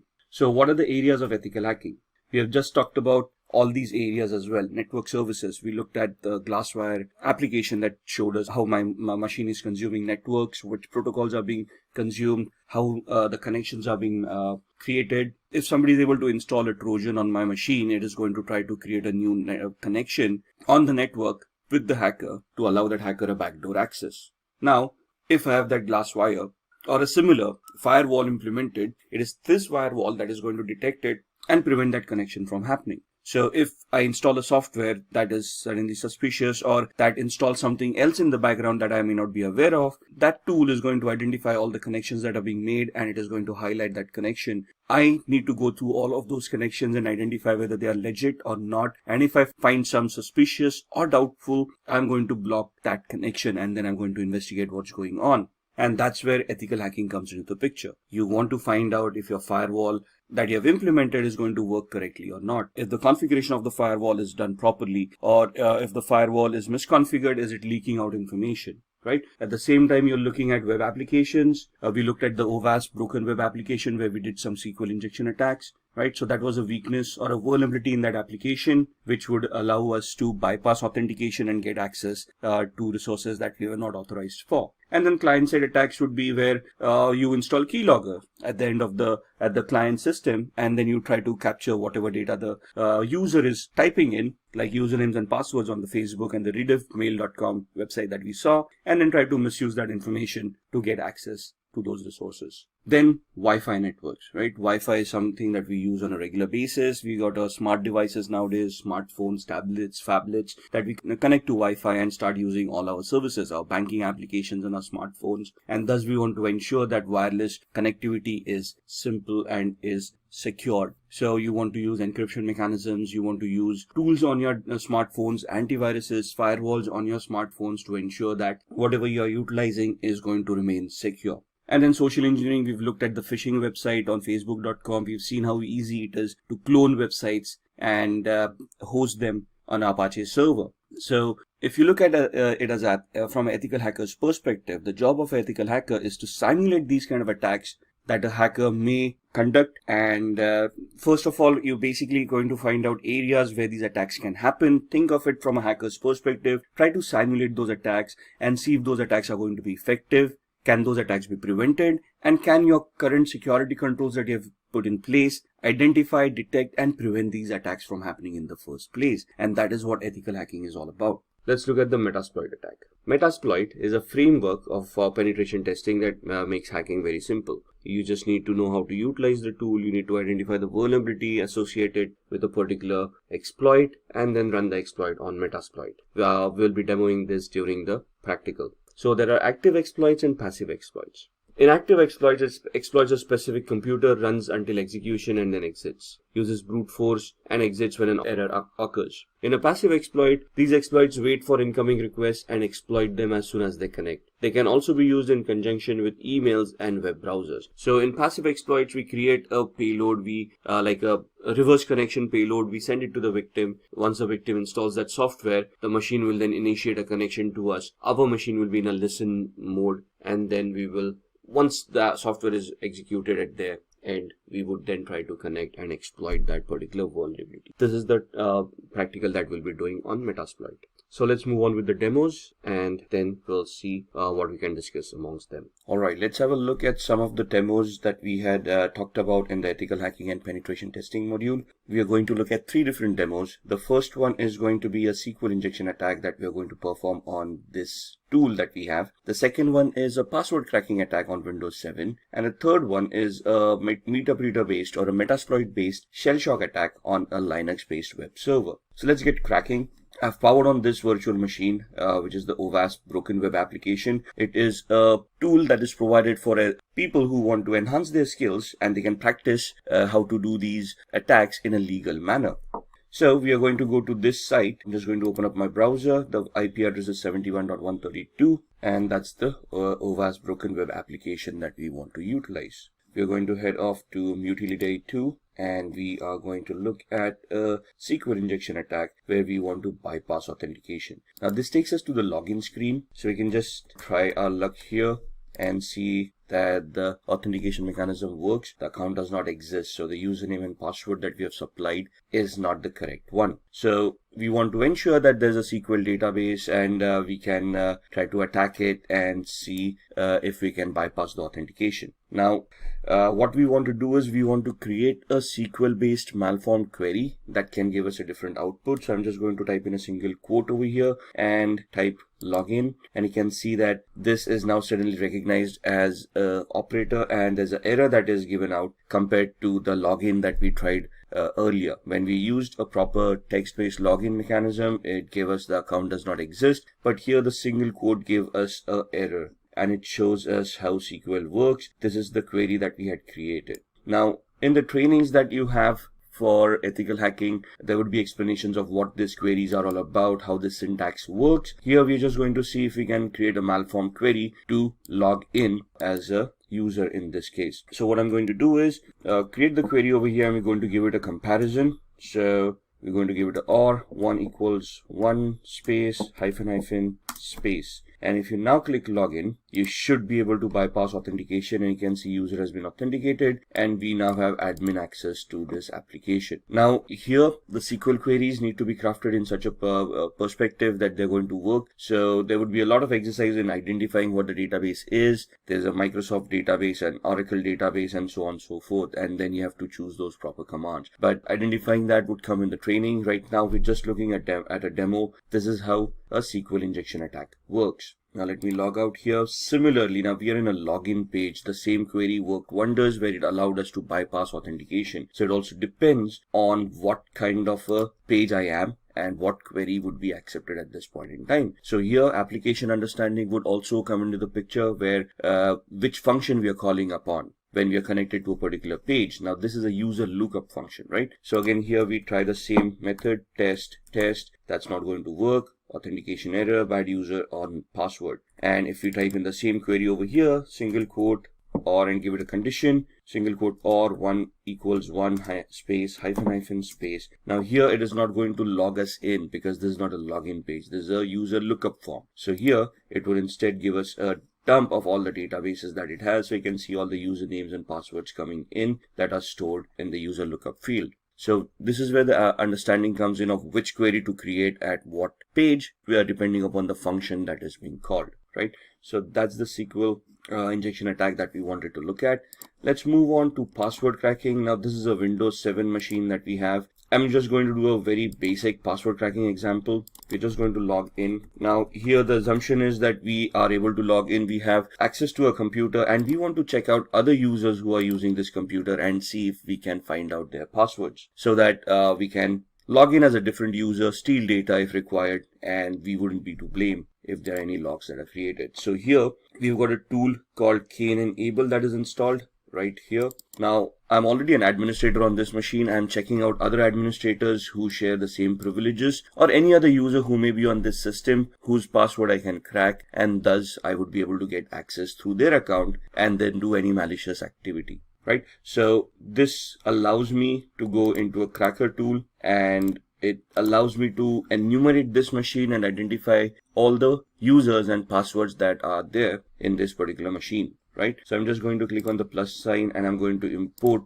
hashes from a local system. So where are these files stored? Where does Windows store its passwords? In what format are they stored? And what this tool does to retrieve those? That's something that we all need to know as an ethical hacker, right? So import the hashes from the local system, click on next. It's going to enumerate that file and it is going to give you a list of all the users that are there. So you can see the users are HackerAdmin, test, the one that we are logged in as, and then there's a user called virus as well. And you can see that this is the hash value of the password that is being utilized. Now there's a particular format for a hash value for Windows and how it stores. But once we have these hash values, let's say if I want to crack this password, there are various attacks that we can do. For example, a dictionary based attack or a brute force attack. Let's try a brute force attack, right? NTLM is the hashing mechanism that is used by Windows. So we're going to try to create an NTLM hash attack. And here we are going to use a predetermined rule set. For example, we are not sure what characters are being utilized over here. So we just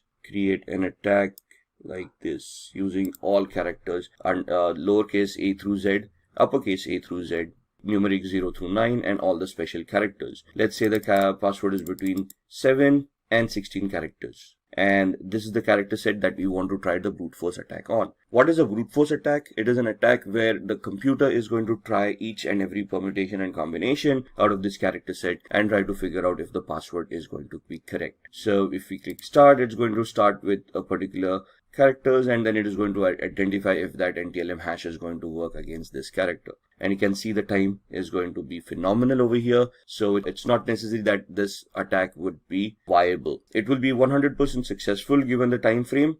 However, the time frame is huge enough for this attack to become a little bit redundant. There are other attacks that we can do which can easily identify this data for us as well, but that is something that we will look on in future videos. So that's how we can get access to users and passwords. There are different mechanisms where, let's say we don't have login access, then what are we going to do? How we can create a fake user, login, or how we can remotely access a machine and then try to get the same access. And that is what we are going to try to do in the next demo on a Linux machine. So what we are doing in a Linux machine could also be doable on the Windows machine with a different exploit. So what I'm going to do is, this is the Linux web server that I have that I'm going to power on. I'm going to use a Kali Linux machine to hack that device, and I'm going to just power off my Windows 7 machine. Give it a minute till it boots up.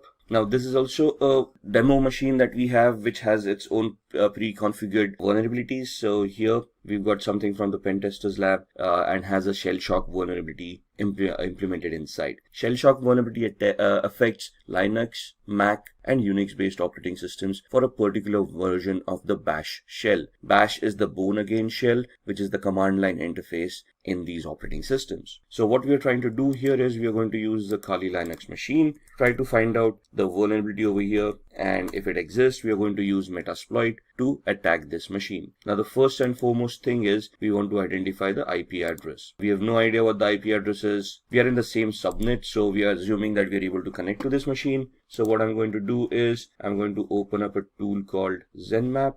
I'm going to open up a command line interface, find out what my IP address is, and my IP address is this with a subnet mask of 255.255.255.0. So I want to see if there are any other machines that are live in the same subnet, and we are doing a ping sweep over here to identify which machines are live. In a minute we'll get all the IP addresses. 71.1, 2, 133, 254, and 128. We know that we are 128 at this point in time. 254 is the DHCP server. So we are assuming that 133 is the machine that we want to look at. And let's then try to see if we can scan that machine. 133, and we're going to do an intent scan to find out which ports are open, what services are running over there, and if it is whether the pentest machine that we were looking for. You can see off the start port 22 and port 80, and somewhere here it's going to give us the ports that are open and the details about those ports, and somewhere here it will tell us that this is the Pentester lab machine that we wanted, which is correct. So now we want to do a vulnerability analysis on this. What we are going to do is I'm going to use another GUI based tool called Sparta, which I can just find out from here.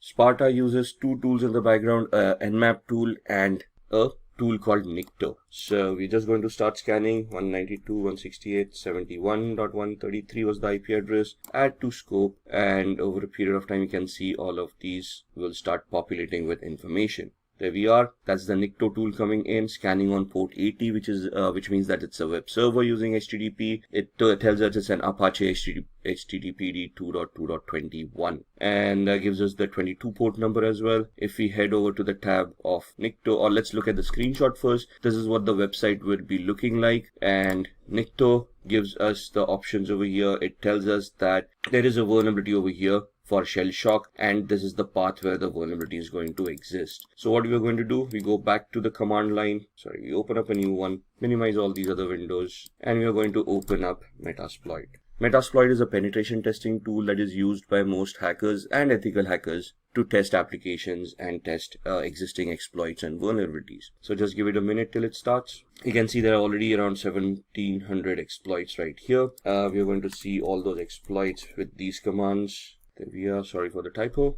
And it will just give us a list of all the exploits that are stored in Metasploit in this version. So all of these are Windows based. If we scroll up, we will be looking at other vulnerabilities as well, or exploits, the Unix based exploits, Linux, OS X, multi-exploits. And we are looking for an exploit for multi-based Apache or HTTP. Let's go up, let's look at, so this is the one that we're looking for, Apache mod CGI bash environmental executable. So what we're going to do is we're just going to copy it, go back to the bottom, say use exploit, and paste the one that we wanted. Press enter, say show options. So it will ask us to configure this. I'm just going to configure it based on the knowledge that we have. Set our host, which is the remote host, the victim's machine. So we put in the IP address. It asks us for the target URI. So that's the path that we saw. Set target URI to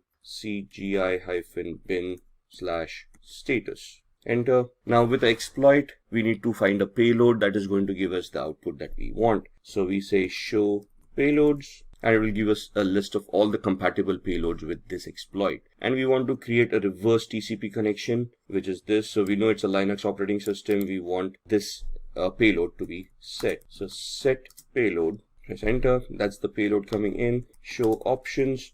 Now that we have set the payload, this is the options for the exploit, and now we want to set our options for the payloads as well. So we are creating a reverse TCP connection, which means we are remotely executing code at the victim side and making the victim connect back to our machine, which means we need to set up a listener. So I need to put my IP address over here, set localhost or lhost 192.168.71.128, which was our IP address. Show options again, just to ensure everything is fine, which looks like it is, and we then type in the word exploit so that it will start this attack. I can see that it has created a meterpreter session at the victim side, and it has opened up a session. So if I do a pwd, now pwd is a Linux command for present working directory, and it will show us that we'll connect it to var cgi-bin. Do an ls, it will list all the files. That's the status file over there. Do a cd /, it will take us to the root of this machine. Now remember, we saw the passwords on a Windows machine. Similarly, we can head over to the cd etc folder, ls, and you can see these files, psswd and shadow. Now psswd is the file where Linux stores its usernames, and shadow is the file where passwords are shown. So do a cat command, psswd, and you can see these users coming up. So you can see the last user, Pentest Lab, and you can see there are no passwords. So let's do a cat shadow, and that's your hash value for the password that we have for the user Pentest Lab. So these are the different attacks that we need to understand and we need to create based on the vulnerabilities that exist on different machines. So if we just look at Windows and Linux and how we can exploit them depending on existing vulnerabilities. As an ethical hacker, this is what we need to learn in our trainings, and then we need to clear our exams based on this knowledge of how these things work, so that we get certified and then we can position ourselves for the penetration testing jobs. So, importance of a cybersecurity certification. First and foremost, when I see a certification, I look at it from three different aspects. The first is the training itself, which allows me to gain the knowledge,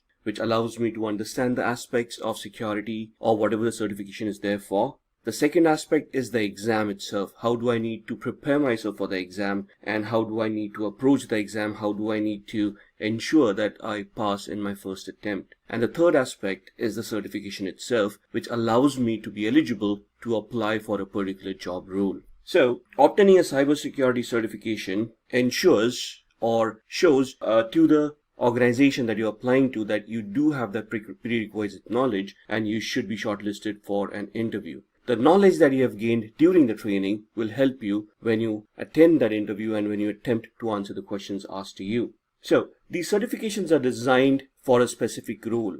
For example, a forensic investigation certificate will teach you how to investigate a crime scene forensically, a digital crime scene for a matter of fact. A certified ethical hacking course will teach you about penetration testing. So, it is you who's going to decide which certification you require and then get certified on it. Of course, a fresher with a cybersecurity certification will have better employment opportunities because they can showcase their knowledge with the certification that they already have. Even professionals who want to enhance their careers can get into managerial or advanced certifications to improve on their knowledge and get promoted in their job profiles. So, cybersecurity certifications can be classified in three different aspects. The first one being the foundational level, then the managerial level, and the advanced level. In the previous video, we just had a small overview. Here we are going to discuss about what the certification covers, how the exams are conducted, and the price points for each and every exam. So let's start with the foundational certifications. We start off with CCNA, which is the basic certification for networking. So the CCNA routing and switching certification, basically it helps you build your networking career. You will join an organization as a networking engineer where you can help the organization establish their routing, the pathing of how data packets will travel across the network.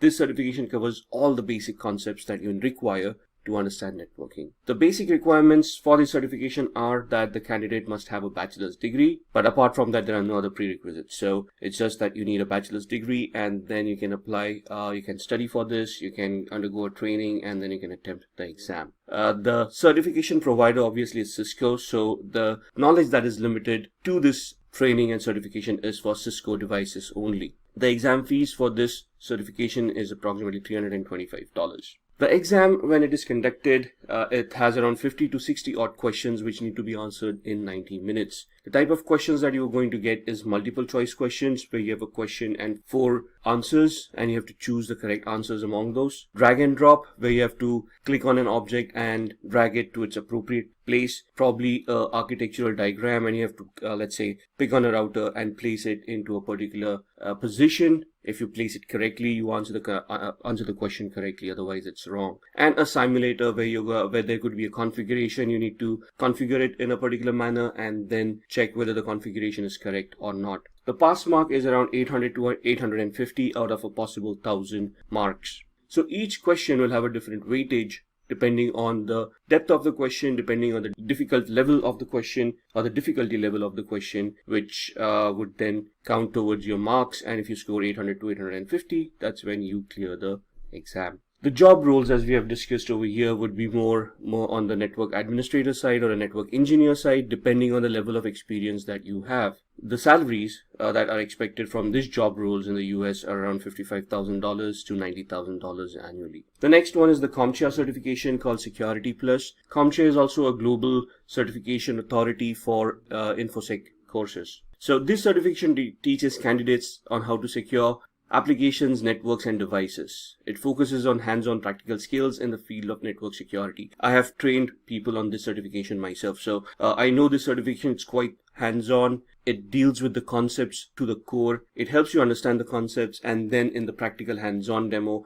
you need to execute the practical yourself so that you can gain that knowledge. The recommended level for a candidate to attempt this training would be at least around 2 years of experience in the IT sector. In addition, if you have already been certified for Network Plus certification from CompTIA, which is the baseline networking certification, this is also a preferred way to go for this certification. As said, CompTIA is the certificate provider, and the exam fees for this certification is $339. The exam is quite simple, 90 questions in 90 minutes. That's 1 minute per question. It sounds like a lot of time, but believe me, the questions can be a little bit confusing, can be a little bit lengthy, so you will require all those 90 minutes to answer those questions, especially when they're tricky and they're technical in nature. The questions would be multiple choice and performance based. The pass mark for this exam is around 750 points out of a possible 900. The job profiles for this kind of a certification is when you want to apply for a security analyst position or a security engineer's position, where you're going to analyze some data to understand and figure out what problems are ongoing in the organization. The average annual salary of this person would be around $72,000. Then comes the CEH, or the Certified Ethical Hacker training from EC Council. Now, this is a very well-known course. And also, EC Council is a global certifying authority, very well accepted across a lot of countries.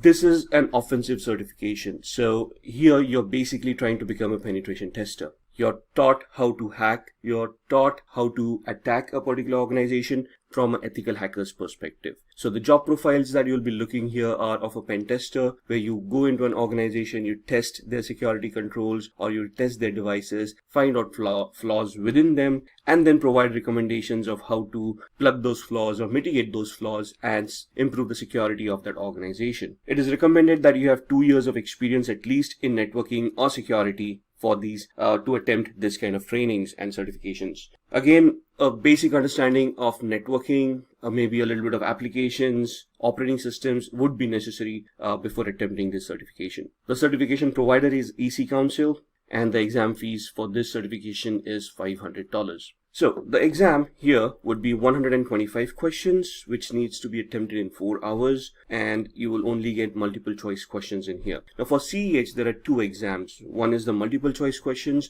and the second is a practical exam where you need to solve some given problems to you in an iLab scenario, and if you are able to solve them properly, you then get certified for CEH practical. The cutoff varies from 65 to 85% depending on the questions that you have answered and the weightage associated with each and every question. As said, the job roles would be as a penetration tester or a security engineer, and your salaries would start from around $90,000 annually. Then comes the CND, or the Certified Network Defender, also from EC Council. Now this is more on the network defense side. So here again the job roles would be where there's a network that you have and you're going to try to secure the network and the communications that are going to travel over the network. So you need to be a network administrator, a network security engineer, or in a similar profile to understand how networks work, and then you're going to attempt to secure those networks. The certificate provider again is EC Council, and the certification is placed a little bit below CEH. So it becomes network, defense, then CEH, where you're going to become a penetration tester. The exam fees for this certification is $350. The exam is of 100 questions to be answered in 4 hours. Again, it's just a multiple choice questions. So you get a question with 4 options, you answer the correct one, and you move on to the next question. The pass percentage again varies from 60 to 85% depending on the questions answered and the weightage of that question. Job roles to be applied: network defense technician, CND analyst, or a security analyst from a network perspective. Salaries would range from $65,000 to $75,000 per annum.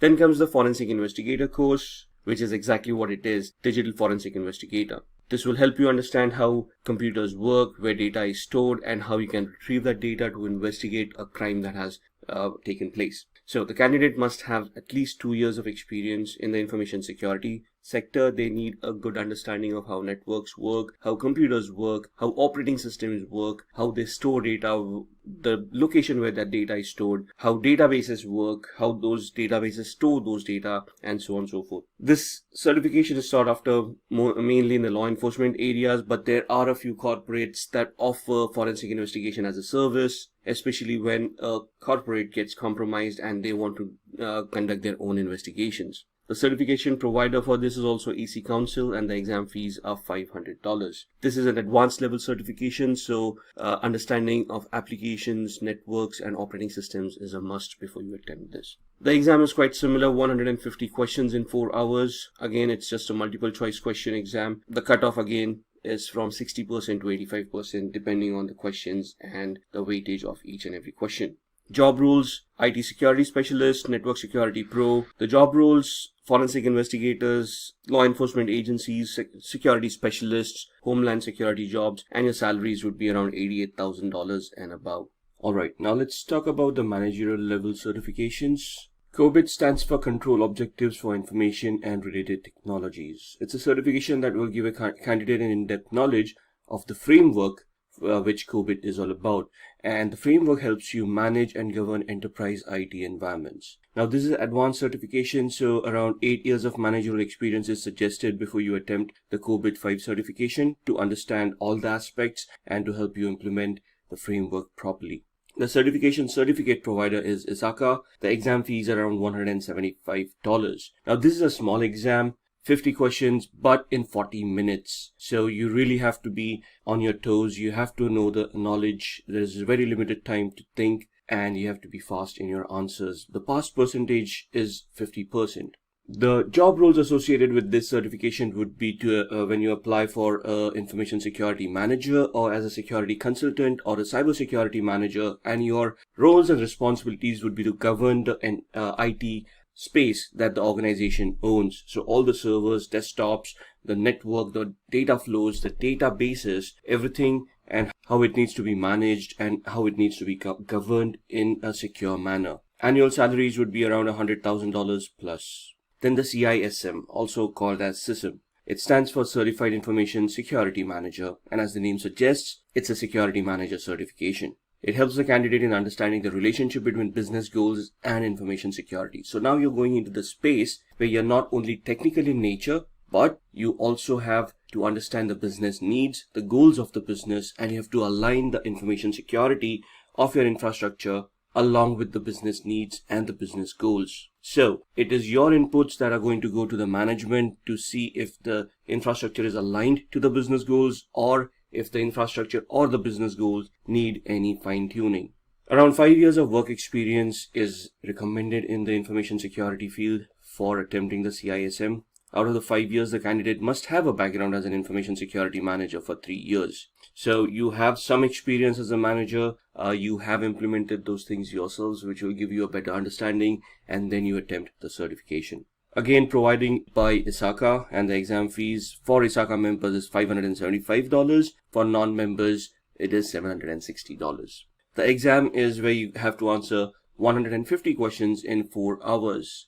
Quite a bit of time, but questions are going to be scenario-based questions where they're going to give you a lot of scenarios. You have to think about it and you have to give the most probable and the correct answer for that particular scenario. The pass mark is 450 out of 800. Your job profiles would be either a risk manager or a risk consultant, analyzing the business requirements to the infrastructure security that you have, and to identify if there are any risks associated with the infrastructure, highlight those risks, and then put in security controls and manage those controls in a way where security is mitigated. Your average salaries would be around $88,000 and above. Then the CISA or the CISA, the Certified Information Systems Auditor certification. It not only looks into security, but it also looks into auditing and controls in information systems. This is a highly reputed certificate and you gain a better understanding of governance, regulations, and auditing your information landscape. Again, a minimum of 5 years of work experience in the field of information systems, auditing, control, or security is necessary. Now here the question would be, what's the difference? Security is where you're technical in nature. You have done, let's say, a vulnerability assessment or a penetration test. You have implemented firewalls. You have architected security. Controls are all about the security controls that you're going to implement, like firewalls, IDSS, IPSS, data loss prevention systems, maybe even UTMs and whatnot.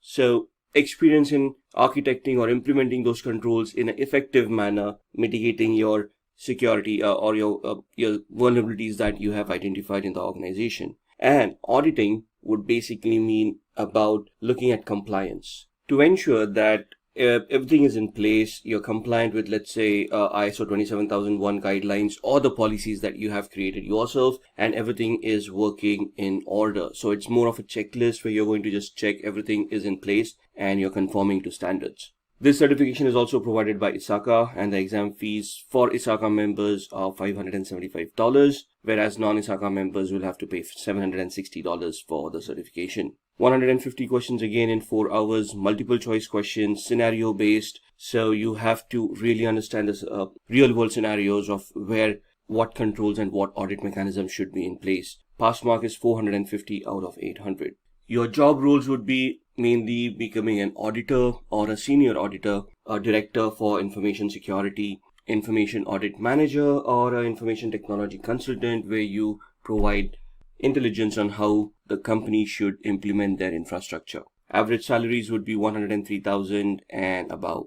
Then comes the CRISC, also called as CRISC, Certified in Risk and Information Systems Control. Certification helps the candidate design and maintain information systems controls for an organization. This is one of the most sought after certifications as far as risk management is concerned. In Europe and in US, if you have this kind of certifications, you automatically qualify for a risk manager or a security risk manager or a information security consultant kind of a role. You should have a minimum of 3 years of experience in the field of IS controls. That means information security controls. You should have knowledge about firewalls. You should know about how to mitigate risks, how to identify risks in the first place, risk analysis, risk management, and after which you're going to implement security controls to mitigate that risk or bring it to acceptable levels. At this point in time, you will also be responsible to create policies revolving those risks and how you want to calculate those risks and treat those risks in their lifetime. Certificate provider again is ISACA, $575 for ISACA members, $760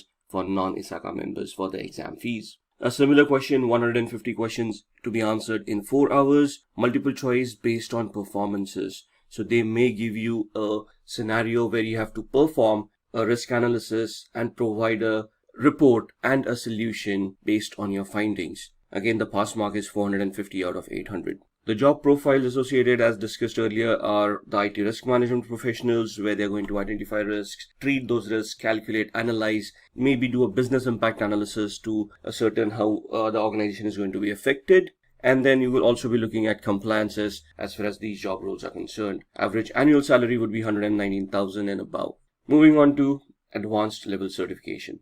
Now, this is where we come across the CISSP or the CISP certification, Certified Information Systems Security Professional. This is the gold standard of all certifications. If you have this certificate, you can basically be assured of a job in the IT world. Now, just to qualify, you'll have to have 5 years of experience in the information security field. There are 8 domains that are specified by CISSP, and you have to prove that you have knowledge and you have work experience of around 5 years in at least 2 of those domains. If you do not have those kind of experiences, you can still attempt the exam, but you become an associate of ISC Square, which means that you get 6 years to accomplish the 5 years of experience requirement for this certification. Before taking up the CISP certification, it is suggested that the candidate clears all the intermediate level certifications. Not all, but some of them. In fact, I have seen people do the other way around. They qualify for CISSP, they give the exam. Once you're CISSP, the CISA or CISM, CISA or CISM exams are way easier to crack. But you need to have that kind of experience. I have seen people with 15 years of experience and more fail at this certification in the first attempt. The certificate provider is ISC Square. The exam fees is $699. Like I said, this certification is most sought after, the gold standard. In fact, there is hardly any other certifications after this that you might want to do. The questions, now the exam has changed. If it is the English version that you're giving, it's 150 questions to be answered in 3 hours.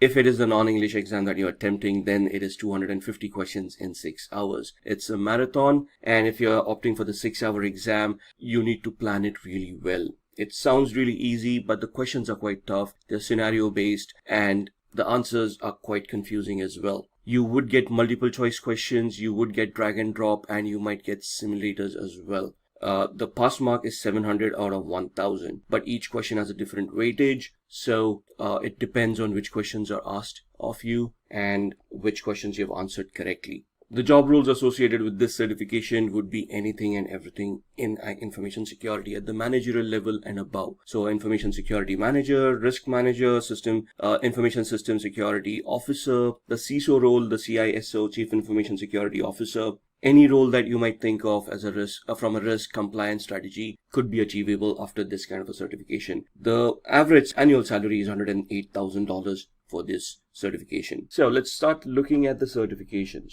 So to be an ethical hacker, you must hold a certification which specializes in ethical hacking or in cybersecurity. Companies look for candidates who are globally certified. When we say globally certified, they're looking for a certificate that has been given by an organization that is recognized globally and is well accepted in the industry. So these are the top 5 certifications a candidate can obtain. The first one, become a certified ethical hacker. Then there is Global Information Assurance Certification Penetration Tester. Then Offensive Security Certified Professional, CompTIA Pentest Plus. And finally, the Licensed Penetration Tester. Now, these certifications are offered by different organizations. All of these organizations are recognized globally and their certifications are well accepted in the technical space. So let's start off with the Certified Ethical Hacker and we'll look at the organizations that provide these certifications and how we can attain them. So CEH or Certified Ethical Hacker in its current form is in its version 10. It's been revised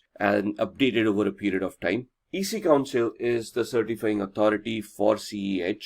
They have their own authorized training centers through which you can attend trainings, give those exams, get yourself certified, and thus become globally certified and can be eligible to apply for security related jobs. It is a very well-known certification and is widely accepted at the same time. It would test the candidate's knowledge of security threats and preventive measures. Now, there are 2 types of exams that you can give with CEH. One is a multiple choice question exam, which is theoretical in nature. They ask you questions and you answer the correct one. You select the correct answers. If you clear, you get certified. The second certification nowadays is where there's a practical exam associated with it. That's you'll have to purchase the voucher for that exam and give that exam. The practical exam is held in a virtual lab where you're given scenarios, and based on those scenarios, you have to resolve the questions given to you and give proof of the resolution, which would then get you certified as an ethical hacker. The theoretical exam in this scenario is the fees is around $500. This is for the multiple choice question exam where you can pay the fees and you can attend through online portal and you can give the exam directly. The exam is 4 hours long, in which you have to answer 125 questions. Now 4 hours for 125 questions seems a long time, but it isn't. It's a very technical exam. There are scenario based questions and it would take some time for you to analyze and understand the question and then identify the equivalent correct answer. So it's a very competitive exam and you'll have to study really hard to clear this exam as well. The cutoff for passing varies from 60 to 85%. So there is no exact grade and all the questions have different weightages. So depending on the questions that have been given to you and the way that you have answered them, you would pass at either 60% or you would pass when you've scored 85%. Once you are CEH certified, which is a very technical certification, you will be qualified to apply for job roles as a penetration tester or a security engineer.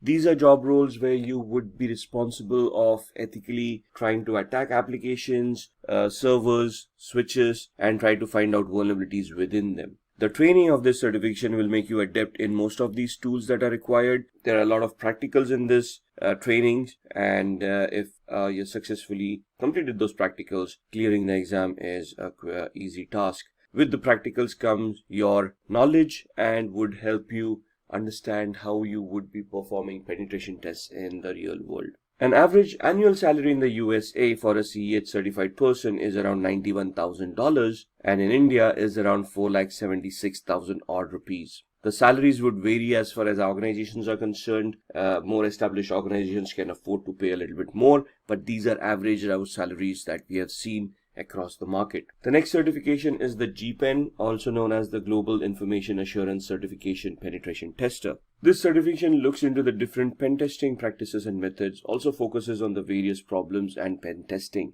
So again, this is where you're getting certified as a penetration tester. So it's again a technical certification where your knowledge on networking, applications, and security of which will be tested. You will be trained on this, of course. So the training will include all these areas where you need to focus, identify those problems, and thus be ready for the real world scenarios. The candidate will have to understand networking concepts and operating systems such as Linux and Windows, and you should be very well aware of the TCP/IP protocols. This is true for any of the technical certifications for ethical hacking. GIAC is the certification provider. It's again a very well-renowned and well-accepted certification authority across the globe. The exam fees are $1,899. 82 to 115 questions to be answered in 3 hours. Now, why 82 to 115? It depends on the test that has been associated, and depending on how you're answering those questions, you would be given those many number of questions to begin with. But all of these need to be answered in 3 hours. 74% is the pass percentage that is required to clear this exam. The average annual salary in the USA is around $96,000, while in India it is around similar to certified ethical hacking. Then looking at the next certification from Offensive Security called the OSCP, Offensive Security Certified Professional. This is another penetration testing certification, highly technical in nature, and it is an entirely hands-on certification. The previous two certifications that we saw, we talked about CEH, where there are two different exams. You could either take the theoretical exam and give your MCQs, or you could take the practical one. Here you don't have an option. This is a practical exam. So the test is conducted on a virtual network. So they send out instructions to you. There's a virtual lab that is given out to you, and they give you the questions, and you have to perform those assessments, create those reports, and provide it to the certifying authority, in this case Offensive Security.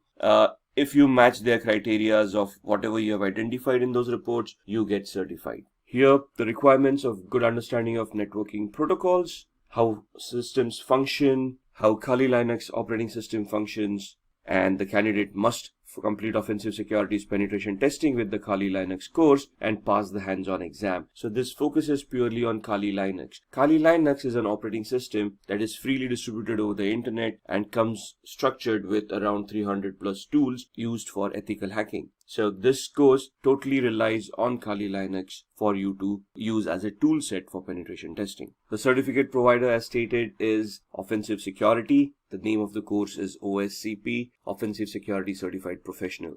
exam is around $800 to $1,550. Now understand that this exam is technical and is hands-on. So for you to prepare for this exam, they come up with virtual labs where you can start practicing and honing your skills. Depending on the number of days for which you have purchased the access to that particular labs, the amount will vary from $800, which would be the minimum access days available, to $1,550, where the maximum number of days would be given to you for practicing. Once you're ready, even during the time span of where you have that access, once you're ready for the exam, you can attempt the exam and clear. The average annual salary is similar, around $91,000 for the US market and 905,000 rupees in the Indian market. Then looking at the CompTIA Pen Test Plus. CompTIA is another certification authority or a certification provider, a training provider that will help you get yourself certified in the ethical hacking space. So they have certification called Pen Test Plus, which is focused towards penetration testing. So it is an intermediate level certification. It assesses the vulnerability assessment and the penetration testing skills of a candidate. Here, the training will provide you with all the essentials where it will help you identify how to do vulnerability assessments, how to identify those vulnerabilities, and then which tools to utilize for what kind of a penetration test. For the requirements, a minimum of 3 to 4 years of hands-on experience in the information security field. Also, a CompTIA Security Plus or a Network Plus or equivalent knowledge is required. So in the Network Plus, they talk about securing networks, and they help you understand the OSI layers, the TCP/IP layers, and help you understand the protocols and all of those things. So having that knowledge is an added advantage. The certificate provider is CompTIA, and the cost of the exam is around $349. Maximum number of questions is 85, and I think it's a 3-hour exam. The passing percentage is scoring 750 marks out of a possible 900. So the scale is, the minimum you can ever score is 100. If you're completely unprepared, the maximum you can score is 900.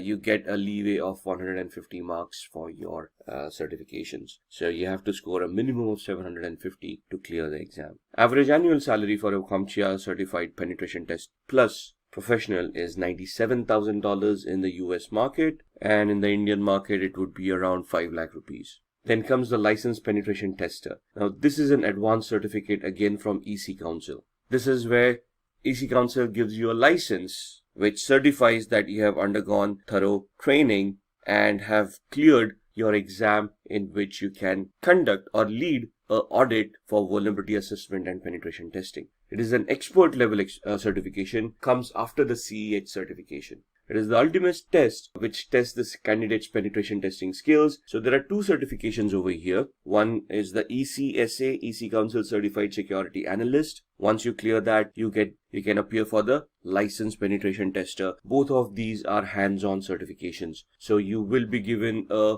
virtual lab, you will be given a scenario in which you'll have to perform some assessments, create reports, submit it to the EC Council. They will analyze your reports. If they meet the criteria that have been identified, you would then be certified as a licensed penetration tester. The candidate must be above 18 years of age. A recertification is required every 3 years. So the validity is 3 years. After 3 years, you will have to be recertified, or there is a continuing point education system over there where you can score points by publishing articles, by attending trainings or giving out trainings, and you can get yourself recertified. It is preferred that the candidate has CEH and the ECSA certification. So the previous certification that we saw, Certified Ethical Hacker, and then the ECSA, EC Council Certified Security Analyst, after which you can appear for the LPT, the Licensed Penetration Tester. The certificate provider again is EC Council. The Licensed Penetration Tester exam has a different process. The candidate must purchase an exam dashboard for $899, which is valid for a year.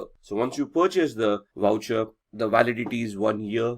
You can prepare within that 1 year and then give the exam and attain the certification. Only once you're ready, the exam can be scheduled and you can give that exam. The exam consists of 3 different levels. Each level has 3 different challenges. The candidate must pass at least 1 challenge in order to qualify for the next level.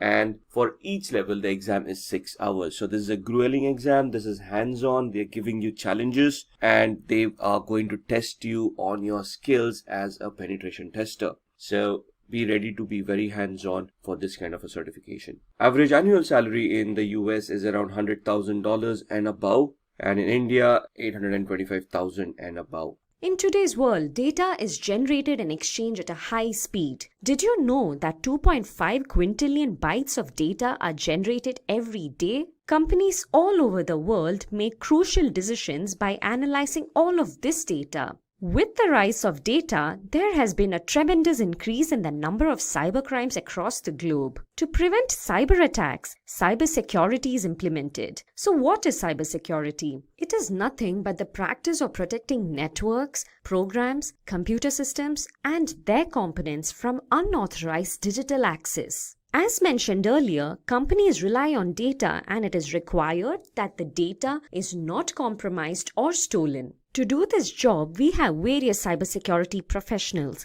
who are skilled to protect data from cyber attacks. There has been a sky-high growth in the number of cybersecurity jobs. This growth will only double in the near future, as companies will always be on the lookout for skilled professionals who can protect the confidentiality of the data. So now that we know why cybersecurity jobs are important, let us have a look at the various cybersecurity job roles. There are various kinds of cybersecurity job roles. Let's go through few of the top paying job roles. Going in the descending order of the salary structures in the USA, we first have the Chief Information Security Officer job role, followed by the Security Architect, Penetration Tester.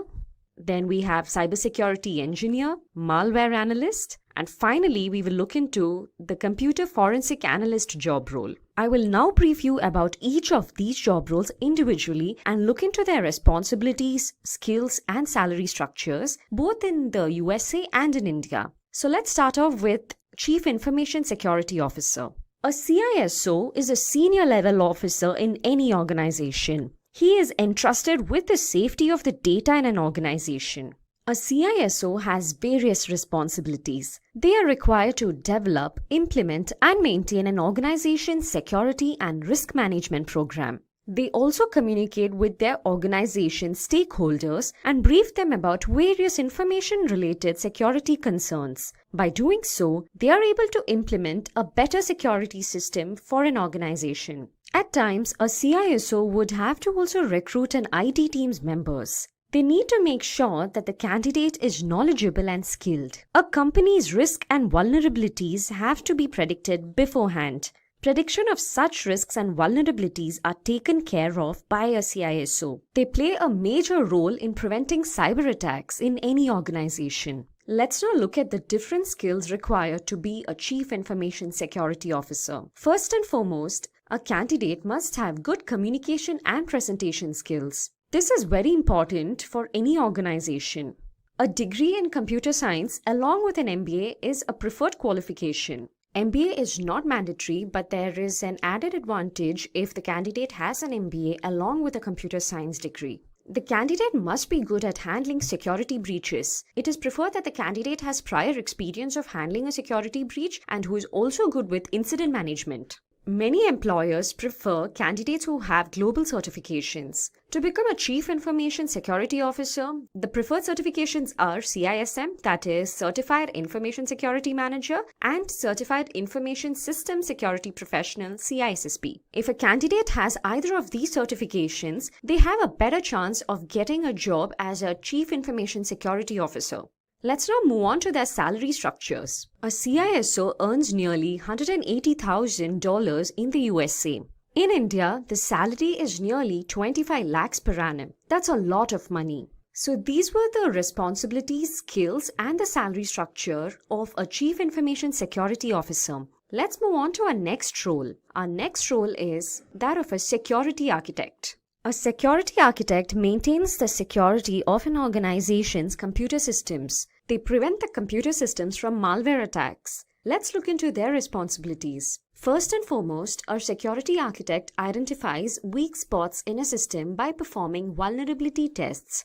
These tests are carried out on a regular basis. Along with vulnerability tests, risk analysis and security assessments are also done by a security architect. Installation of routers, VPN and firewalls are approved by a security architect. These devices are very important when it comes to the security of an information system. Well, a security architect rightly approves the installation of these devices. Digital signatures and public key infrastructures are designed. In addition to all the above responsibilities, a security architect also provides technical assistance and guidance to the other security team members. Let's now move on to the skills required to be a security architect. First and foremost, the candidate must have a computer science or an information technology degree. Coming to the experience, the candidate must have an experience in the field of risk management, as the role of a security architect is a lot to do with managing risks. Understanding of the network basics and various security protocols along with cryptography is required to be a good security architect. Lastly, the preferred certification to become a security architect is that of a CISSP, which is Certified Information System Security Professional. As mentioned earlier, this is only a preferred certification. A candidate who has this certification has a higher chance of bagging a security architect job. Let's now look into the different salary structures in the USA and in India. In the USA, a security architect earns nearly $123,000 per annum. In India, a security architect earns nearly 20 lakhs per annum. So that's all about security architect. Let's now move on to our next role, that is penetration tester. A penetration tester, also known as an ethical hacker, is a cybersecurity professional who tries to exploit a security system's vulnerabilities just like how a hacker would do. A penetration tester mimics the role of a hacker. Let's look into the various responsibilities of a penetration tester. As the name suggests, a penetration tester needs to perform penetration tests to discover and identify vulnerabilities in a system. In addition to this, they are also responsible for designing new penetration tools. All the penetration tests results are documented, and based on the document, new security measures are discussed with the other IT team and the management. A penetration tester performs tests by developing codes, and they also conduct security audits which help them understand the vulnerabilities in a system. Let's now look into the different skills required to be a penetration tester. A candidate must have 1 to 4 years of experience in the information security field. Knowledge of Windows, Linux, Unix operating systems is required. Also, the candidate must know C and C++. Languages such as Java, PHP, and Perl are preferred by employers, but not a requirement. To successfully bag the position of a penetration tester, the preferred certifications are Certified Ethical Hacker, that is CEH, and Certified Expert Penetration Tester, that is CEPT. Let's look into the salary structures of a penetration tester. In the USA, a penetration tester earns nearly $117,000 per annum. And in India, a penetration tester makes nearly 4 lakh rupees per annum. So those were the responsibilities, skills, and salary structures of a penetration tester. Let's now move on to our next job role, that is cybersecurity engineer. On the whole, a cybersecurity engineer protects an organization's network and its data. They also plan security measures to prevent an organization from cyber attack. Let's look into the responsibilities of a cybersecurity engineer. They design cybersecurity platforms for a company. They are also responsible for planning and implementing cybersecurity measures. Well, a cybersecurity engineer solely designs, plans, maintains, and implements security measures in an organization. They are also required to report and communicate with the other teams in an organization. A cybersecurity engineer is different from a network security engineer. While a network security engineer looks into the troubleshooting, a cybersecurity engineer looks into the prevention of cyber attacks. Let's look into the skills required to become a cybersecurity engineer. Just like the other job profiles, a degree in computer science or information technology is a must. Well, 2 years of experience in the relevant field is required to become a cybersecurity engineer. A cybersecurity engineer is needed to design security systems. Hence, a candidate with a good problem-solving skill is required. Along with good problem-solving skills, the candidate must also be good with networking skills. As mentioned earlier, knowledge of C and C++ is a must. Java and Python knowledge is preferred to be a cybersecurity engineer. Moving on to the salary, a cybersecurity engineer earns nearly $96,000 in the USA. Whereas in India, a cybersecurity engineer earns nearly 7 lakh rupees per annum. Moving on to our next job role, that is malware analyst. As the name suggests, a malware analyst is one who identifies various cyber threats such as worms, viruses, trojans, bots to understand their nature. A malware analyst is skilled at analyzing the different malware threats in a system. Let's now look into a malware analyst's responsibilities. They are responsible to identify threats, and once they identify, they are supposed to document the methods to avoid such malware threats. They also research and develop malware protection tools. Various malware protection tools are developed by malware analysts so that the next time a cyber threat occurs, they are able to easily identify. In addition to the above responsibilities, a malware analyst is also responsible to constantly be updated with the new malware threats. Moving to the skills required, a candidate must know Windows, Linux, Unix operating systems, and knowledge of C and C++ is a must. Usage of tools like IDA Pro, OllyDBG, RegShot, and TCP View is suggested. Having a GIAC reverse engineering malware certification is a plus point. The certification is only a preferred certification. It is not a must that the candidate must possess this certification. Moving on to the salary structure, a malware analyst earns nearly $80,000 in the USA and earns nearly rupees 6 lakhs per annum in India. So those were the skills, responsibilities, and salary structure of a malware analyst. Let's move on to our last job role, that is computer forensic analyst. Previously, we have seen the job roles wherein they try to protect a company from a cyber attack. In this role, we will see how a computer forensic analyst works after a cyber attack. A computer forensic analyst works on cases following an attack. They collect digital evidences to retrieve information. Let's look into their responsibilities. With the help of various investigation tools, a computer forensic analyst gathers evidences from a system which was a victim of a cyber attack. Their main responsibility lies in recovering deleted, manipulated, or stolen data. A computer forensic analyst helps various officials in investigating a case by discovering evidences from data which was manipulated or compromised. There have been a lot of cases where a computer forensic analyst has come to the rescue of the police department. Moving on to the skills, the candidate must hold a bachelor's degree and work experience in the related field is required. For the post of a computer forensic analyst, it is not necessary that the candidate must hold a computer science degree, but the candidate must have relevant work experience. A candidate must have knowledge of networking, law, and criminal investigation, as they have to do a lot with investigating cases as well. A sound analytical mind is critical as they have to analyze data and arrive at conclusions as to identify the cyber criminals. The preferred certifications to become a computer forensic analyst are Certified Forensic Computer Examiner, that is CFCE, and Certified Computer Examiner, that is CCE. Well, these were the skill sets required to become a computer forensic analyst. Moving on to the salary structures. A computer forensic analyst earns nearly $71,000 in the USA. And in India, a computer forensic analyst earns nearly 8 lakh rupees per annum. That was all about computer forensic analyst. Well, those were the 6 top paid jobs in the field of cybersecurity. Now, I will run you through a sample resume of a cybersecurity engineer. This is only a sample resume of a cybersecurity engineer. You can alter it according to your own preference. Here, we first start off with the name and your email ID and phone number. Then a quick summary about yourself and what you're good at and what you are looking for in an organization. After which you can give your LinkedIn profile link and your GitHub profile link if you have one.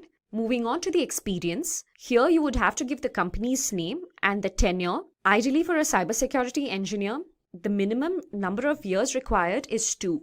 And below that, you can write the different responsibilities that were taken care by you in your previous organization. TCP/IP network administration and security monitoring are two important responsibilities that any cybersecurity engineer must have on their resume. It is great if you have configured firewalls and IDs as well. Underneath that, you can mention the education, and it is required that you have a degree in computer science or in information technology. You can then mention your university and your GPA. Moving on to the skills. We have technical skills and non-technical skills here. Under technical skills, you would have to write the languages that are known to you. For example, C, C++, which is a must. Java and Python are preferred too. Knowledge of Windows, Linux, and Unix operating systems will also have to be on your resume if you're applying for a post of a cybersecurity engineer. The other skills depend from person to person. Here I have IDS and IPS penetration, vulnerability testing, encryption technologies, knowledge of SQL, and at the end you can also write the certifications. Ideally, a cybersecurity engineer must have CCNA, CCNP certifications. In addition to it, even a CompTIA Plus certification is preferred. Moving on to the non-technical skills, here you can mention the languages that you're good at, the different competitions that you have participated in. It can also have your co-curricular activities, and anything to do with problem solving would also be an added advantage. Now let's begin with who is a certified ethical hacker. A certified ethical hacker is a person who's also known as an ethical hacker. An ethical hacker is just the opposite of an hacker. A hacker is a person who with malicious intent tries to misuse vulnerabilities that they have identified in an organization structure and then gain access to unauthorized data. Whereas an ethical hacker does the same thing. They try to locate the weakness, they try to locate the vulnerabilities, and they see how they can be misused. However, the intent is completely different. And that is what differentiates a hacker from an ethical hacker. Hacker would be a criminal with a malicious intent who would try to misuse and personally gain by doing criminal activity from that particular activity that they have done. Whereas an ethical hacker would try to help the organization in an authorized manner. So that's where the permission comes into the picture. The ethical hacker has permission from the organization to conduct some activity that would identify vulnerabilities or weaknesses in the information technology structure of that organization. And then once they have been identified,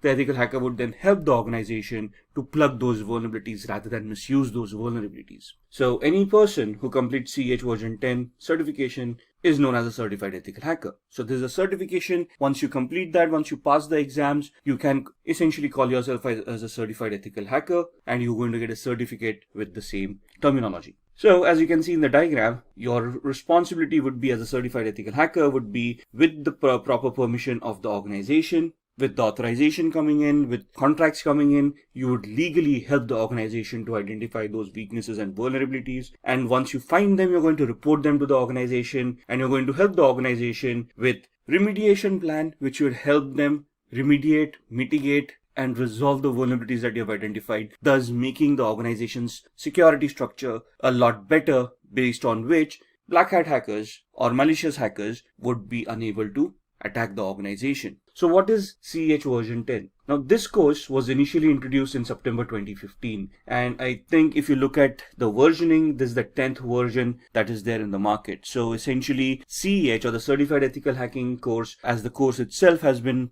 for a long time in the industry. It's a very well accepted course, and it's a well renowned course. The current version as it is was introduced in September 2015 and is one of the toughest certifications in the cybersecurity field. This includes a lot of information that you have to learn, that you have to know before you can attempt the certification. You will master all ethical hacking methodologies that are used in penetration testing and ethical hacking situations. What does that mean? That means that CEH version 10 is a structured course that will help you look at all the phases that are used in ethical hacking, all the terminologies that are utilized, all the tools that are utilized in such a manner that you can penetration test or a vulnerability assessment and identify and test the vulnerabilities for their complexity. And this course, once you complete the course, you would have mastered all the ethical hacking techniques that are required. There are two exams. One is a written exam and the other is a practical exam. Now you can opt for either or. The written exam is basically a multiple choice question exam where they'll ask you scenario based questions and you have to answer those questions. That is something that we're going to look into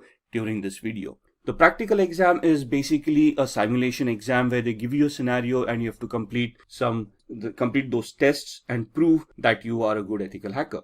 based on the report that you give. If the report tallies to what the test was, you would be clearing that exam. So practical exam is a little bit tougher. It's more hands-on. It tests this actual skills that you would perform in a hacking scenario or a ethical hacking scenario. Thus the practical exam going to be that much tougher. The written exam, to give it credence, tests you a lot on your mentality, on your thought process, on your judgment characteristics. So they will give you a scenario and ask you, what do you think is happening? What does this attack tantamount to, or would be the what would be the next step in the particular attack that they're describing? Thus, it's more of an intellectual test where when your thought processes are being checked and you are giving those exams. So what would be the difference between these exams? In a practical exam, you would be conducting all those steps yourself and you would be reaching a conclusion. So here essentially you're being tested on the skills that you have developed on the execution part of it and to see whether you can execute a test end to end. Whereas in a written exam, you would be put in the middle of a test where you have to assume something, where you have to understand what the steps would have been performed in the previous steps and what would be the expected result, and you're supposed to analyze that and then come to the correct answer. So if there is a question which exam is better, written or practical, the answer to that is, from an intellectual perspective, a written exam would be a lot tougher than a practical exam, and from an execution perspective, a practical exam would be tougher than a written exam. So it depends on us which exam we want to give. Both of them are widely accepted and well respected in the information security field. So it's just the option that we choose which exam we want to give. Now, this course, the version 10 course, is purely attack-based course. Okay, it is an offensive course. There is no defensive mechanisms. So if you're looking for questions of how to secure yourself on the internet, how to securely configure an operating system, or how to securely configure a server, how to configure a firewall, this is not the certification. This basically talks about attacking those devices. So if you come across a firewall, how would you test a firewall? How would you identify vulnerabilities in those? And how would you bypass a firewall? Similarly, if you come across a server, how are you going to attack and hack the server? Let it be Windows or Linux based. So this basically becomes an attack based course. You're looking at offensive mechanisms over here and not defensive ones at all. So what's new in this version? In this version, there's a new module for IoT, Internet of Things. It focuses on emerging attacks, vectors like cloud, artificial intelligence, and machine learning. It basically talks about smart devices. And it talks about the vulnerabilities, the risks that the smart devices face in today's world.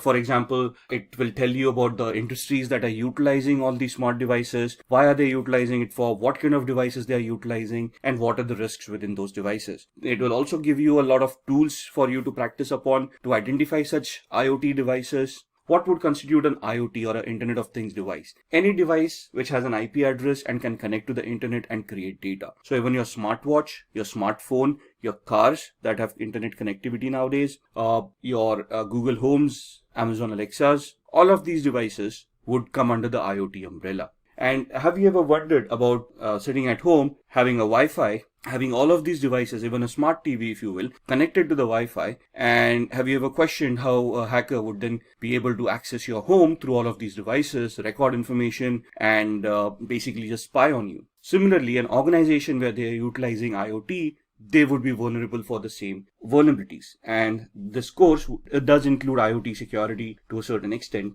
where we talk about vulnerabilities and how to identify those vulnerabilities in IoT. Then there's a new vulnerability analysis module where it gives you risk assessment. It talks about CVSS scoring systems. It talks about how to do a vulnerability management program in the first place. What are the steps required in a vulnerability management program? How should it be repeatable and how it should be measurable as a program? And what should be the outcome? So basically, it will give you a structured way of how to do a vulnerability management assessment and how do you want to achieve the end goal, thus leading you to a penetration test. So all the modules are leveled up. What do you mean by leveled up? That means they've been updated to the latest tools, latest standards, latest technologies. So you've got cryptographic attacks, you have got attacks on applications like SQL injection, we will be talking about packet sniffing using various tools. All of these are upgraded, which means they are up to the latest operating system. So even when we do this course, you'll be looking at operating systems like Windows 10, Windows 8, Windows Server 2012, Windows Server 2016, Kali Linux machines, Android machines, and Ubuntu desktop as well. So all of the operating systems are latest, the tools are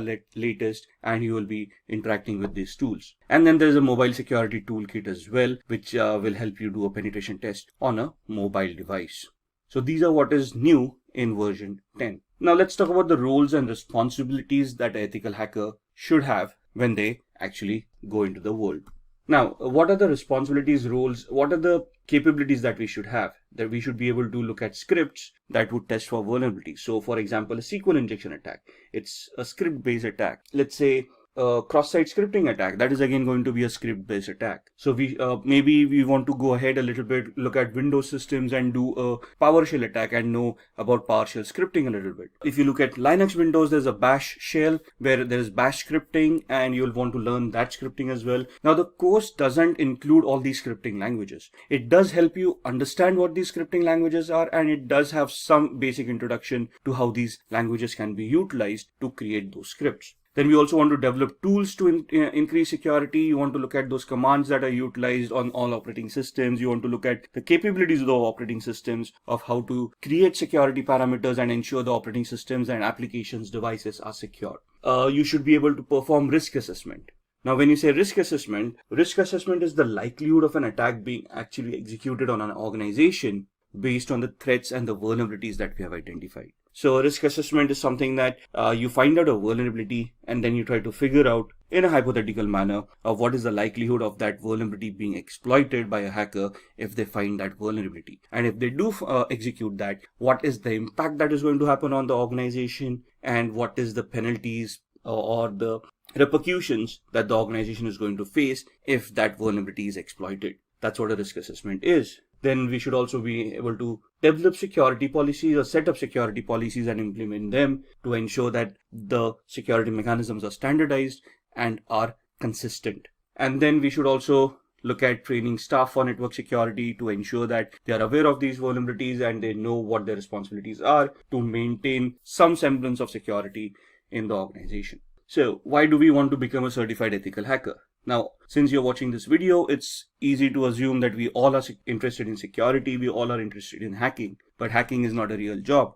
For us to get a job in the industry on a security parameter or information security parameter, we want to become a certified ethical hacker. So if you look at the popular hacking cases that have happened, in 1990s, there was a national crackdown on criminals. Microsoft NT operating system was hacked. Now, this was back in the 90s when security wasn't that much evolved. And there were a lot of attacks back then that crippled infrastructure, that crippled banks, when they started realizing that computing isn't as easy as it seems. Of course, if you use a computer, the functionality is always there. But if the functionality is not properly configured, you're just exposing yourself to cyber criminals where they're going to steal information, and your organization may just go bankrupt because of that. In 2013, an example, Adobe reported 2.9 million accounts as stolen. In 2016, Kaspersky, which is an internet security firm, announced that there were 758 million malicious attacks that occurred worldwide. Imagine that, 758 million malicious attacks that were identified and reported. In 2018, Facebook reported a loss of 30 million accounts that were stolen. 2018 again, Quora reported 100 million customer accounts being stolen. And in 2018 again, Marriott, 500 million travelers' accounts stolen and manipulated. Now, when you say accounts were stolen, how does it affect the organizations? Now, first and foremost, if those accounts were stolen, that means usernames and passwords were cracked, and those accounts may have contained credit card information or may have contained some personal information that would identify the person and thus make them gullible for a social engineering attack or an identity theft attack. So it has a cascading effect. If I would have been affected, or you would have been affected with these attacks, the repercussions would have been catastrophic. Your credit card information being stolen, that means somebody else would have misused it, and you would have seen a huge bill come your way. Now, you can go back to the bank and dispute that, but that's again a dispute that you're trying to have with the bank for something that you didn't do, which requires a lot of energy and a lot of time. And at the end of it, somebody has to pay for that particular loss. Now, in this scenario, the bank would have had to bear the loss, but then that's a loss for the bank, and bank doesn't want to do that. And that's where they would try to hire certified ethical hackers who would try to test these vulnerabilities and plug them in so that the end consumer is also secured, the bank is also secure, right? In this case, Marriott, there were 500 million travelers' accounts that were stolen. A lot of credit card information was leaked out. Email accounts were hacked and compromised, and thus there was a lot of repercussion that happened. Now, the thing is that there are also laws that these organizations need to adhere to that tell the organizations how to keep their information secure and also have penalties in place if the organization gets hacked, and the penalties are pretty severe. So organizations do not want to get hacked or do not want to get compromised, not only from the customer's perspective, where they would be losing customers, losing reputations, and then thus facing losses, but also from a legislative perspective, where they would have to pay fines to the government for the frauds that have happened. So these are some of the popular hacking cases that have cost these organizations quite a lot of money, and thus they have a lot of security in mind. If you look at the news, in BBC News, there was something reported from a French police that there was a virus that infected more than 850,000 computers worldwide. Now, on the similar lines, if you remember ransomwares, and if you look at WannaCry that happened in 2018 or 2017, it also cost the world $4 billion in losses during that just one small month of its infection. Then Google basically disclosed that a large-scale hacking effort was targeted at Apple devices. And this has been, it has reported that there was a sustained effort to hack iPhones over a period of at least 2 years, which means that there's a specific target towards Apple consumers, and they are at a higher risk of getting hacked than others. Then the Texas government organizations hit by ransomware attack.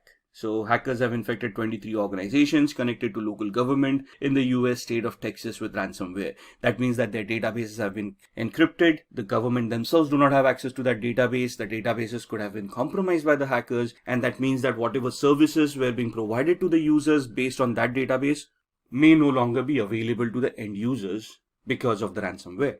Now, moving on with these, why do we want to become a certified ethical hacker? Increased attacks lead to more job openings. Now, if you look at ransomware, the WannaCry attack that happened in 2017, there was a knee-jerk reaction given by the rest of the world for IT security. Suddenly budgets started opening up. Suddenly people wanted more ethical hackers on their payrolls to test for vulnerabilities.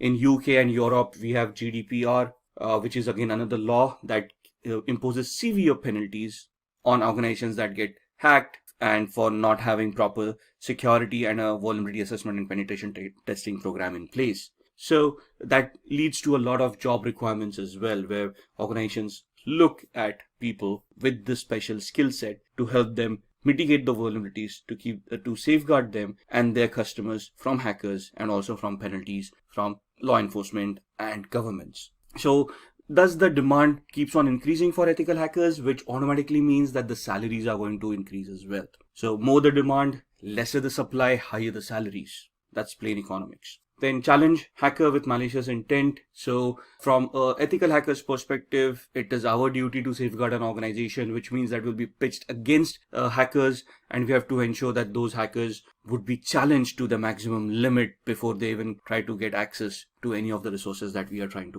protect. It offers a boost in your career. So more efforts that you put in, more vulnerabilities that you find, the better the career prospects that you have, and the better job aspects that you're going to get. And this also lets you keep yourself updated on the latest technology. As the technology progresses, as we evolve on technology, security will also evolve, and the ethical hacker would need to keep themselves updated on these technologies. So why do we want to get the certification, and what would it mean by being a CEH certified individual? Take this into consideration. You are applying for jobs, and you have been applying for cybersecurity related jobs, of course, and you go in for an interview. In the interview, you are asked quite a few questions, and they will be testing you on cybersecurity concepts. So they will be asking you a lot of technical questions about cybersecurity, about information security, and any other related topic. So let's say in a few minutes into the interview, there are some concepts that you have not brushed your skills upon, and they ask you about certifications. And one of the main certifications that is sought after is the CEH certification. And if you're not certified, that's where things can become a little bit problematic, where organizations today very proactively start looking for people or candidates who are already certified rather than take them on board and get them certified. So in this scenario, having a certification would obviously help not only to be shortlisted for the job, but the certification involves a lot of training, which would help you understand the concepts and prepare you for the interview a lot better as well, right? So getting yourself certified is quite necessary in today's world. Let's look at what the certification is all about. The certification involves a very hands-on training that trains an individual into thinking about cybersecurity from a hacker's perspective. And developing this mindset is very important because to catch a thief, we have to think like a thief. Teaches the candidate to spot vulnerabilities in a system, so it trains you on how to identify flaws, how to verify that they exist, and then how to treat them as well. Like I said, this is a very sought after certification, and companies look for people who are already certified as CEH or a certified ethical hacker. So what is this certification all about? This is a globally accepted certification, and it tests the knowledge that a candidate will have about threats and their preventive mechanisms. So the certification, the exam itself will test you on the parameters. The training would provide you with all the information that you require to clear the exam and to gain knowledge from a real world perspective. So it will train a candidate to think like a hacker. It will train the candidate to use the tools to identify those flaws, to spot those flaws in the first place. And it will give an understanding to the candidate where to look for those flaws in the first place. So essentially, when you get certified as a certified ethical hacker, you become a white hat hacker or an ethical hacker, which means that you will be looking at flaws ethically and reporting them to those organizations. The certifying authority is the EC Council. It is a very well known and a widely accepted certification authority across the globe. It is based out of the United States, but the certification is valid across the globe. So what does it take to take the exam, and who can take the exam in the first place? Now, the basic criteria is that a candidate should be 18 years and above. So any person who has completed an official EC Council training is eligible to attempt the exam without going through an application process. So there are two ways you can actually attempt the exam. You either have work experience, that means you're already in the cybersecurity space, you already have some hands-on knowledge, and you want to give the exam. In that scenario, you just have to prove that you've got 2 years of experience with network or information security, and then you can apply to EC Council to directly appear for the exam without attending the training. Else, you can then approach EC Council and register yourself for a training course, after which you can give the exam. So there are 2 ways that you can deal with it. What are the fees for this exam? Now, the fee itself is $500 for the exam. Candidates who take the second route, where they prove that they have experience and they directly want to appear for the exam, there is another additional $100 of application fee that they have to pay to EC Council for them to verify that you actually have that experience and then allow you to appear for the exam. So what are the exam questions like? What is the exam all about? The exam code is 312-50, and there are 125 questions that need to be answered in 4 hours. Now that sounds like a lot of time, but trust me, it isn't. The questions are descriptive in nature. They give you a scenario. You have to identify those keywords based on the knowledge and the understanding that you have, and then gauge the correct answer for that particular scenario. And the scenarios could be a little bit complex, could be a little bit confusing. The exam will be a multiple choice question exam, so 1 question with 4 answers. If any question has multiple answers, they will mention it in the question itself. The pass percentage cuts off at around 60 to 85%. So there is no fixed percentile. Every question has a different grade, every question has a different value, and based on the questions that you have been asked and the correctness of the answers, you would either pass somewhere between 60 to 85%. The results are immediate, so once you complete the exam and you submit it, it will let you know there itself whether you have cleared or not. So what are the skills that you require for this exam? You must have very good networking skills. And when we say networking skills, you should know your protocols. You should know how computers communicate with each other. The protocols like HTTPS, FTP, SMTP, and anything about the OSI layer. You should be good with your operating systems. The candidate should also have a very good knowledge about operating systems. And when we say operating systems, we want the candidate to know about troubleshooting methods and how the operating system work in the first manner. So you should have some basic skills about operating systems and the configuration of these operating systems. You should also know the different types of cyber attacks such as social engineering, phishing, and how to prevent these attacks. So this is the exam skills. The training prepares you with all these skills. The candidate must be able to hack into an organization system with permission and erase all digital evidences. So the training itself will get you accustomed with all the hacking phases, how a hack is constructed, how a hack is made more effective, and how the hack evolves, and later on how you can delete all the evidences of the hack that has happened. So for the exam, you should have, or you should be very good with your networking skills, understanding protocols and how they work, configuring operating systems and troubleshooting them. You should be able to classify different cyber attacks and know how to launch them as well. And you should be able to hack into devices and erase all digital evidences that may have happened. Password cracking and cryptography is also a very much required skill to clear the exam. There must be a few rules followed, and there is a code of ethics from EC Council. So they essentially give you a non-disclosure agreement before you start the training, which you have to go through, and you have to sign it, submit it to EC Council. Only then are you allowed to go forward with the exam. So what are the exam all about? What are the topics within that exam, and what kind of questions would you get?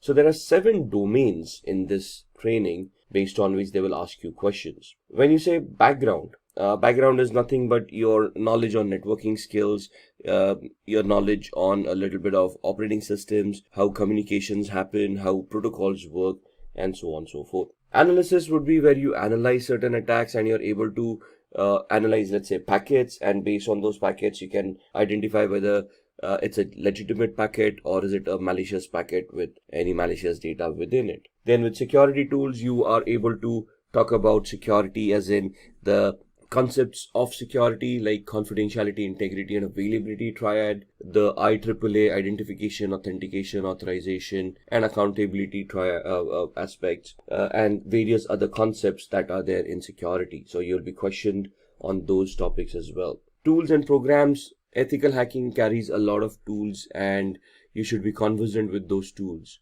During the training, there will be hundreds of tools that you would be going through, and you would be facing questions on these tools. So there would be some basic questions like commands that would be given to you to identify what that command would execute, or there would be a specific scenario given to you, and then they would ask you which is the most suitable tool that you would utilize to crack that particular scenario. And then there's the methodology, of course, of how or which steps would you take in this particular attack to be successful. Then we talk about policies and the ethics. So as you can see, all of these domains have different weightage in the exam. 21.79% for your backgrounds. So you can see the background information is very much important. Operating systems, networking, a little bit of applications, a little bit of architecture of how things are deployed. Now, CEH is normally an advanced certification, right? So there are a few presumptions that you already know a little bit about Active Directory, how operating systems work, how identity management works. So there's a little bit of presumption that you have these background knowledge, but in the training you can be prepped up for that knowledge as well. So it does contain a little bit of insights about how these things work. Analysis is where you're looking at some scenarios, and based on the evidence given to you, you can analyze what's going on. So that's at 20.73%. Security, which is the main topic, is at 23.73%. Tools and programs related to security would be at 28.91%. The methodologies would carry a weightage of 8.77, policies 1.90, and ethics 2.17%. So you have 125 questions. You can figure out percentile wise how many questions you would get on each of these domains. So let's have a look at these domains a little bit more. The background is about network and communication technologies. Again, like I said, protocols, procedures, services, how computers work. So ports on a computer, how ports are utilized by services, and how communications happen over these services and these ports. How we can scan these ports to identify what's going on, and then try to find out vulnerabilities within them. Then we have got information security technologies and the information security threats as well. So when I want to launch an attack on a device, where would I find vulnerabilities? Is it just on the network? Do I look at the operating system? Do I look at different applications that are there on the operating system, and so on and so forth? So where are the threats? That's something that we need to identify, and that's what this domain deals with. So 27 questions from this domain. Then analysis and assessment, information security assessment and analysis, and the security assessment process. So let's say you're in a penetration test and you want to launch an attack. What is the assessment that you want to do before you launch that attack? What is the process you want to conduct? And how you're going to analyze the vulnerability in the first place to identify which penetration test or which attack you should do at that particular point in time. Then security would talk about information security controls. controls would be all the security elements that you can implement to prevent hacking. So firewalls, IDS, IPS, antiviruses or endpoints, all of these would be included in this domain. Information security attack detection. So it's not only about how you can attack, you also want to know if you're being attacked in the first place. So analysis would basically identify how you're being attacked, and the detection is where you first detect that something is wrong, after which you can analyze it, right? And how you can prevent security attacks happening at your organization as well. So which firewall would fit at what OSI layer, what in the architectural aspect, where do you want to place an IDS or an IPS, where would you want to place a firewall, where would you want to place a UTM, to have a layered approach, a structured approach towards security, where a hacker would have to peel off layers of security to reach the data that they wanted to get access to in the first place. So there will be 30 questions from the security domain, 16 questions on the analysis and assessment domain. The fourth domain is the tools, systems and programs. So this is where all the tools that you would have utilized resume. So this is where all the tools that you have utilized in the ethical hacking scenario, and there will be questions asked about those tools. So in the training, there are some tools that are prescribed in the course where you'll have to concentrate on those tools. You'll have to get your hands on those tools to understand how those tools work and then give appropriate answers in this domain. So there would be 36 questions for tools, systems and programs. Then the fifth domain is procedures and methodology. Information security procedures and assessment methodologies would be asked over here. So how would you conduct a test? How would you conduct a vulnerability assessment? What is the method and the procedures that you would follow in conducting these tests? So there would be around 11 questions for this domain.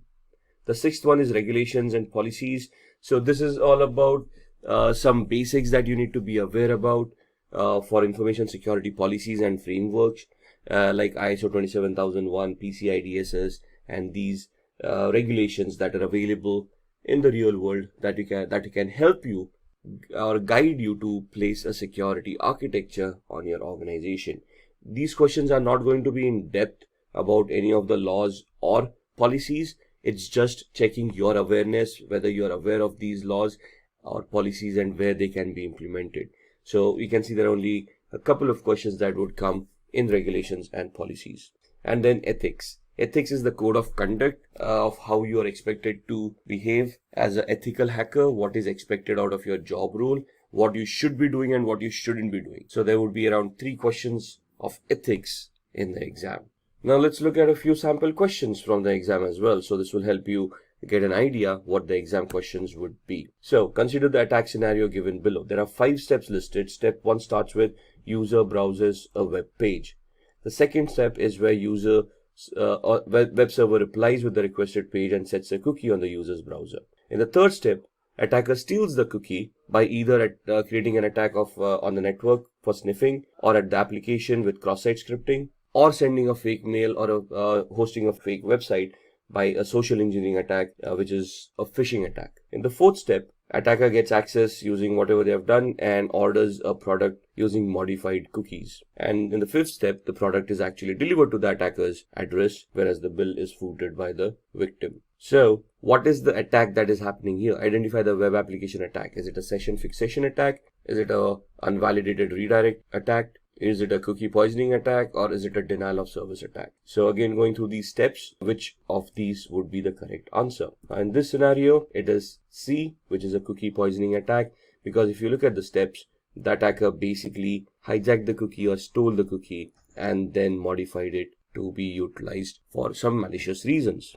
Second question, which one of the following scanning techniques do attackers use to bypass firewall rules, logging mechanisms, and also hide themselves as usual network traffic? A. Stealth scanning technique.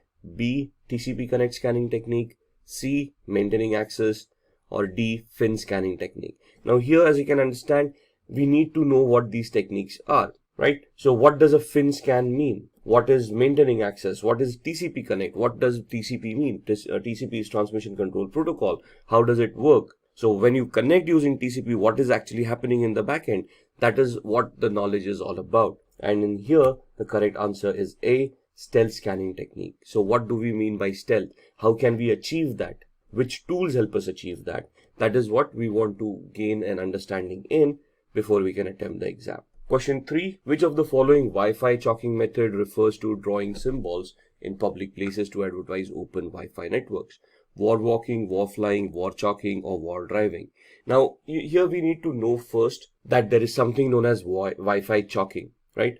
And there are some symbols that are utilized globally and they are recognized globally. They're standardized, by the way. And these symbols represent some type of Wi-Fi networks. For example, open Wi-Fi, which means you can freely connect to the Wi-Fi, or paid Wi-Fi, where you have to pay before you can connect to the Wi-Fi, or once you get connected, you're first to have to make a payment, only then the internet would be activated, right? So for different Wi-Fi mechanisms, there are different options that can be utilized, and the question is which of the Wi-Fi chalking method refers to drawing these symbols in public places to advertise open Wi-Fi. So in this, the answer is war chalking. Now the question here itself is a little bit, so here the question itself is a little bit misleading because it mentions Wi-Fi chalking in the question itself, and that would then lead us to whether war chalking is a correct answer or not. So some of the questions could be a little bit misleading. With the increase in the number of cybercrimes across the globe, there is also an increase in the number of cybersecurity jobs, and the role of an ethical hacker tops the list. Hi guys, this is Shruti from Simply Learn, and today I will run you through this video on ethical hacking career. So let's get started and explore the world of ethical hacking. Let's begin with a few facts. Did you know that by the year 2021, there will be 3.5 million cybersecurity job openings? That is a huge number, isn't it? And also, according to the US Bureau of Labor Statistics, there will be 28% increase in the number of jobs from 2016 to 2026 for information security analysts, which includes ethical hackers. This proves that there is a great demand for ethical hackers at the moment. As I mentioned earlier, the number of cybercrimes across the world will increase as the digital era will only continue to grow. Organizations will be on the lookout to hire professionals who can fight these cybercrimes and protect the company's data. And to fight these cybercrimes, we will require individuals who can think like a hacker. And who is that? Well, to do this job, we have ethical hackers. As you might be knowing, an ethical hacker is trained to discover system vulnerabilities. An ethical hacker is also known as a white hat hacker. He or she is given authorization from the company to perform security assessments. And at the end, an ethical hacker would have to report the findings back to the company so that the vulnerabilities can be fixed. An ethical hacker performs these security assessments with the help of various hacking techniques and tools. Let's now move on to our next topic, that is the steps to become an ethical hacker. You might wonder how to start your ethical hacking career, right? Well, I will take you through that step by step. Firstly, the candidate must have a computer science or an information technology bachelor's degree. It is also possible to become an ethical hacker without these degrees, but provided you have the required skill sets and experience. The next requirement to be an ethical hacker is that the candidate must have a minimum of 2 years of experience in the information security field. You have to start your career with a software or a networking job, and only then can you move on to the ethical hacking field. You have to start your career with a software or a networking job, and only then can you move into the ethical hacking field. Coming to the certifications, it is necessary for the candidate to hold various cybersecurity certifications. Certifications play a vital role in the field of cybersecurity. Your job opportunities can solely depend on these certifications. To become an ethical hacker, you can start off with the foundational level certifications such as the CCNA and CompTIA Security Plus certifications. Finally, the last step to become an ethical hacker is to clear the Certified Ethical Hacker examination. CH certification is provided by the EC Council. It trains the candidate to protect a company's network by using the same tools and methods that a hacker would use. The CH exam will have a duration of 4 hours with 125 number of questions. If the candidate clears this exam, then he or she will become a certified ethical hacker. Now that you know the steps to become an ethical hacker, let's look into the skill sets which are required to help you achieve these steps. First and foremost, an ethical hacker needs to have an in-depth knowledge of the working of the operating systems. Knowledge of Windows, Linux, and Macintosh operating systems is required. For penetration testing, creating exploits, and bug hunting, programming will be important. So knowledge of programming languages such as C, C++, HTML, Python, and PHP will be very helpful.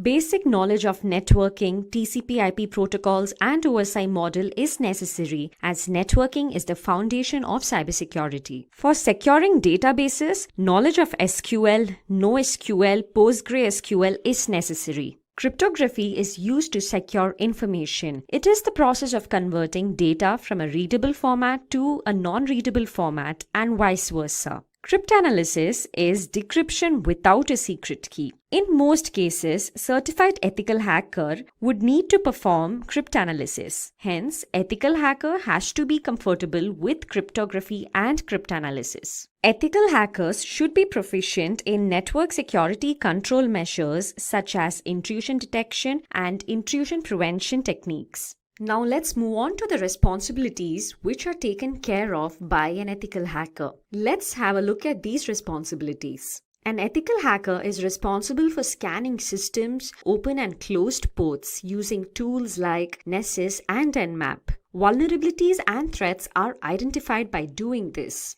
In addition to scanning for vulnerabilities, they also search the deep corners of the network to spot critical information such as passwords, which can make the organization vulnerable to an attack. In addition to building and maintaining IDS, IPS, and firewalls, they also try to evade these security measures to gauge the performance of the systems. A lot of times, a company's online fraud or online theft incidents are looked into by an ethical hacker. An ethical hacker also checks for sniffing networks and hijacked web servers and applications. Those were the responsibilities of an ethical hacker. Now let's look into the various job roles an ethical hacker can apply for. It is a misconception that an ethical hacker will perform only penetration testing. Well, there are a number of other jobs an ethical hacker can apply for. The different job roles such as that of a penetration tester, information security analyst, security consultant, and an information security manager. Let's have a look at each of these job roles one by one. A penetration tester performs the typical responsibility of an ethical hacker. That is, he or she tries to exploit a security system's vulnerabilities. This is carried out using different hacking tools and techniques. An ethical hacker can also apply for the role of an information security analyst. There is a difference between the job roles of a penetration tester and that of an information security analyst. Here, the candidate will be required to primarily design and protect the organization's network from various cyber attacks. Finally, the candidate is also required to document the identified security breaches so that it can be omitted the next time. The responsibilities of a security consultant is more or less similar to that of an information security analyst that we saw previously. As a security consultant, you will be responsible to design, implement, and maintain various security architectures. In addition to this, you're also required to upgrade the security systems as and when required. Finally, an ethical hacker can also apply to the role of an information security manager. As the name suggests, this role will require the candidate to possess managerial skills, as an information security manager is responsible to head the IT and the information security team. Now that we have seen the responsibilities, the skills, and the steps to become an ethical hacker, let's have a look at the different companies hiring ethical hackers. To name a few, we have Bank of America, Ernst & Young, KPMG, Urban Pro, and IBM. Let's now look into the salary structure of an ethical hacker. Well, in India, the average annual salary of a certified ethical hacker is nearly 4,76,000 rupees. And in the US, the average annual salary of a certified ethical hacker is $91,000. Now I will guide you through a sample resume of a penetration tester. As you can see on your screens, this is a sample resume of a penetration tester. We will look into this resume closely and understand how your resume should look like if you are applying for the role of a penetration tester. As always, you can start off with your name and your email ID and your phone number, followed by a brief summary of your current job profile. It is preferred to add your LinkedIn profile link here and also your GitHub profile link if you have one. As I mentioned earlier, this is a sample resume for a penetration tester, and hence we have to have more than 2 years of experience in the information security field. As you can see under the experience section, the candidate has 2 prior experiences, out of which the first experience is that of a software tester and second is that of a penetration tester. You would have to mention your latest or current experience at the beginning. You can mention your job role and the company and the duration, under which you can list out the various responsibilities that you are looking into currently. If you are a penetration tester, you can mention responsibilities such as security monitoring, black box testing, documentation of the results, vulnerability scanning, and so on. Below this, you can mention your first company's experience with the roles and responsibilities that you have performed earlier. Here, the candidate was a software tester before becoming a penetration tester. Let's move on to the education section. Here, the candidate holds a bachelor's degree in computer science. You can mention your degree followed by the university name. Or if you're applying for any other role in the cybersecurity domain, it is recommended that you list out the certifications as well. To start off with, a CCNA certification will be preferred, followed by a certified ethical hacker certification, which is a must if you are applying for the role of a penetration tester. In addition to it, the Certified Expert Penetration Tester certification will also hold a great advantage. After mentioning the certifications, you can go ahead and mention your skill sets. Here we have the technical skills and non-technical skills. Under technical skills, you can mention the programming languages that you know. Here we have C, C++, Java, Perl. You can also mention the operating systems that you have worked on. For example, Windows, Linux, Unix. And in addition to the programming languages and the OS, you can also mention the tools that you know, such as Nmap, Metasploit tools, which will be helpful if you are applying for the role of a penetration tester. Then you can also mention encryption technologies, knowledge of SQL, and bug tracking systems if you have worked on them before. If you have participated in eCodeathons, you can mention that here as well. Under the non-technical skills, you can mention various competitions that you have taken part in and the games that you like and other extracurricular activities. Finally, you can also mention the projects undertaken. Under the projects undertaken, you can talk about the various projects that you have performed in your company or outside the company. Here, we have 2 projects, one as a software test engineer and second one as a penetration tester. So this is how a resume of a penetration tester will look like. Before jumping into the best books for ethical hacking, let's speak a bit about cybersecurity. I'm sure you all already know what cybersecurity is, but here's a refresher. Cybersecurity refers to the practice of protecting networks, programs, computer systems, and their components from unauthorized digital access and attacks. Did you know that according to the University of Maryland, hackers attack every 39 seconds? That is, on an average, 2,244 times a day? Now that's a huge number. Speaking of hacking, let's define the term ethical hacking before diving into the books for it. So when a system's vulnerabilities are discovered and exploited with the motive of ensuring system security, it is known as ethical hacking. People who carry this out are termed as ethical hackers. Ethical hackers perform hacking with prior permission from the concerned authorities. In order to perform this and carry out penetration testing, various hacking techniques and tools are used. Now let's go ahead and have a look at how books can help you learn to hack. The books we are going to talk about in this live session will familiarize you with hacking on the whole. These books will introduce you to new ideas and help you solve problems. Reading in general is great as it helps with your thought process and keeps you mentally alert. It is important that you use the information in the upcoming books only for lawful purposes. So let's get started and see the best books which can help you with hacking. The first book we have is The Basics of Hacking and Penetration Testing. This book is written by Patrick Ingebretson. For all your beginners out there, if you're clueless about how to go about hacking, then this is a good read for y'all. Having said that, this book is not just for beginners, but even for those individuals who are only exposed to superficial penetration testing logic. This book dives deep into the tools and processes that are used by penetration testers to gain access to the systems. The Basics of Hacking and Penetration Testing book will help you achieve a better understanding of offensive security as well. You'll be acquainted with various phases of ethical hacking here. The book contains 7 chapters and it focuses on hacking tools such as Backtrack Linux, Google Reconnaissance, Nmap, Nessus, Metasploit, and Hacker Defender Rootkit to name a few. The fun part is that each chapter consists of hands-on exercises that help you interpret and implement results in each phase. This book is apt for students, beginning InfoSec professionals, and security consultants. The second book we have is Hacking, A Beginner's Guide to Computer Hacking, Basic Security, and Penetration Testing. It is written by John Slavio. This is yet another go-to book for beginners. This book can be your first step to a career in ethical hacking. It will cover all the basics with respect to hacking, security, and pen testing.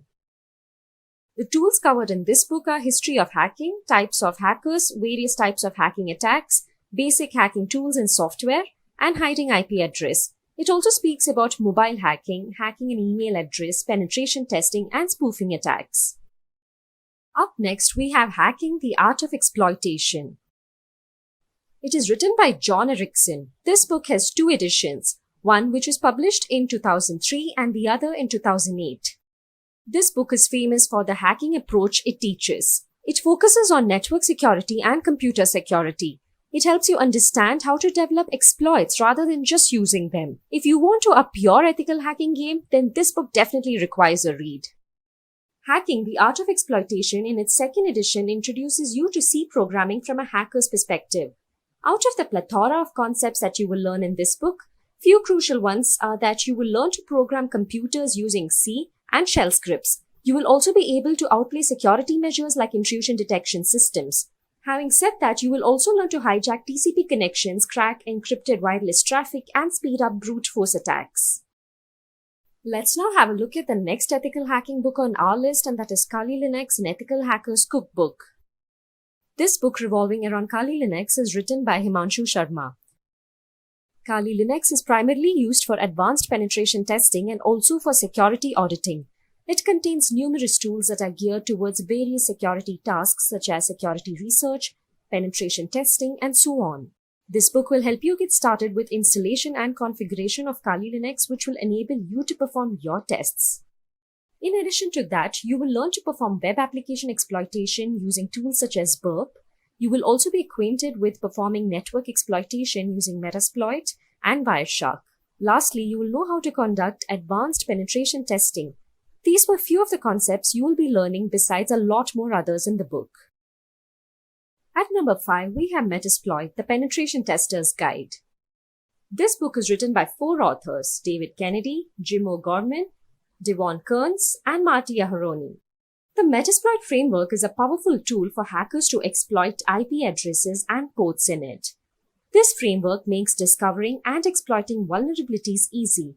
But for first-time users, it can be a little tricky. Hence, this book will teach you all about Metasploit. You will learn the framework's interfaces, module system, and more as you launch simulated attacks. After which, you will move on to advanced penetration testing techniques, which include network reconnaissance, client-side attacks, wireless attacks, and targeted social engineering attacks. You will also learn to integrate Nexpose, Nmap, and Nessus with Metasploit to automate discovery. Up next, we have Penetration Testing, a hands-on introduction to hacking. This book is written by Georgia Wheatman. As the name suggests, this book throws an insight into penetration testing. A penetration tester discovers security weaknesses in operating systems, networks, and applications. Penetration techniques are used to gauge enterprise defenses. This book focuses on the core skills and techniques a penetration tester requires. Here, you'll go through the prime stages of an actual assessment, which includes gathering information, unravel vulnerabilities, gaining access to networks, and so on. In addition to the above, you will learn to crack passwords with the techniques of brute forcing and word lists, bypass antivirus software, automate attacks, and you will also learn to use Metasploit framework for launching exploits and for writing your own Metasploit modules out of the many other learnings. Moving on to our next book, we have The Hacker Playbook 3. The Hacker Playbook 3, Practical Guide to Penetration Testing, is written by Peter Kim. This is the 3rd iteration of the Hacker Playbook series. It brings with itself new strategies, attacks, exploits, tips, and tricks. Besides all the new concepts, it also highlights a few techniques from the previous versions. Many schools have this book incorporated in their teaching. The Hacker Playbook 3 Red Team Edition acquaints you with the Red Team. Red Teams simulate real-world advanced attacks to test your organization's defensive teams. A red teamer will accurately test and validate the overall security program. Reading the Hacker Playbook 3 will help you advance your offensive hacking skills and attack paths. In addition to that, it also focuses on real-world attacks, exploitation, custom malware, persistence, and more. This heavily lab-based book will incorporate several virtual machines and custom the Hacker Playbook tools. At number 8, we have Black Hat Python. Python programming for hackers and pen testers. Justin Seeds is the author of this book. As you know, Python is a very strong programming language and it comes to great use when creating powerful and effective hacking tools. Python is the chosen language by many security professionals across the world, and many exploit frameworks are written in Python. In this book, you'll go through the darker side of Python's capabilities like infecting virtual machines, writing network sniffers, creating trojans, etc. This book covers some networking fundamentals, interesting network tooling, web applications, Windows privilege escalation tricks, and more. This book, as the author says, is a fun read. Moving on, at number 9, we have the Web Application Hacker's Handbook, Finding and Exploiting Security Flaw. It is written by David Stoddard and Marcus Pinto. This new edition focuses on updated web applications, exposing them to attacks, and executing fraudulent transactions. This Web Application Hacker's Handbook is updated to speak about the latest step-by-step methods for attacking and defending the large range of ever-evolving web applications. It also discusses new remoting frameworks, HTML5, UI redress, and hybrid file attacks, to name a few. It looks into attacking authentication, attacking the application server, finding vulnerabilities in source code, etc. If you have already mastered the first edition, you can focus on new concepts in this one. Now let's head to our last book on our list. At 10, we have Web Security Testing Cookbook, Systematic Techniques to Find Problems Fast. The author of this book is Parker Hope and Ben Walther. Security testing is quite often a neglected one when it comes to the tests performed on web applications. But it is a very crucial one. This book teaches you how to check for the most common web security issues. It also acquaints you with installing and configuring free and good security testing tools. You will also understand how your application communicates with users, and this book will help you build tests pinpointed at AJAX functions and help you automate the tests. With the knowledge of this book and the free tools used here, you can defend your site. So those were the top 10 books for ethical hacking. Now that you had a look at the books, let's move on and see how Simplilearn can help you become an ethical hacker. Simplilearn provides a Certified Ethical Hacker CEH version 10 course. This CEH certification training course provides you hands-on training that will help you master the techniques used to penetrate network systems and defend your system against it. Simplilearn's ethical hacking course is aligned with the latest CEH version 10 by EC Council. Here, you will learn about trojans, backdoors, and countermeasures, IDS, firewalls, and honeypots, advanced hacking concepts, network packet analysis, mobile and web technologies, and advanced log management. This course content includes an introduction to ethical hacking, penetration testing, and ethical hacking concepts.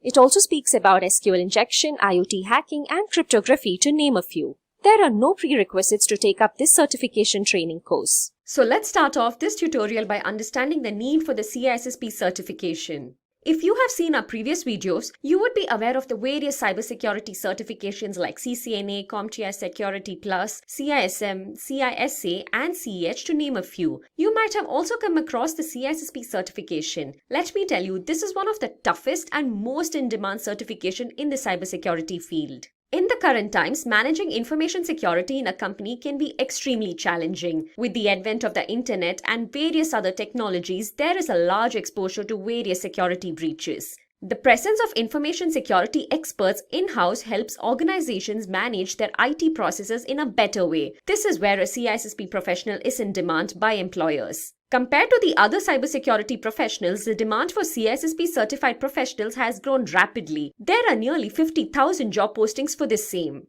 Now that you have an idea of the demand of CISSP certified professionals, let's move on to understanding what exactly is CISSP. CISSP stands for Certified Information System Security Professional. It is considered the gold standard in the field of information security. This certification is taken up by IT professionals. It trains a candidate to become an information assurance professional. Taking up the CISSP certification will help you define the design, architecture, controls, and management of highly secure business environments. You will also be called a CISSP professional only after you successfully pass the CISSP exam. So now let's have a look into the CISSP exam requirements. The primary requirement for any candidate is that they should have at least 5 years of work experience in the field of information security. In addition to this, it is also suggested that the candidate clears other certifications like CCNA, CompTIA Security Plus, CEH, CISM, and CISA to name a few. CISSP is considered as an advanced level cybersecurity certification. Hence, it is better if the candidate clears the basic level and the managerial level certifications before moving to the CISSP certification. As I mentioned earlier, this certification is suitable for professionals who have a minimum of 5 years of work experience. Professionals working as security consultants and managers, network and security architects, IT directors, security auditors, and chief information security officers can take up the CISSP certification. Let's now move on to our next topic, that is CISSP domains. This entire certification is grouped into a total of 8 domains. The broad spectrum of topics included in CISSP ensure its relevance across all disciplines in the field of information security. Successful candidates are competent in the following 8 domains. They are security and risk management, then we have asset security, security engineering, communications and network security, followed by identity and access management, then security assessment and testing, security operations, and finally we have software development security. These 8 domains deal with different aspects of information security. We will have a look into each of these individually and understand what each of these domains symbolize. First up, we have the security and risk management domain. As the name suggests, this domain mainly consists of the fundamentals of security policies, compliance law and regulations, professional ethics, risk management, and threat modeling.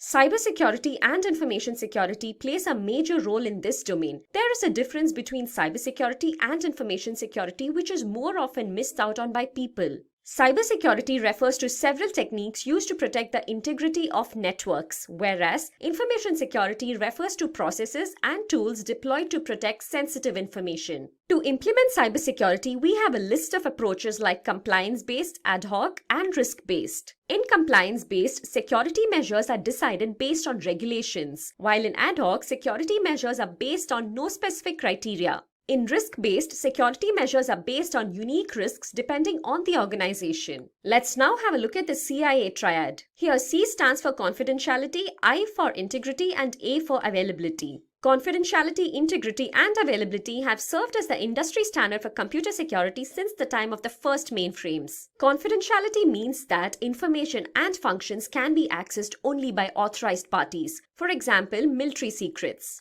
Integrity means that information and functions can be added, altered, or removed only by authorized people. And availability means that systems, functions, and data must be available on demand. Now that we have understood the CIA triad, let's have a look at the GRC trilogy. This trilogy is a structured approach adopted by organizations to align IT objectives with business objectives. First up, we have governance. Such a program has motives like ensuring goals are achieved, providing strategic plans, and so on. Governance is taken care of by the senior professionals of an organization. Next up, we have risk management. Here, the organization looks into mitigating all types of risks such as investment, physical, and cyber risks. Finally, we have compliance. As discussed previously, compliance refers to abiding by the defined laws and regulations. So who do you all think develops a security policy which is used to achieve the organization's goals? Well, it is done by the senior management of an organization. Let's have a look at the characteristics of these security policies. First and foremost, these policies should support the vision and mission of the company. All the business units should be integrated in these security policies. They should also be regularly updated. And finally, it is important that these security policies should be easy to understand so that everyone can abide by them without any problem. In addition to security policies, a risk analysis team is also formed in organization to perform the analysis of each known risk. There are various steps to perform risk analysis. Let's have a look at each of these. First, the team makes an assessment of the value of the company's assets. Then, there is an analysis made based on the risks to assets. And finally, the team discovers solutions to mitigate these risks. Now that was all about the first domain of CISSP, security and risk management. Let's have a look at the second domain, asset security. Asset security deals with the collection and protection of assets such as data and devices. Here, we will be looking into data classification, data management, data remnants, and data loss prevention. So in data classification, the data owner classifies data. A data owner can be an individual or a group of people who created the information and are directly responsible for it. This classification is done based on a set of predefined criteria. At the end, the classification is annually reviewed to see if there has to be some change incorporated. Data management involves managing the information lifecycle needs of an enterprise in an effective manner. It also ensures that the data complies to the set standards. And finally, data management also ensures data validity and integrity. Moving on to data remnants. It is a term used for the residual of digital data that is present even after trying to erase the data. Data remnants should be avoided as data should be completely destroyed. To tackle data remnants, we have methods like overwriting and destruction to name a few. In overwriting, other information is written over the data several times so that the original data cannot be recovered. In destruction, data in the storage device is physically damaged to make recovery difficult. Asset security also looks into data loss prevention. Here, several measures and risk assessments are performed to ensure that information is only available to authorized users. Let's now move on to our third domain, security engineering. As the name suggests, this domain talks about security architecture, security models, cryptography, and physical security. Security architecture establishes a common practice for creating, analyzing, and using architecture description within a particular domain. Security architecture takes the help of TCB, that is Trusted Computing Base, security perimeter, and reference models to implement security. Cryptography is also a part of security engineering.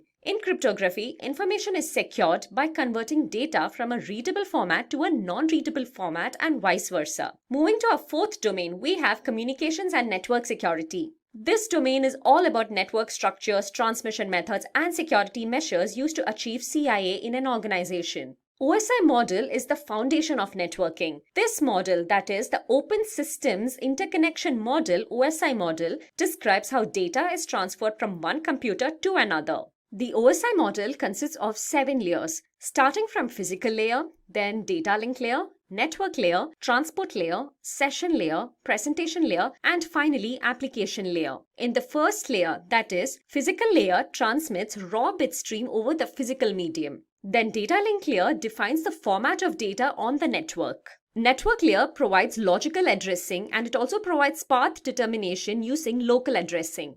The fourth layer, that is transport layer, provides end-to-end connections. In this layer, data is transmitted using transmission protocols including TCP and UDP. The session layer maintains connections and it is also responsible for controlling ports and sessions. The sixth layer, that is the presentation layer, ensures that data is in a usable format.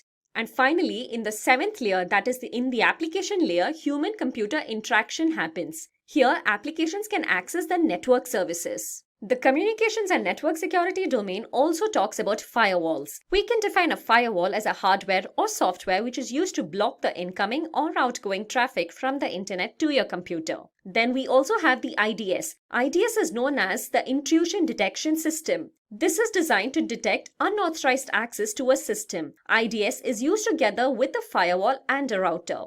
Moving to identity and access management, our fifth domain, let's have a look at what this domain is all about. This domain of CISSP is all about the access control, identification, authorization, and attacks on access control and its countermeasures. To be able to access a dataset or a resource, a subject has to be identified, authenticated, and authorized. Identity management, Kerberos, and access criteria are few of the crucial fields here. In identity management, through automated means, users are identified and authenticated. This domain also speaks of Kerberos, an authentication protocol that is based on symmetric key cryptography and provides end-to-end security.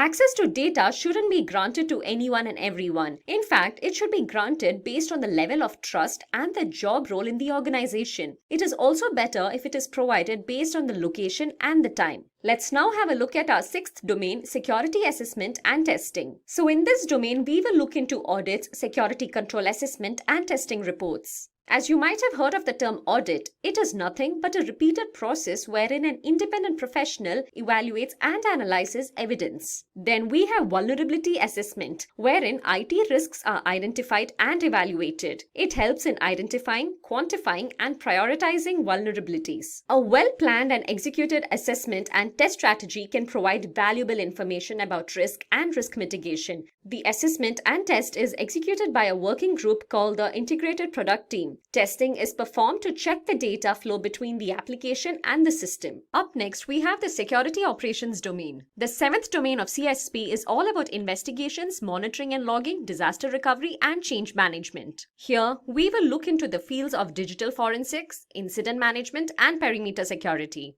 Investigation of a computer crime is also known as computer forensics. In digital forensics, data is examined to identify, recover, and analyze opinions about digital information. Incident management works to restore the services to normal as soon as possible. A team called the Incident Response Team is deployed to handle such emergencies. Incident response is defined as a practice of detecting a problem, determining its cause, minimizing the damage, resolving the problem, and documenting each step. This team provides management with sufficient information and defends the company against future attacks.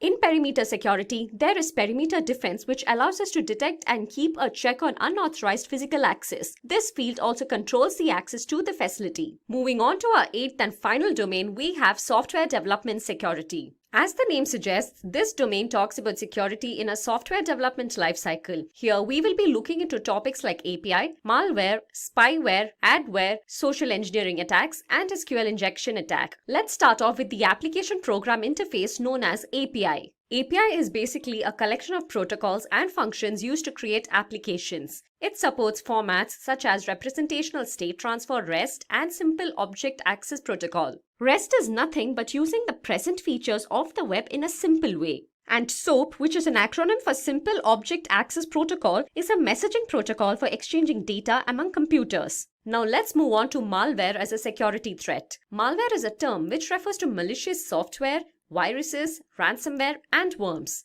We can also call Trojan virus as a form of malware which is capable of disguising itself as a legitimate software. Malware is basically a broad term that refers to a variety of malicious programs. One way to protect your software from malware is to always double-check your downloads. Moving on to our next security threat, spyware.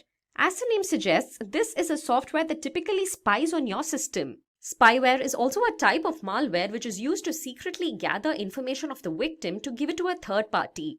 Those programs that secretly record all that you do on your computer are called spyware. It is always advised to turn on pop-up blockers to prevent spyware. Next up, we have adware. Adware is also known as advertising supported software. It is a type of malware that constantly displays ads and pop-ups. Some of such ads can also gather your information. At times, adware is not all that dangerous, but it is a hassle as it is a gateway to unwanted advertising on the screen, and it can also change the browser homepage. Adwares are known to display unwanted, annoying advertisements on your screens. Let's now have a look at social engineering attacks. It is basically the art of manipulating people so that they end up giving their confidential information. This attack lures victims into handing over their confidential data. This attack takes place by tricking the human mind. The most common social engineering attacks are phishing, spear phishing, and mailing phishing attack. Phishing attack is a practice wherein the hacker usually sends fraudulent emails which appear to be coming from a very trusted source. This is done to install malware or to steal sensitive data like credit card information and various other login credentials. Spear phishing attack is a variation of phishing. Here, the attacker targets a specific individual or a group of people.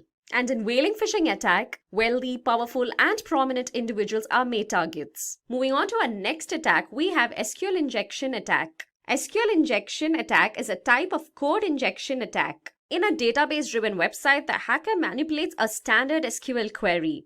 It allows attackers to tamper with the existing data. Here, malicious code is inserted into the SQL server to obtain information. So in CISSP, as with every security course, we start off with the CIA triad. Now here CIA is confidentiality, integrity, and availability. So it starts off with every security mechanism. When we talk about security and we want to keep things secure, what is it that we want to secure? It is the data of an organization that is the most valuable asset to the organization, and that's what we want to secure. When we say that we want the data to be secured, we basically talk about three aspects for that data. The first and the foremost, that the data needs to remain confidential. The second aspect, that the data needs to be trustworthy. And the third concept, that the data should be available to all authorized users when and where they require it. So going back to the first point, when we say we want data to be confidential, what do we mean by that? By confidentiality, we talk about that data being made available only to authorized users after you have authenticated them, ensured or assured of their authenticity, and only then you're going to give access to that data, right? So even if you go into an organization has a hierarchy of governance, right? So only certain people with certain clearances or certain job titles can have access to certain amount of data, whereas other people may not have access to it. For example, a person working in the sales department will not have access to data that is accessed by the HR department. Thus, that's what we are looking at: classification of data and keeping it confidential, only making it available to those people who require it. When we say trustworthiness or the integrity of that data, the integrity is where the data has been altered, modified, removed, deleted by unauthorized people. So we want to prevent that, which means when we say we want the integrity intact, we want to ensure that only authorized people can modify, alter, or remove data if they are allowed to do so. So that's where the authorization and authentication comes into the picture again. And data needs to be available. For me to safeguard data, I can just lock it up in a safe, throw the safe in the depth of an ocean, and say that the data is secure because it cannot be leaked out. But that data is no longer available to authorized users, hence that data is useless. For me, data would have value when the data remains confidential, has its trustworthiness intact, and is still available to all the users that are authorized to access it. So when we talk about security, we want these three aspects to be implemented on any and every digital asset that the organization has, and thus once these 3 points are guaranteed or at least assured to a certain extent, we can then say that the data or that particular asset is secured. Moving on, let's talk about information security. Information security is the process of protecting data and information systems. So in the CIA, as we talked about it, when we said what do we want to protect, we want to protect all the information assets or the technical assets that we have from any of the vulnerabilities that can be identified. So we want to restrict unauthorized access and use. We want to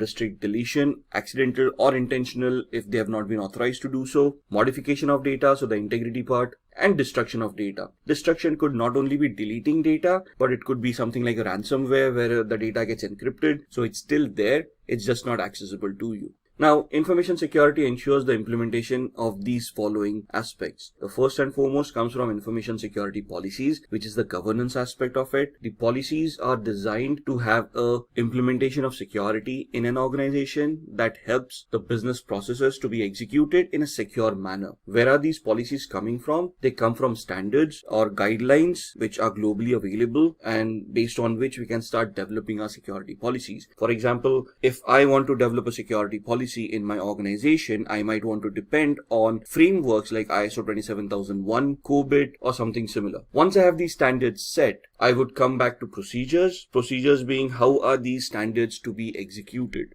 right? For example, in my policies, I ensured that I want encryption of AES 256 to be implemented, or rather in the policy, I determined that we want encryption to be implemented on a data set based on the classification of those data. So in my policies, I would determine how the classification is going to work, how data is going to be classified on what parameters, and thus once the data gets classified, we are going to come back to standards where we say if it is classified as confidential data, we want to use encryption to protect that data, and we want AES 256 to be utilized for encryption. So how do we go about it? How do we implement the encryption? That's where your procedures come into the picture. Your guidelines are troubleshooting mechanisms, optional documents. So if somebody has trouble following the procedures, they might want to go into the guidelines and see how to troubleshoot the scenario that they are facing. Baselines are basically the minimum achievable target that you want to go with these policies. So let's say when I say I want to have a baseline on a server where for the server to to be published onto the internet or to be used in production environment, it has to meet a certain criteria, which means I can go back to the hardware and I can say the server needs a hardware configuration of X, Y, and Z. Let's say a Xeon processor with 16 cores, 128 gigs of RAM. So that's a baseline that I need for a particular server for it to be put into production environment for a particular use. Anything above that is acceptable, but nothing should go below that. Then comes the risk management. While we are implementing these policies, procedures,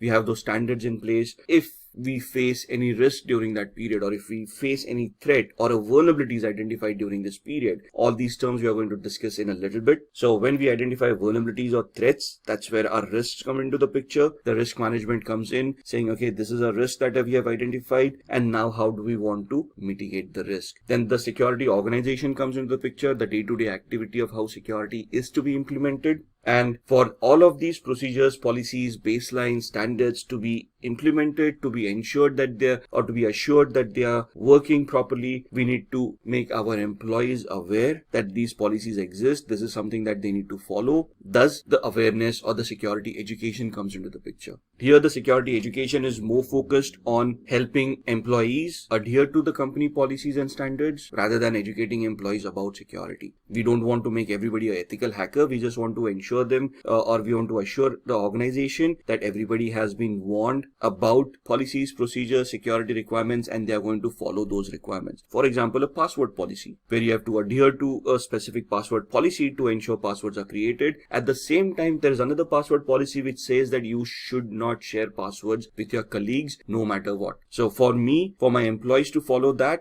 I need to make them aware that these policies exist and there are repercussions if they do not follow these particular policies. So coming back to the governance part, what is governance since we have been talking about it? Governance ensures that the security strategies are aligned with business objectives and consistent with regulations. So what does it guarantee? Appropriate information security activities are being performed. Based on what? Based on the policies that we have created, based on the standards that we have and the baselines that we would have created. So security has to be comparable, right? So if I say I have secured against particular attacks, the attacks have to be identified, and then compared to those particular attacks, I can say I have mitigated these activities by having specific security controls. Thus, I can say that I am secure. The governance aspects keeps a watch on all these security controls to see that those security activities are ensured, are being implemented, and are performing to the best of their abilities. That's where your governance comes into the picture. The risks being reduced, so the risk management also comes under the governance, where you're looking at newly identified risks and you're then implementing security controls that would mitigate these risks. Then we are looking at information security investments appropriately directed. So when I say I want a security control, which would be a firewall, IDS, IPS, antiviruses, whatever is required, it needs to have a return on investment which is acceptable for the organization. You don't want to spend up too much of money in security, thus creating losses for the organization.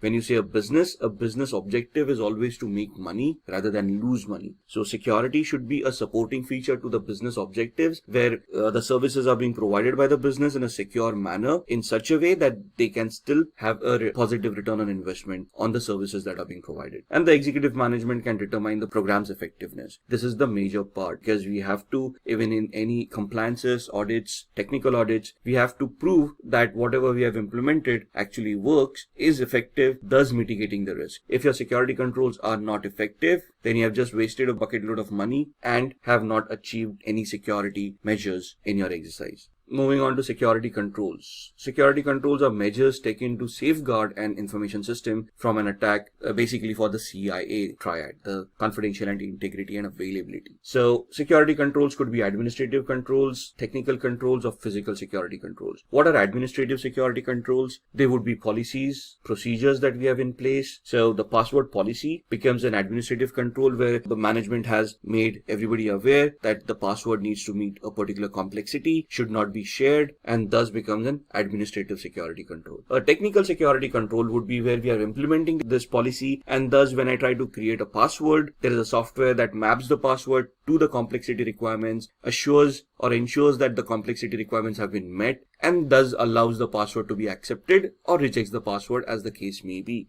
That is a security control. A physical security control may be, let's say, a CCTV camera which you're going to use to monitor people and ensure that nothing untoward happens. It's not only against physical crime, but let's say access to a particular room where nobody is seen tailgating, maybe monitoring a server room which is very well secured and ensuring that unauthorized people do not get access or purposefully or intently do not access that area at all times. So these are the 3 levels of security controls that can be implemented to enhance the security of an organization. Then we come to security policies. Policies is an overall broad statement produced by a senior management that dictates the role of security within the organization. For example, the password policy that we talked about, it just said that it needs to meet a certain complexity, which is a broad statement that is being made by the management saying we want to adhere to this policy to ensure that we do not get hacked by brute force attacks or dictionary attacks or whatever it is. The broad statement is trying to prevent certain attacks from happening on the organization. How it is implemented, that's where the procedures and everything else comes into the picture. It must integrate security into all business processes. So if I start creating a policy which ensures that the complexity should be so high that the password should be at least 20 characters strong, that would be detrimental to the organization's health because people may not remember those passwords, or resetting those passwords, or having technical mechanisms, technical security controls in place to implement that kind of stringent security may be too expensive to have. So whatever policies are created, they need to be in line with the business processes as well. The policy must be reviewed and modified periodically or as company changes. So as and when the company becomes more mature and can have more levels of security, they must look at their policies again and redefine them. Or as a company grows or changes market scenarios or changes business processes, these policies may become redundant. So you want to look at those policies and implement newer policies or modify the existing policies to suit the business processes in a better manner. It must support vision and mission of the organization. A business once established will always have a long-term vision. For example, the e-tailer example that we are talking about, for me to open an e-retailing website, I don't want it to be periodic. I don't want it to be for a month or something like that. I want to achieve success in that factor,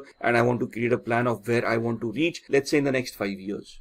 So how do I achieve that? That's something that I need to plan as a business plan. All my security mechanisms that are in place should be in alignment with the business plans, business visions across the number of years that we have envisaged the business to perform. So that's where the policies come into the picture. Policies are always long-term, not short-term documents, but need to be periodically reviewed and modified as the business grows or business changes its posture.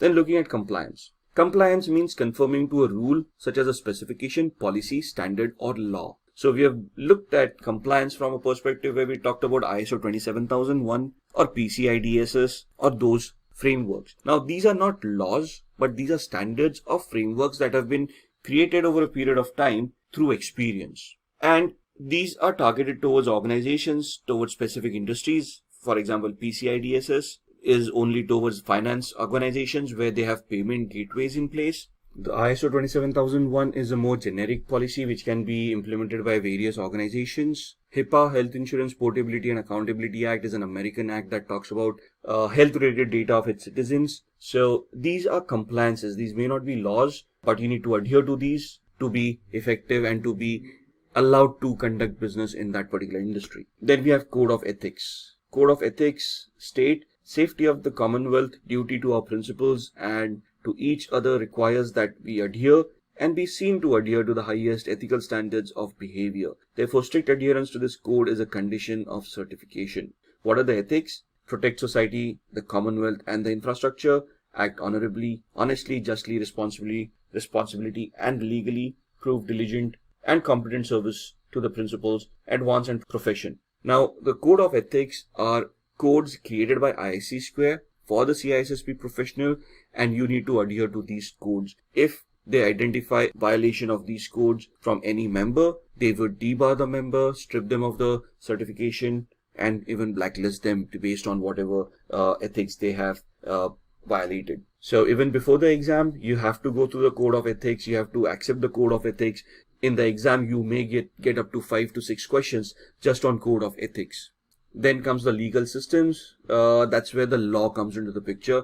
Law could differ from country to country or from region to region, and thus, depending on which country you are in, you may need to be aware of those laws of those countries. As far as CISSP is concerned, ISC Square is concerned, they are an American organization, so they would talk about mostly American laws and a few European laws or directives as well. So there are 3 different laws that we talk about: civil, common and religious laws.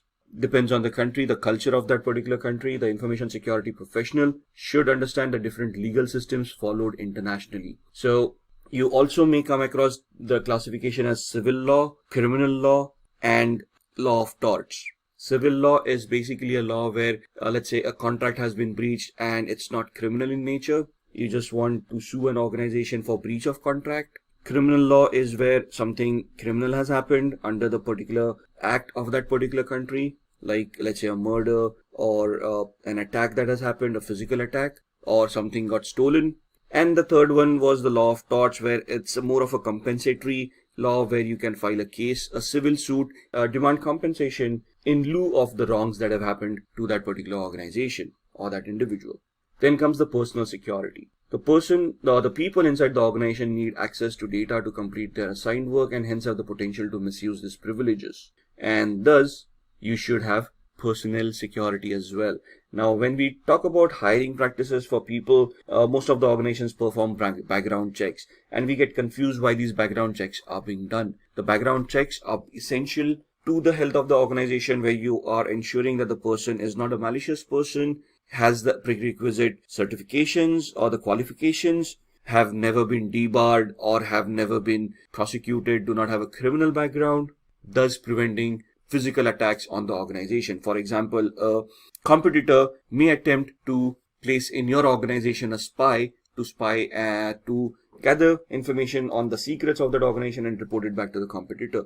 A background check may reveal that this person was previously employed by a competitor, and thus you might want to verify that how that employment got terminated, when did it get terminated, or is this person misusing anything or misrepresenting any aspect of his or their life. Then you also need to get confidentiality agreements signed with them. For example, NDAs, non-disclosure agreements, data that is being shared with them, the ownership of that particular data, and what are the repercussions if that confidentiality is breached by that particular person. Conflict of interest agreements for positions handling competitive information. As you go higher up in the organization, you might come across contracts where it prohibits a particular person in engaging into the same activity with a competitor for a particular period of time. So if there is a conflict of interest when you're hiring a person where they have signed such a agreement with another competitor or another organization, you don't want to embroil yourself in a lawsuit where the other organization may sue you for hiring a person while they were still under that particular contract.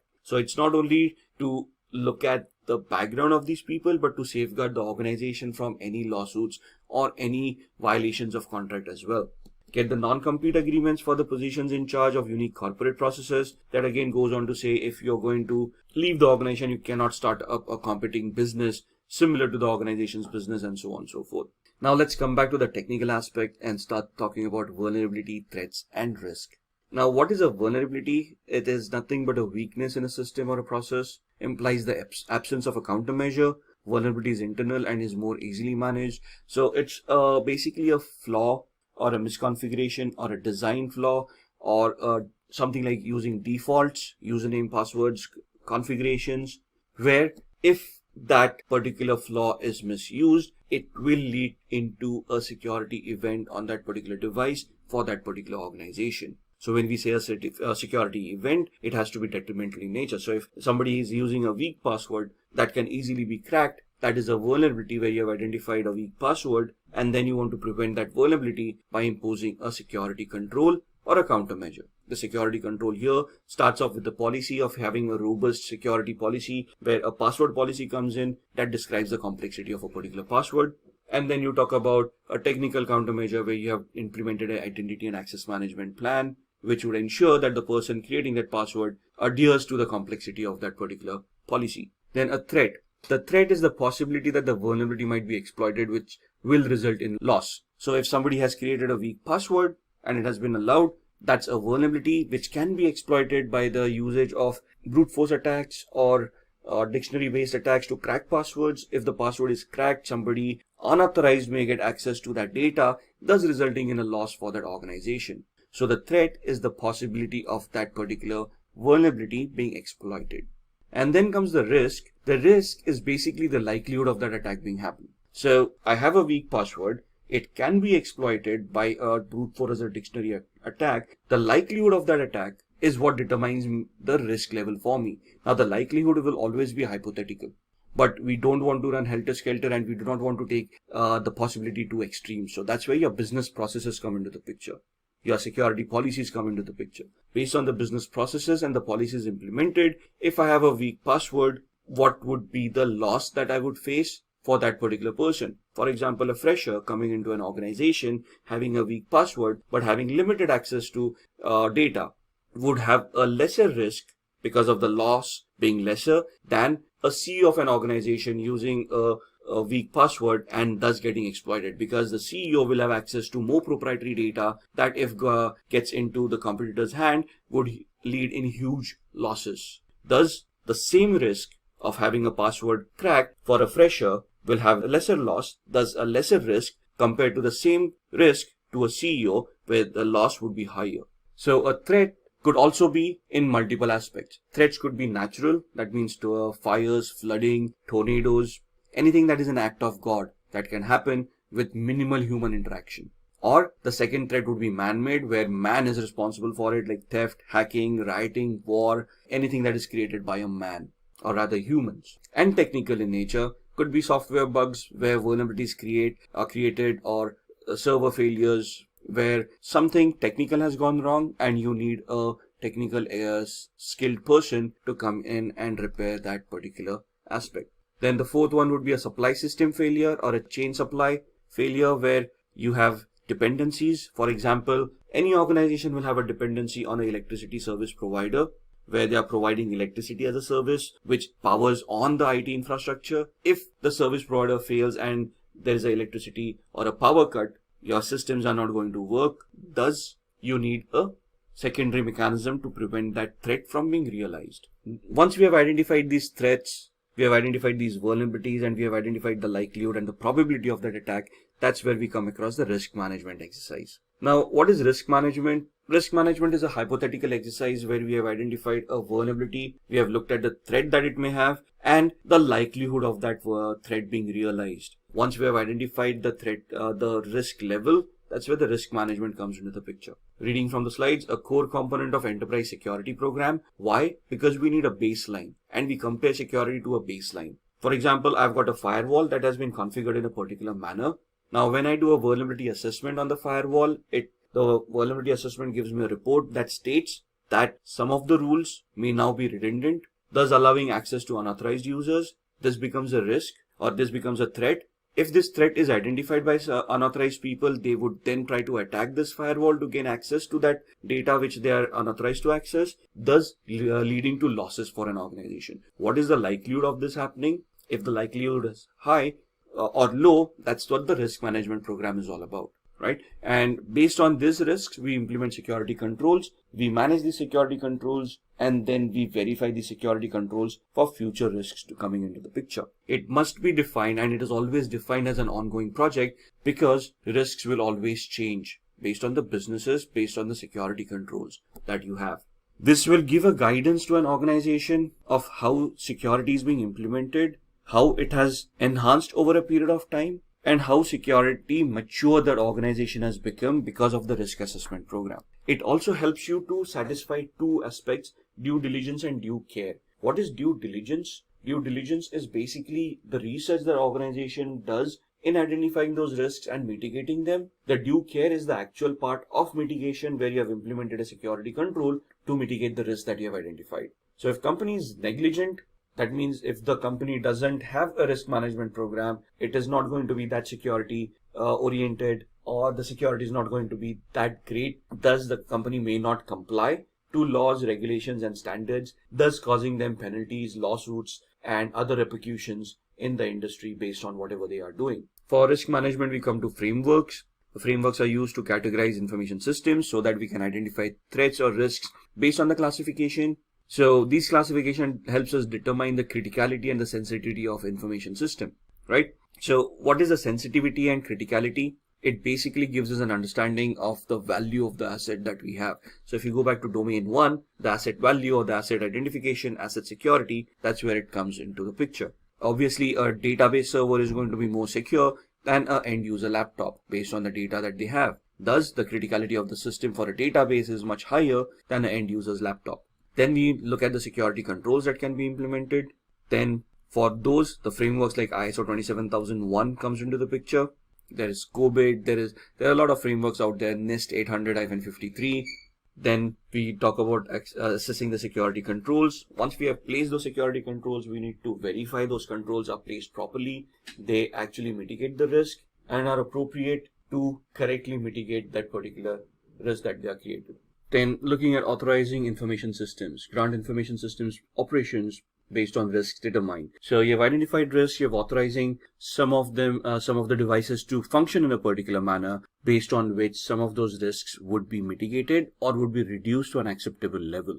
So in the CISSP, we talk about a lot of risk assessment strategies. We look at how we can manage risks. The 4 different types of managing risks would be: one is to mitigate, other is to transfer, the third is to accept it, and the fourth one is to neglect the risk. So in the CISSP, it talks in great details about those risk assessment strategies. We are talking about the 4 types of risk mitigating strategies. They are risk avoiding or avoiding the risks, accepting the risk, transferring the risk, and limiting the risk. So in the course, we basically talk about a lot of risk strategies and how to mitigate these risks and how they can be implemented to bring down to a acceptable level. So again, risk acceptance, risk appetite of an organization comes into the picture. These terms are then discussed in the training to understand how the policies would work around the risk management strategy. Moving on, then looking at monitoring security controls. So once we have security controls in place, we have assessed them, we also need to monitor them for the effectiveness, and though they are going to create any alerts or any risks are being realized or any new risks that may be created by the security control implementation. So in these risk assessment, these are the frameworks, these are the steps that we want to follow to identify, mitigate, and monitor these risks. So the management begins with risk assessment. What do you mean by risk assessment? Identifying the impact of the risk that the risk would have on the organization. And there would be 2 different ways to assess the risk: a quantitative assessment or a qualitative assessment. A quantitative assessment is more quantifiable or is numerical in its process, where you're looking at assigning costs to particular assets and the threats. So the losses that you may figure out in a risk assessment strategy would be more numerical, where would be in a currency format, where let's say a risk, if realized, would lead to a loss of a X amount of dollars. That's where the quantitative analysis comes into the picture. The qualitative analysis would be quality of a service. So if a service is being affected because of a risk, what is the degradation of that service? To what aspect is it getting degraded? For example, internet that we use. If there is an internet outage or if there is a reduction in internet speed, right? So if I've got a 10 Mbps line and now because of some fault of the ISP, it gets reduced to 4 Mbps, I may not be able to conduct the business that I was doing on a 10 Mbps line. Thus the quality of that device has degraded. Thus it is a risk and it is causing me losses, right? So qualitative risk analysis would be more descriptive in nature rather than be numerical in nature. Most of the companies or organizations would follow a hybrid policy because it is not possible to have a quantitative risk analysis in each and every scenario. Newer organization which doesn't have much data to rely on, historical data of how threats have affected that particular organization, may go in for a qualitative one, and as they mature over time in the security practices, they may then turn over to a quantitative risk analysis or a hybrid risk analysis where they're using a combination of quantitative and qualitative both.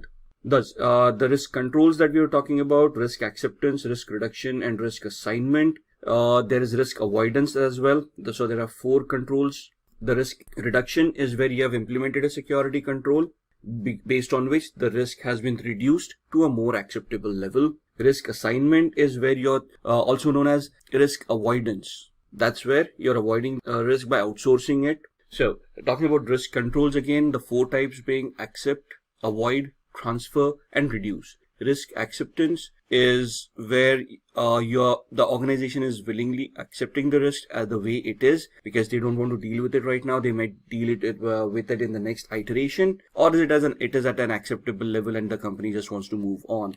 Avoiding the risk is where you are going to try to not use the service where the risk exists. Thus, Avoiding is where you have identified a particular service where the risk exists and now you're not using the service to avoid the risk altogether. Risk limitation or risk reduction would be where you are implementing a security control to mitigate the risk. And then risk transference is where risk assignment comes into the picture, where you are transferring it to a third party, like outsourcing it by using insurance to limit the risk. So for example, the threat is of a fire, the risk is high, but you cannot do anything about it. So you purchase insurance. So if the fire actually happens, you would still be reimbursed for the losses that you have faced. Coming back to countermeasures, we have discussed administrative countermeasures. These are policies, rules, regulations, laws, customs that a company needs to adhere to based on the industry that they are in. Then there are technical controls, software controls, anything that is technical in nature, IDS, IPS, firewalls, encryption, anything that is going to help you implement the CIA. And then physical, where you would look at locks on doors, security guards at fences, where they're preventing access to unauthorized people. Let's talk about roles and responsibilities of management.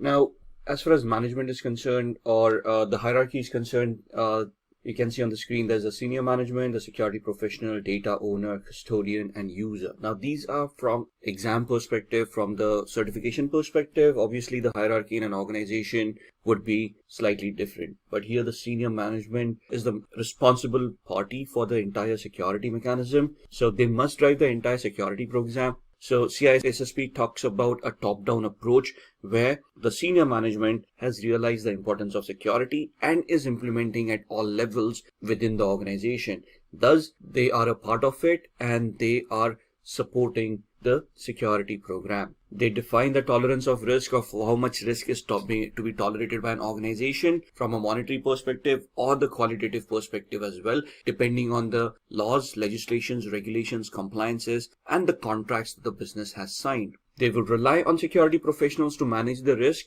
but the exercise and the management process has to be defined by the senior management. Once the security team comes up with the countermeasures, the senior management either approves or disapproves them based on the return on investment of that countermeasure.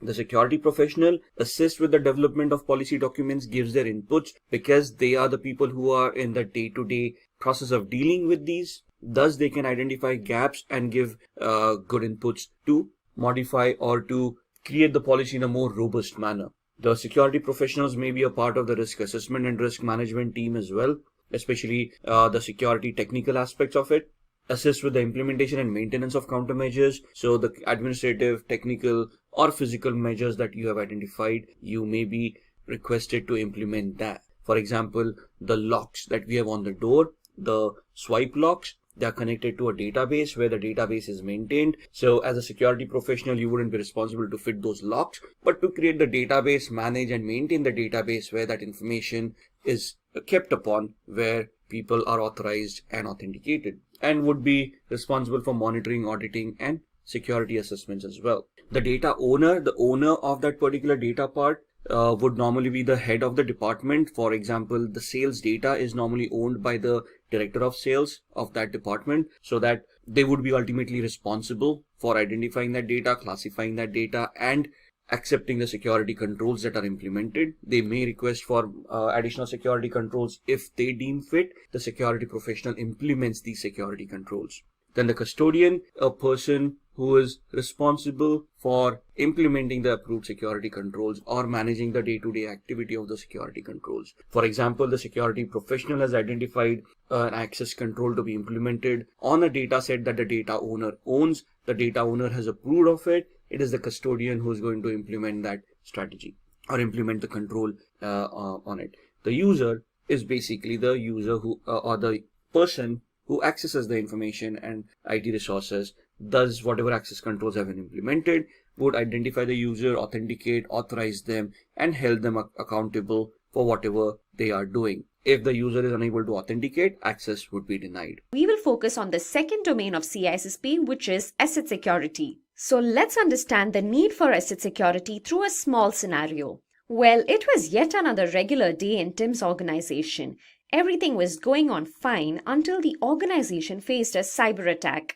The hacker hacked all the servers in Tim's organization. The organization had loads of data. Not all of the data had the same level of protection. The level of protection varied from one piece of information to another. In this scenario, the hacker could hack into only that particular data which was less protected. However, this cyber attack had a huge impact on the organization.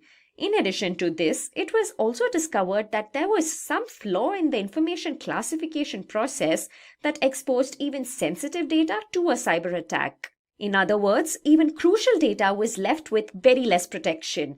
This gave rise to asset security. Asset security is defined as the process of collecting and protecting assets such as data and devices. Asset security helps an organization understand and classify data with respect to its importance, which in turn makes sure that highly valuable data receives the most protection. Asset security achieves its goals through its domains.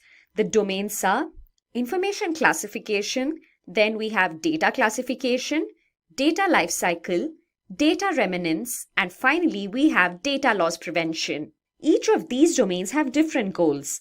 All of these domains together make up asset security. Now let's have a look at each of these domains individually. First up, we have information classification. As you saw what happened in Tim's organization, it is understood that importance of data varies largely. We have to classify data before we can move on to protecting it. We need to be able to identify which is the most crucial data with respect to our organizations. Information classification is defined as the process of segregating data based on its importance to provide adequate level of protection to every piece of data. Information classification is different for each sector. Based on their objectives, the classification varies. In the general sector, information classification is used to minimize risks on crucial information, whereas in the government or military sector, it is used to prevent unauthorized access. And finally, in the commercial sector, it is used to keep sensitive information private. Here, it is seen to it that information is not disclosed to a company's competitors. Let's now move on to our second domain, that is data classification. As the name suggests, here data is basically classified based on a set of considerations. Here we will look into factors like data retention requirements, then data security requirements, data disposal methods, data encryption requirements, and finally compliance requirements. So these are the factors which are taken into consideration while classifying data. This entire process of data classification is taken care of by the data owner. In addition to the classification, they also analyze the use and value of the available data to the company. Finally, the data owner also annually reviews the data classification. Before classifying data, an important step is to understand the data life cycle. All of us speak of data all the time. However, do we know the various steps a piece of data goes through? Well, for that, let us have a look at the third domain, data lifecycle. We will start off from the data creation step and understand what happens to the data after that. As you see on your screens, we have 6 steps in the data lifecycle stage. They are create, store, use, share, archive, and destroy. Starting off with the create phase. This is the first step in data lifecycle. Here, new data is generated or the existing data is updated. After the data is created, we use data repositories to store the created data. Without storing data, we cannot derive any information from it. Hence, this step is very crucial. In the third phase, data is viewed or used in some application or processed. In addition to data being viewed and processed, it is also shared between various users and customers. Our fifth phase is archive. Here, data which is not used frequently, that is, inactive data, is identified and then moved into long-term storage systems. And finally, we have the destroy phase. As the name suggests, data is simply destroyed here. Data can be destroyed either digitally or physically. Not to forget, you cannot simply destroy data. It should be done based on regulations. But have you wondered what happens if data is not destroyed even after we try our best to erase it? Well, this gives rise to data remnants. In simple words, data remnants is a term used for the residual of digital data which remains even after attempting to erase that particular data. Data remnants should be avoided as it is not good to have remains of a piece of data which was intended to be destroyed. Security professionals should be well versed with techniques to avoid data remnants. So how do we tackle data remnants? For this, we have various methods. They are purging, clearing, overwriting, degaussing, storing, and finally destruction. Let's have a look at each of these methods individually and understand how they help in tackling data remnants. First up, we have purging. Purging is done to minimize risks on crucial information. In clearing, data from storage devices are removed. However, it can be reconstructed by using various softwares. Third, we have overwriting. Here, we write over the original data several times so that the original data cannot be recovered. Degaussing is the method used to destroy data on magnetic storage tapes. Next up, we have storing. Before storing data on media, the data is encrypted for the purpose of safety. Finally, the sixth method is destruction. Here, storage devices which hold the data are physically damaged. Incineration, crushing, and shredding are few of the methods used for destruction. Now let's move on to our fifth domain, data loss prevention. In this domain, various security measures are adopted that will help in making data available to only the authorized users. Here, we will look into 4 of such measures. The first measure is data inventory. In this step, data is identified and then classified. In the second step, the data flow is plotted over the life cycle. The third measure is data protection strategy. Here, a number of risk assessments are performed. The fourth measure is implementation. In this step, we take up cases which have had a history of data loss for testing purpose. Those were the 5 domains under asset security. In addition to these, it is also required that we understand the term privacy with respect to asset security. Privacy is a very crucial aspect when it comes to asset security. Information privacy and data privacy are more or less the same. This term is used to differentiate one person from another. It relates to the personal data stored on computers. So what kind of data falls under this category? Well, we have data such as medical records, office data, financial data, etc. which fall under this category. To uphold privacy, we use technologies like pseudonymization, tokenization, and anonymization. Well, pseudonymization refers to a data management process. Anonymization refers to a process of either encrypting or removing personally identifiable data so that people who the data describes remain anonymous. And finally, in tokenization, a sensitive piece of data is substituted with a non-sensitive equivalent. CISSP stands for the Certified Information Security, or rather Certified Information System Security Professional. It is considered as a gold standard in the field of information security. It is a management certification. So when you're in the senior management, this is the kind of certifications that you would require for your management skills. Now, this is a non-technical or a semi-technical certification. Here, it's nothing about vulnerability assessment or penetration testing. You're not going to do anything hands-on. You are not expected to know hacking, or you're not expected to know how to configure firewalls, antiviruses, and whatnot. It's basically something that over a period of years of experience, you have evolved a certain understanding of how security policies should be constructed, how they should be implemented, and how security affects an organization. So here you are responsible to create an overall security policy for an organization to help maintain the security posture of an organization. Now, as far as the certification is concerned, it has a validity of 3 years, after which you don't have to give the exam again. However, during these 3 years, you have to earn a certain point. So it is known as a continuing education points that ISC Square allows you to generate points by attending lectures or by attending webinars, by publishing white papers, by providing trainings. Obviously, all of these should be authorized, and you should have a validation from an authorized party that you have done this activity. Once it is verified, you will be awarded certain points. Once you have collected sufficient number of points, you will retain your certification beyond the 3 years. The passing rate of this exam is less than 50%. So it's not how much you require to score. What this basically tells you is the amount of people who actually clear the exam in the first attempt. Now, let's not get disheartened because of this. Essentially, the exam is quite tough. It's known as a mile wide and inch deep exam. That means you need to know just about everything and anything that is there to be known in information security, and that's something that we are going to discuss when we go into the 8 domains of CISSP. What happens is there are a lot of people who are not actually prepared for the exam, who think they are prepared, attempt the exam, and sadly fail in their first attempts. Some people just misjudge the exam and not prepared for it. So the fact that I'm trying to put across is be very well prepared. I've seen people who study for months together, attempt a lot of questions, ensure that their knowledge is up to the mark, and only then do they attempt the exam.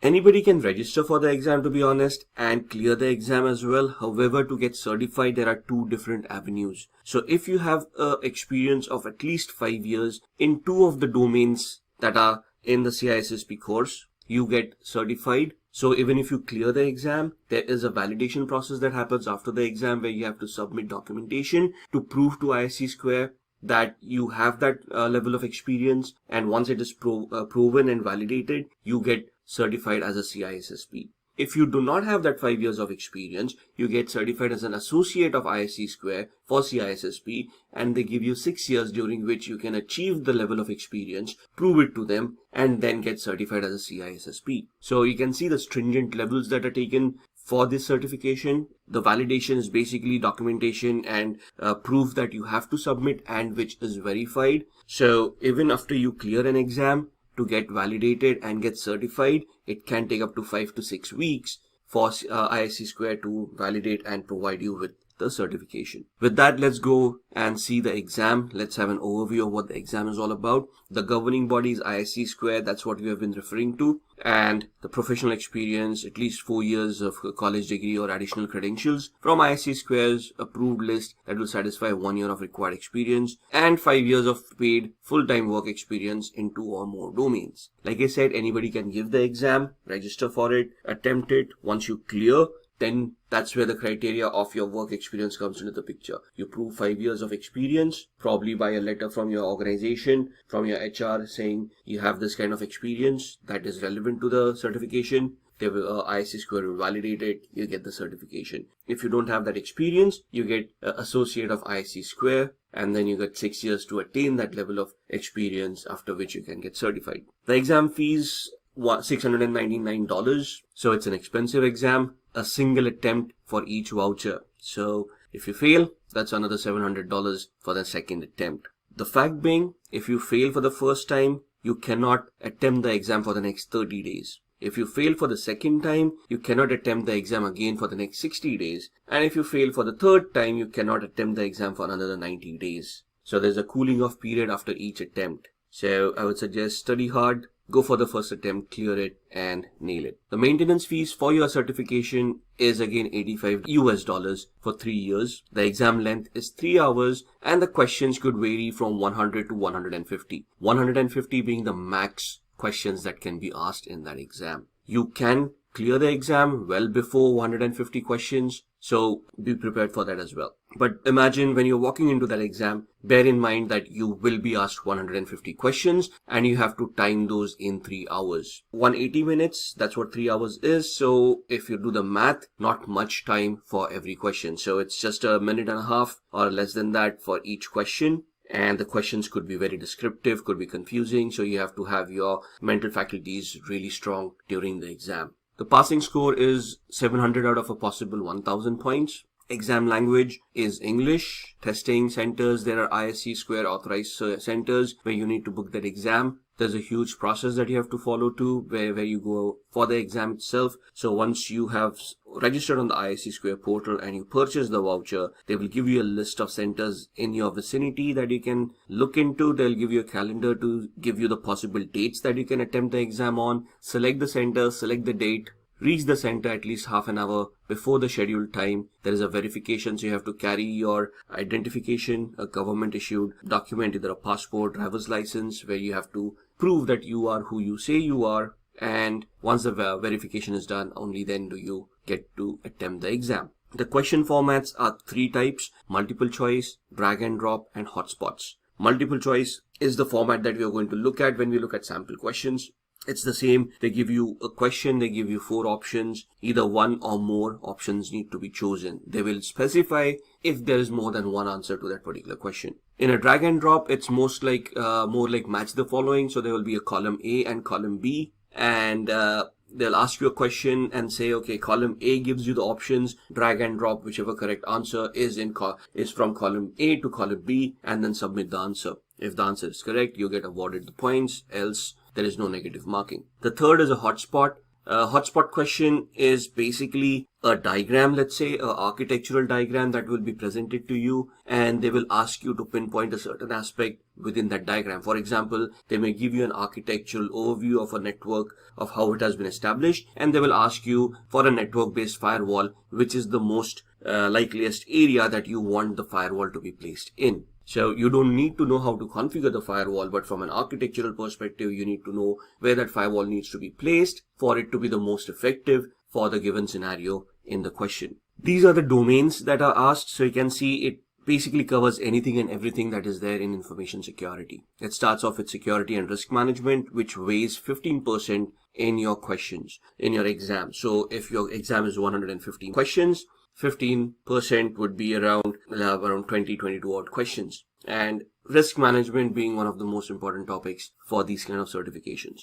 Then asset security, which covers 10% of your questions, so that's around 15 questions. Security architecture and engineering, this is where your infrastructural knowledge, your security architecture, your enterprise architecture, all those come into the picture. There are a lot of theoretical models that you need to study in domain 3. And that covers 13% of your exam. Communications and network security. This is the most technical topic within all these 8 topics. This is where you talk about networks, you talk about TCP/IP, you discuss protocols like TCP, UDP, you discuss different attacks, man-in-the-middle attacks, DOS attacks, and this basically has 14% of weightage. Then you have identity and access management, which basically talks about users, subjects, objects, subject being the user, object being the resource, and a relationship between these to be created where people are authorized for some activity, authenticated, and only then allowed and also held accountable for whatever activity they have done. Then you go into security assessment and testing, so vulnerability assessments, penetration test, software testing, SAS, TAST a little bit. All those will be covered in domain number 6, which has 12% weightage. Then security operations, so security operations center or the SOC, day-to-day management of incidents. So your incident management would come into the picture, problem management, change management, all of those things would come under domain 7 as security operations, which has 13% of weightage. And then finally, software development security. Now, you don't need to know development or you don't need to know any programming. There are no program-based questions. They're not going to ask you how to code. They're going to ask you how to manage a software development life cycle or a secure software development life cycle. So this is where your waterfall models, modified waterfall models, spiral, agile, DevOps, DevSecOps all come into the picture. And this has 10% of weightage. Now it is near about impossible for everyone or anyone to get experience across all these domains. So you will have your strong points and you will have your weak points. The task is to identify where you're good at, understand those things, make the maximum out of it, then identify your weak points and start developing on those. If you are able to look at it from a theoretical perspective, however, if you can get an internship or if you can get you can say just an insight of how it works in the practical world, it would be very helpful. Now, that being said, as far as CISSP exam is concerned, it involves a very ideal world. The real world actually doesn't come into the question because the real world will have a lot of business logic to it. By business logic, what do we mean? Every organization will modify their projects based on the expertise that they have, based on the talent that they have, and based on the people or the hierarchy of the organization that has been established. So it can be customized to each and every organization. Since an exam cannot deal with these kind of customizations, we deal with an ideal world. So for the CISSP exam, we assume that we have all the resources, we have all the people that are required, we have an hierarchy in the training which is given out where we have rules for each and every person and job titles for each and every person, right? So when we go through the training, it is very essential that we understand what these job roles are, what their responsibilities are, so that when we get those questions, we can identify which person is going to attempt what. In the real world, things are very different. We piggyback, we take on multiple responsibilities, and that is something that CISSP doesn't adhere to. So you have to be very careful.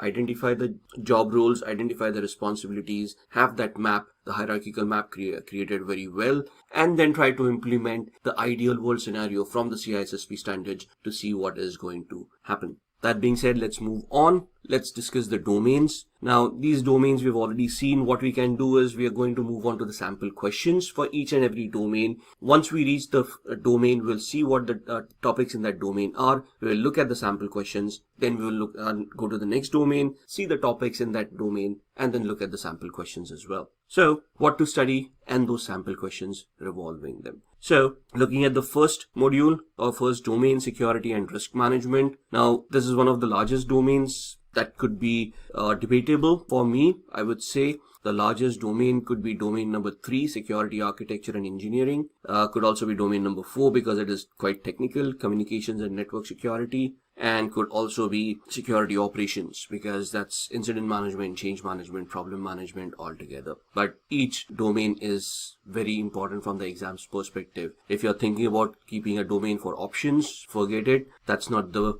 right way to address the exam. Let's start off with the first one, security and risk management. This domain teaches you all about information systems management, and this talks about risks and everything. So what we are going to do is we are just going to go to the official document from ISC Square where these domains and their topics are given. So that's the exam outline from ISC Square towards CISSP. This is the latest document that is there available online. You can see the URL in my browser address bar, and these are the 8 domains. This is the exam, 3 hours, number of questions 100 to 150, multiple choice and advanced innovative questions. That's where the drag and drop and the hotspot comes into the picture. Though based on experience, I can tell you that 90% of your questions will be multiple choice. 10% would either be drag and drop and hotspots. Passing grade is 700 out of 1000 points. Exam language availability is English. Those who want to attempt in other languages, it is available, but then the exam is 6 hours and the questions are 250. So that's your option depending on which language you're most comfortable with. We are going to go with English. That's the language options coming in. CISSP linear exam, 6 hours, 250 questions. Everything else remains the same. These are the languages supported: French, German, Brazilian, Portuguese, Spanish, Japanese, simplified Chinese, and Korean. The weightage, I guess, remains the same. And that's the first domain, security and risk management. So what does it pertain to? Understand and apply concepts of CIA, confidentiality, integrity, and availability. In the first video, we have gone through all the 8 domains at quite some length. We have discussed what CIA is all about and how the interrelationship is. So if you want a deep dive, or rather a deeper dive than what we are doing for the domains, go back to the first video, look into that, and then you can come back to this video again. So evaluate and apply security governance principles. So we have to understand what governance is. Now, governance is basically having a overlying architectural security policy that can be integrated with an enterprise architecture, and thus having your security policy in alignment with the business goals and objectives. Security should never become a hindrance for a business. Security should always become a supporting feature which should allow the business to be executed in a secure manner. So as a security expert, our first goal is to identify what the business does, what the business processes are, what is the business trying to achieve, and then we try to create a security policy revolving these to enhance the business functionality in a overall picture. So you're looking at organizational processes, acquisitions, divestitures. Acquisition is when, let's say, scenarios where you are trying to create a security governance policy. Now the business is trying to change because they're trying to acquire another organization and merge it within this organization, and now your security policy should encompass not only your organization but the newly acquired organization. Let's say in the next 5 years a business decides that the newly acquired organization is no longer profitable and they want to sell it off, and now that's where the divestiture comes into the picture. You are now trying to separate the entity that you have just integrated in your security policy, and you're now trying to separate it with confidentiality, integrity, and availability of the company's data intact. without affecting the organization at any point in time. Understand the fact that security is not only about hacking or getting hacked, it's about being secure at all points in time during business continuity and business, let's say business as usual kind of activities. So that's where your security control frameworks would come in. You're going to talk about ISO 27001. We're going to talk about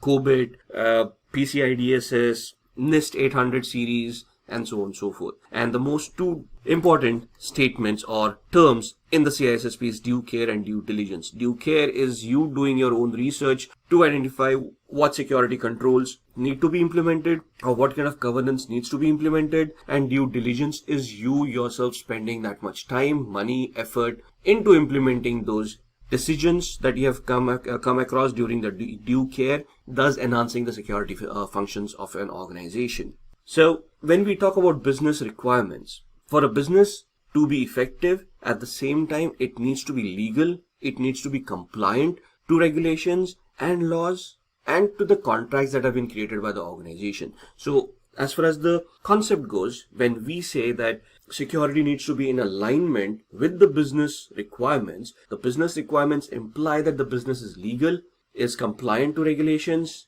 is compliant to their contractual obligations, and is following standards that have been prescribed to them. So all of them come together, and that's where your security mapping comes into the picture. You're looking at legal and regulatory issues like cyber crimes and data breaches, licensing and intellectual property requirements, and so on and so forth. And it will also include ISC Square's Code of Professional Ethics. Now, this is a document apart from the 8 domains that we have talked about.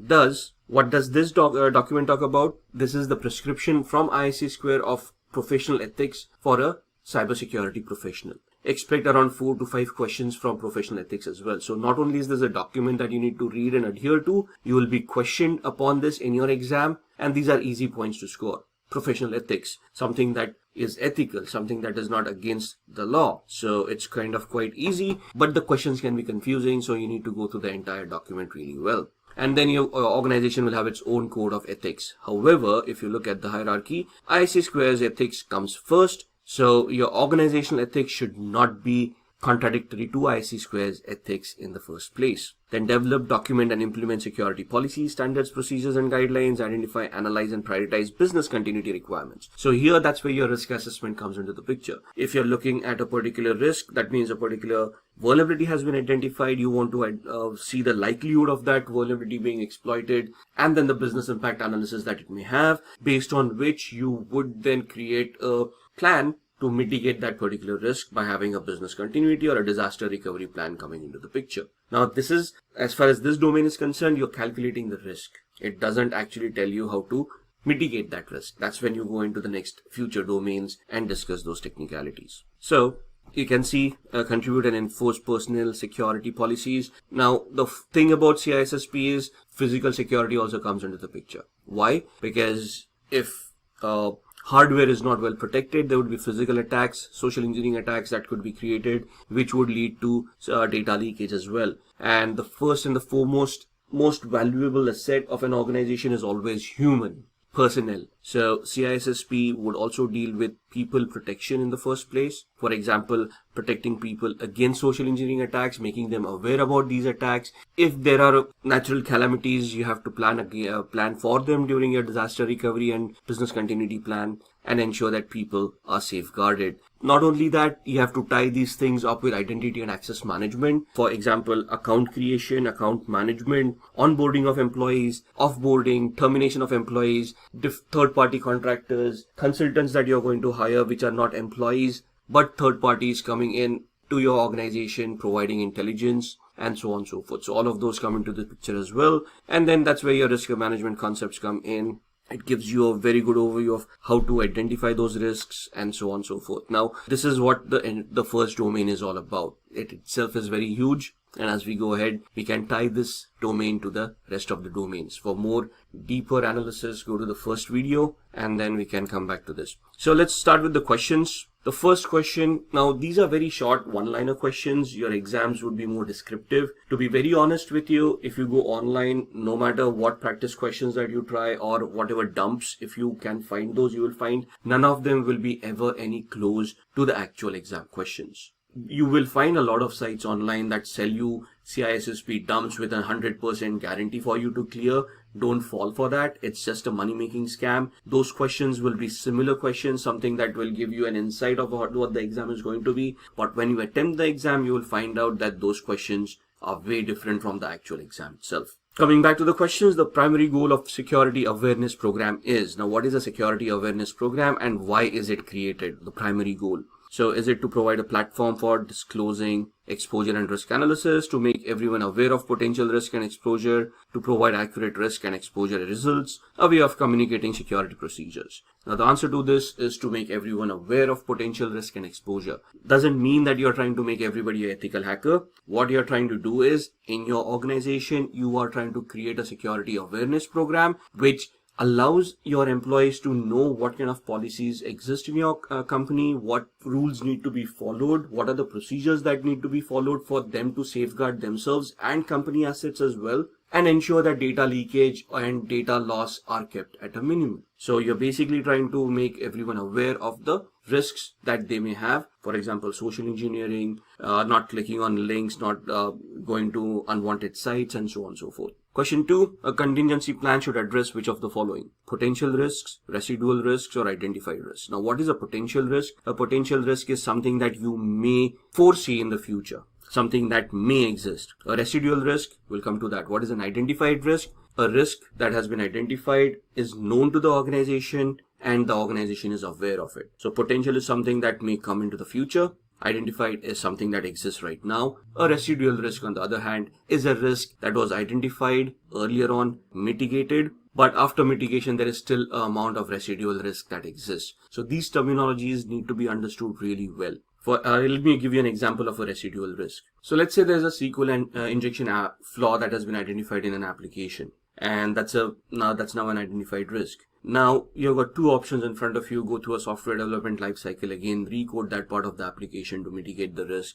or else have a security control like a firewall, a web application firewall watching that risk. Now the ideal scenario would be that you go through the development process again, but that is going to take time. So you put in a compensatory control, that is a web application firewall, in the meanwhile to mitigate that risk, and then have the recoding done, and then later on resolve the risk altogether. So when we put in the firewall to mitigate the risk temporarily, is the risk actually addressed? No, there is still a possibility of a SQL injection attack happening, but we just have it mitigated to a certain extent because there is a firewall watching it. So that means that there is still a residual risk, a risk that is remaining even after me implementing the security protocol or the security control. That is what a residual risk is. Something that remains even after I put in a security control, which can be taken care of later on or can be accepted and just moved upon. So coming back to the question, a contingency plan should address which of the following? Either a potential risk, a residual risk, an identified risk, or all of the above.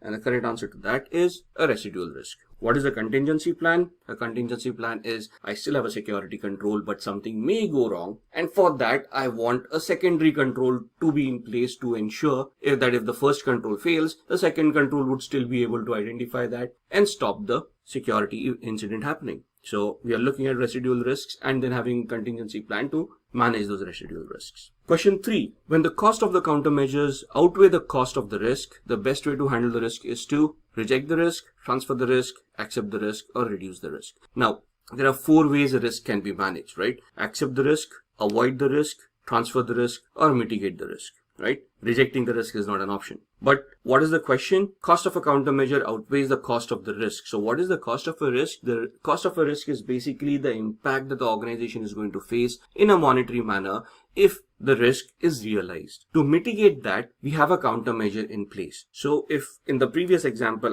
I have identified a SQL injection attack, and the countermeasure to that is me implementing a security control, a web application firewall to mitigate that risk. However, if somebody executes that risk, somebody does a SQL injection attack, the loss that I'm facing is only $100 per incident. And the maximum incidents that can happen in a year are 10. So 10 into 100 is $1,000 per annum is what that risk is going to cost me. For me to implement a web application firewall, on an annual level, it is going to cost me, let's say, $15,000 in licenses, management, salaries, and all of those things. Which means that I'm facing a loss of $1,000, but I'm spending $15,000 to prevent that loss. I'd rather have the $1,000 loss than spend $15,000, right? So in this scenario, the cost of the countermeasure is outweighing the cost of the risk by $14,000. So in this scenario, which is the best way I would do it? Either reject the risk, which is never an option because you cannot reject the risk. Transfer the risk. What is transferring a risk? Transferring it to a third party by purchasing insurance, example, right? So if I purchase insurance saying if this gets compromised, it's the insurance company who's going to make the payments. I'm safeguarded. Or accept the risk or reduce the risk. So in this scenario, accepting the risk is basically accepting the risk the way it is, moving on because there is nothing that you can do about the risk and you're willing to accept the risk rather than spend money on it. And reduce the risk is mitigating the risk by implementing the firewall and spending that money and then incurring those losses. So the best answer out of this is accepting the risk. Why can't I transfer the risk? Because there is no such insurance where I can, in the given example, where I can get that kind of an insurance policy. Reducing the risk would entail me spending that $15,000 to mitigate the $1,000 risk, thus incurring a $14,000 loss, which is against the business logic. A business needs to make money, not spend money. And that's the fourth option that's left, that's accepting the risk, which means we are not going to implement the firewall because it is outweighing the cost of the risk. We are just willing to accept the risk itself and move on.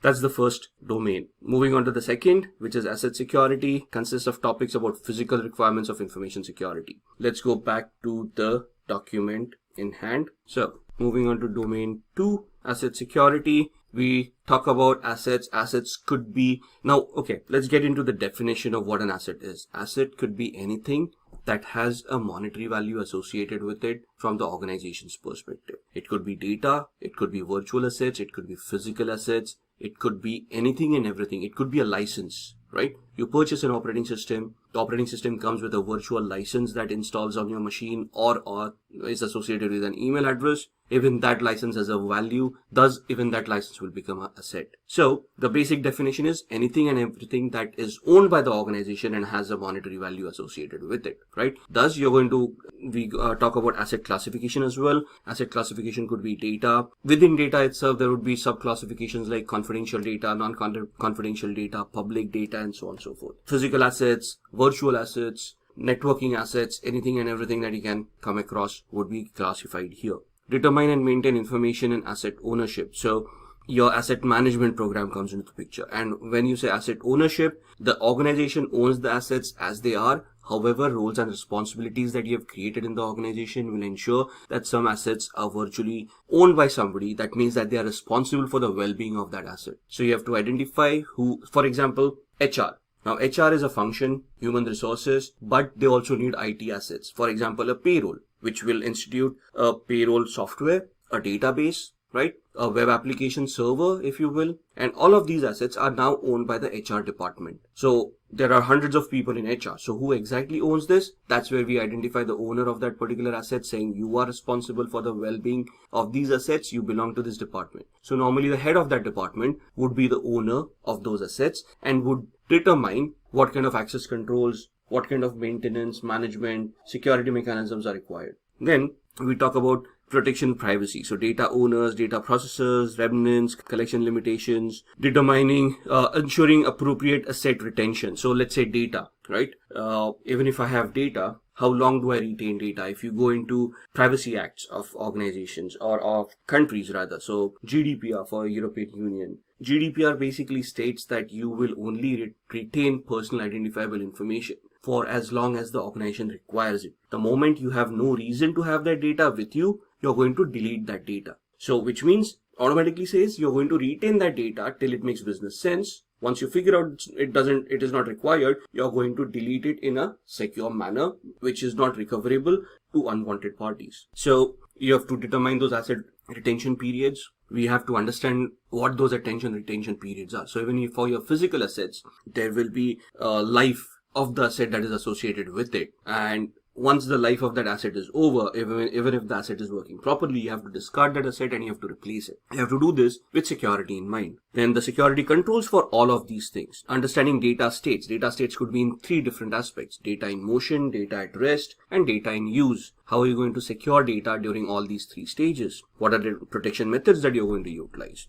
Then establishing information and asset handling requirements. So that's what domain 2 is all about. Let's look at the questions. So the first question in domain 2, which of the following is responsible for setting user clearances to computer-based information? Is it operators, data owners, security administrators, or data custodians? Understand the question. Who is responsible for setting your user clearances to computer-based information? And the correct answer to that is security administrators. They are responsible for setting the user clearances. Who are going to be responsible for allowing the user clearances? That's going to be data owners. What is generally concerned with personal security? Management controls, operational controls, technical controls, or human resource controls. Now, what is personal security? Personal security is people-centric security. You're looking at people and you're ensuring that their security comes into the picture. Technical controls can be used for data assets or physical assets like information technology, but technical controls may not be that relevant for a human. A firewall is not going to help any human any which ways. Management controls are administrative controls. That means a policy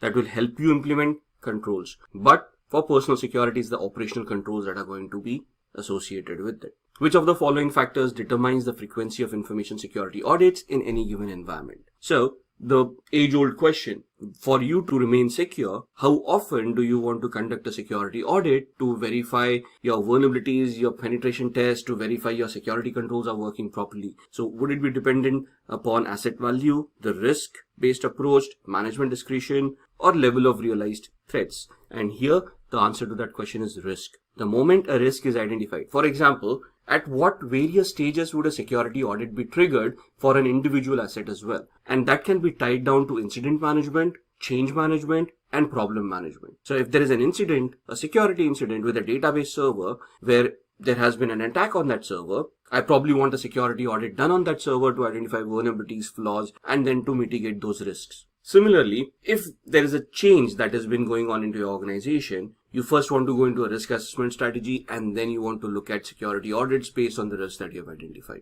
right? So a security audit is not only periodic based on compliances or regulations, but it also can be integrated really well in your incident management, problem management, and change management scenarios. That's domain number 2. All right, let's talk about domain 3, security architecture and engineering. Now, this is where you tie up security architecture and enterprise architecture. If you look at the first domain, we have talked about risk assessments, we have talked about confidentiality, integrity, and availability, and then we have moved on to the second domain where we talked about asset security. So that's where we talked about data classification, asset classification. Now, it starts off with the enterprise level architecture. So something like TOGAF. What is enterprise level architecture? It's basically data center architect and a network architect trying to create data flows, deciding how communications are going to happen between various devices. They're going to try to do network segmentation for web application servers, database servers, look at network isolations, network access control lists, and may even decide how firewalls and where firewalls would be required. Once that architecture is created, we need to secure that architecture to ensure that whatever data communications are happening within that framework, they are secured in a manner where all the risks that the organization may be exposed to are either managed, mitigated, accepted, transferred, whichever the way it is, right? So here you start off with physical security, you start up with trusted platform modules. So looking at the outline, this is where it starts off with implement and manage engineering processes using secure design principles. So this domain will talk about using TOGAF and then using a Zachman framework to interact with all the data owners, all the asset owners, querying them about the security of the assets, the requirements, because it is not the security architect who determines how secure the device will be. It is the asset owner who determines the requirement of security. For example, continuing with the HR example that we were talking about earlier, if the HR department of head is responsible for the database, for the payroll application, it is that person who would be determining the security levels. So based on the security architecture, let's say a Zachman framework, we would create a questionnaire that needs to be filled out by the asset owner, the HR department of head, and would be supplied to us, the security heads, and then we would try to create a security profile based on their requirements. So if the HR department head comes back to me and says that they require to be adhering to a particular standard, or they want X kind of security, it is us who will validate that requirement, and it is us who will execute it and protect that asset based on their requirements. So this is where your security architecture meets enterprise architecture by using various frameworks. This domain will introduce you to not only Zachman framework, it will again take you to a trusted platform module. It will talk about ITsec, TCsec, common criteria, and so on and so forth. So this is again a very extensive module. Some people struggle with it because it is largely a theoretical module, and some people would struggle with the concept of what is a security architecture and an enterprise architecture. It is very important to understand the differences between them. For example, TOGAF is an enterprise architecture where a data center architect would deploy and streamline those devices on which a layer of security architecture such as ISO 27001 would be implemented to enhance the security and ensure that the infrastructure remains protected at all point in time. This module will also deal with managing vulnerabilities on assets, applications, web-based systems, mobile systems, and embedded devices. So this is where your engineering comes into the picture. By this module, we mean when we are deploying infrastructure, we need to engineer it with security in mind. We need to architect in such a way that security enhances the business needs, business requirements, and they are executed in a secure manner. Let's look at a few questions based on domain 3.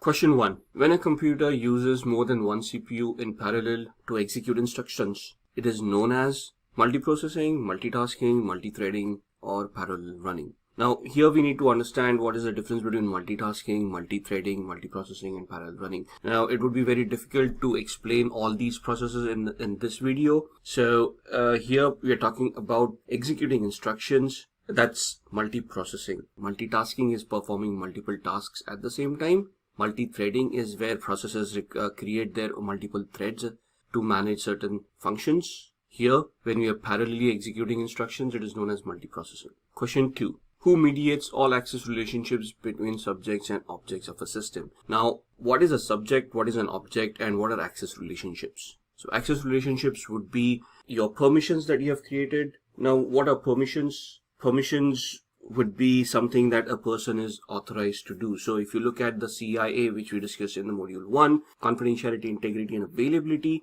how do we keep data confidential? By only allowing authorized users access to that data. What are authorized users? Authorized users are people who have been identified and are allowed access to certain resources. How do we do that? By having an identity and access management platform in place, which will be discussed later in the next domain. But confidentiality would include IEEE standards. IEEE starts with identification, authentication, authorization, and accountability. Identification is identifying the person, who they are. Authentication is verifying that they are actually who they claim to be. Authorization is where the access relationships come into the picture, where once we have authenticated a user, we are creating a matrix which allows them access to certain resources to a certain extent. Some may have read-only access, some may have modify access, some may have delete access, etc. So in this scenario, we are talking about access relationships between subjects and objects of a system and who mediates that. Now, when you say reference kernel, information flow model, or security kernel, or firewall, in this particular scenario, for this particular question, based on the options that are available,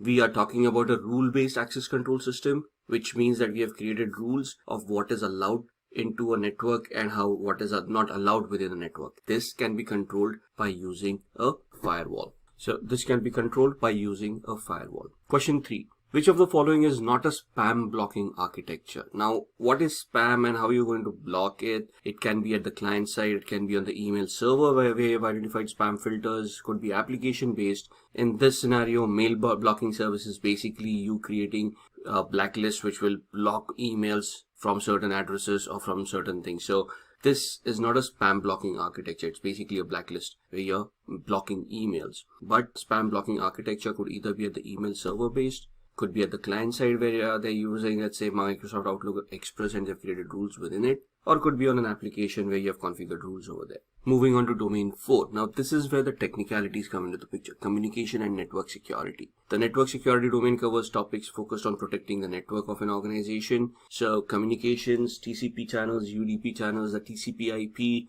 So you come across the OSI layer, You map the OSI layer with the TCP IP layer and see how a data fragment packet is created. Looking at domain 4, we are talking about the OSI layer, open systems interconnection, compared to the TCP IP or the transmission control protocol over internet protocol models. We're talking about internet protocol itself. We are talking about converged protocol, software defined networks, wireless networks. Then we are talking about securing network components. So we talk about firewalls, types of firewalls, endpoint security, network access control devices, and we look at them over virtualized networks, VoIP, multimedia, talking about remote access, data communications. Right, so all of this is concerned within domain 4. Now, OSI and TCP itself could take hours for people to understand, to people to comprehend how computers work. Now, these are theoretical models, and we need to create an understanding of how theory merges with the practical world. Let's look at a few questions.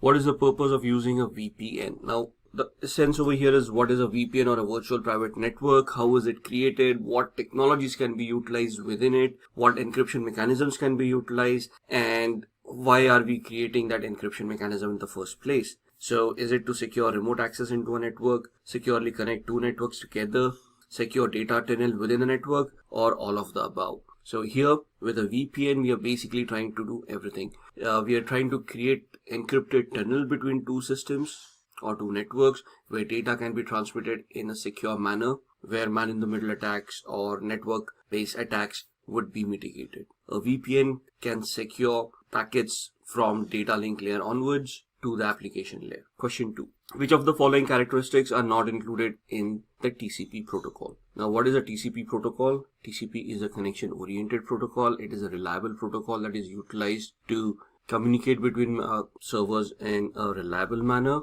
So a TCP protocol being a connection-oriented protocol, which is reliable in nature. So which of the following characteristics are not included? Connection-less protocol, that is the UDP protocol. So this is not included in the TCP protocol. Question 3, which if you remember the previous slide, would be the UDP protocol. A UDP protocol is a protocol that is used for its speed rather than reliability. When it is real-time processing that is required, we use UDP. So most of our VoIP communications would happen over UDP protocols.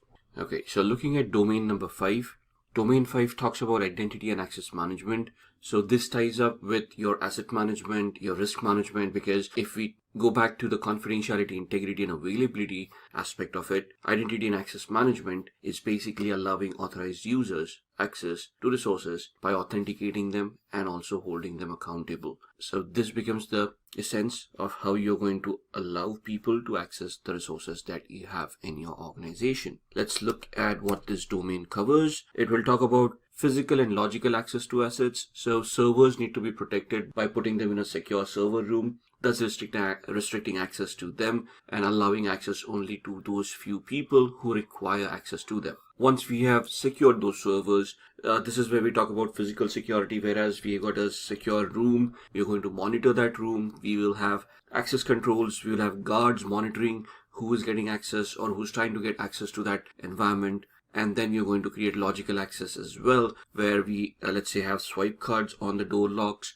So anyone with logical swipe card can access that particular facility. You're also looking at managing identification and authentication of people, devices, and services. So here we are going to talk about authentication mechanisms, single authentication, multi-factor authentication. We are talking about single sign-ons. We will talk about federated identity management modules. We'll look at CASB, or cloud access service brokers. We will talk about session management from applications and so on and so forth. We will also talk about third-party identity as a service provider, where we integrate those identities like OpenID into our organization and we validate people based on the identity that they have created with those organizations. Then we talk about access control lists, which would be role-based access controls, mandatory access controls, discretionary access controls, attribute-based access controls, rule-based access controls. And then there are a lot of theoretical models that are integrated in this module, which talk about lattice-based approach, which will talk about other theoretical models which will help you align how identity and access management is implemented in an organization. So At this point in time, we will also be looking at a life cycle of how identities are managed. For example, onboarding of people, deboarding of people, termination of employees, employees as they move within the organization by getting promotions, demotions, or changing departments and assuming a new role. So here we talk about how we can provision an identity, how we can deprovision an identity, how it is to be managed. We're going to create a relationship between the creator of this identity and the approver, who's going to be a manager. So even if somebody is allowed to create an identity, they will only create it if they have an approval from an appropriate manager. So let's look at questions from domain number 5. The first one, which of the following is the most important factor while selecting a biometric system for securing critical assets? Now here, the domain talks about the types of authentication mechanisms. There are 5 types, essentially 3 basic types, which talk about something that you know, which is a password, something that you have, a swipe card, someone that you are, a biometric, somewhere that you are, location based, and something that you do, like CAPTCHA. So these are the 5 basic authentication types or mechanisms that you can utilize in an organization. Multi-factor authentication is having multiple of these options integrated in our identity and access management module to enhance the security. Now coming back to biometrics have positives and negatives amongst them. So with a biometric, there are 2 types that we talk about: false acceptance rate and false rejection rate. What is a false acceptance rate? Somebody, let's say you're using a thumbprint to authenticate people. Somebody put down their thumbprint. The person is not actually authorized. However, it was read incorrectly and the door got unlocked and the person got access to that particular area, which is a false acceptance rate. A false rejection rate is an authenticated or an authorized person actually trying their thumbprint, but it not getting recognized. Thus, they did not get access to the area or to the device that they wanted. Now, the question here is, which of the following is the most important factor while selecting a biometric system for securing critical assets? Now, would I want to focus on false rejection rate or false acceptance rate? Then we also have equal error rate and maximum allowable downtime. Maximum allowable downtime is if the biometric measure fails and if nobody is getting access to any of the resources, to what level or to what extent would my business be able to tolerate such an outage? Here the correct answer is the false acceptance rate, because if an unauthorized person gets access to my devices, that's the worst case scenario. If the biometric system is down and nobody's getting access, that may still be acceptable rather than having an unauthorized person getting access to very sensitive data. False rejection rate is also detrimental to the organization. However, it is not as bad as having a false acceptance rate introduced in the organization. The second question, which are the 2 major factors to measure biometric performance? Again, the question from the previous one, FAR, false acceptance rate, and FRR, false rejection rate, or FSE and ERR, IER and FAR, FRR and GIC. They don't actually relate. So the correct answer here is FAR, false acceptance rate, and false rejection rate. So these are the 2 major factors. False rejection rate may still be a little bit acceptable, but a false acceptance rate is not tolerable at all. Next question. A commercial application for steganography that is used to identify documents or verify their authenticity is either a digital checksum, an MD5 hash, a digital signature, or a watermark. Now here the keywords matter. We are talking about steganography, so suddenly people start thinking about hiding data within data. And then if you just isolate the words identify documents or verify their authenticity, we basically directly go to a digital signature, because that's what we utilize for a non-repudiation. However, what the question refers to is an application for steganography. Steganography is hiding some element which would be visible only to known people. We can utilize steganography to benefit ourselves or our organization by using it to identify the authenticity of a document. So if I am going to print out a document, maybe a watermark on the document which is not visible to the naked eye, but when I want to validate the document, I would search for that particular watermark. And that is the correct answer for this particular question. So that's what domain 5 is all about. Alright, let's look at domain number 6, which is security assessment and testing.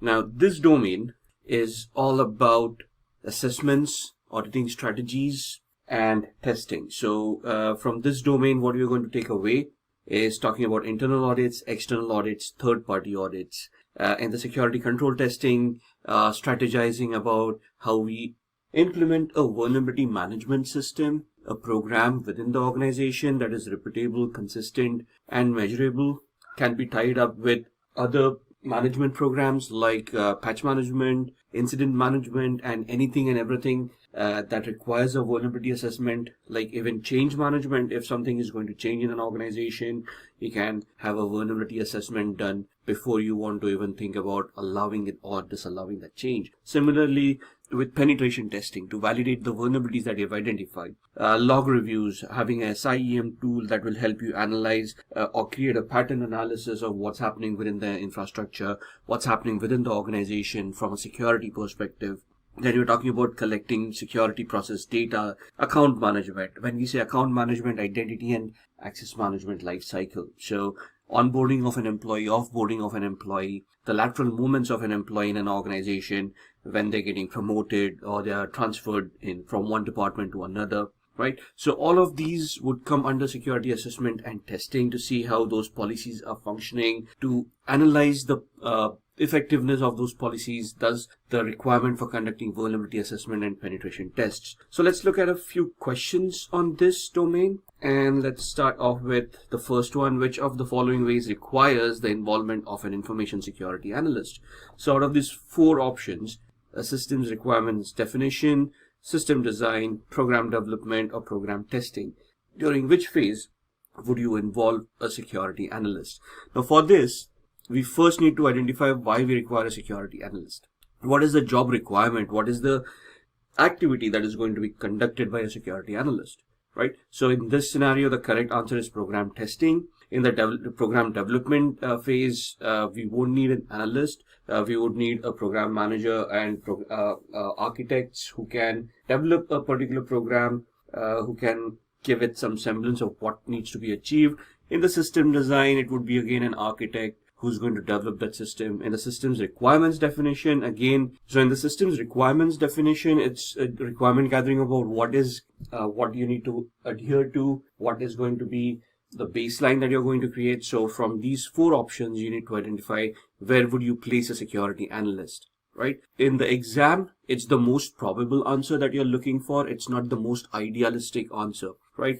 So from these four options, security analyst would most likely be involved in the program testing phase rather than any other phase.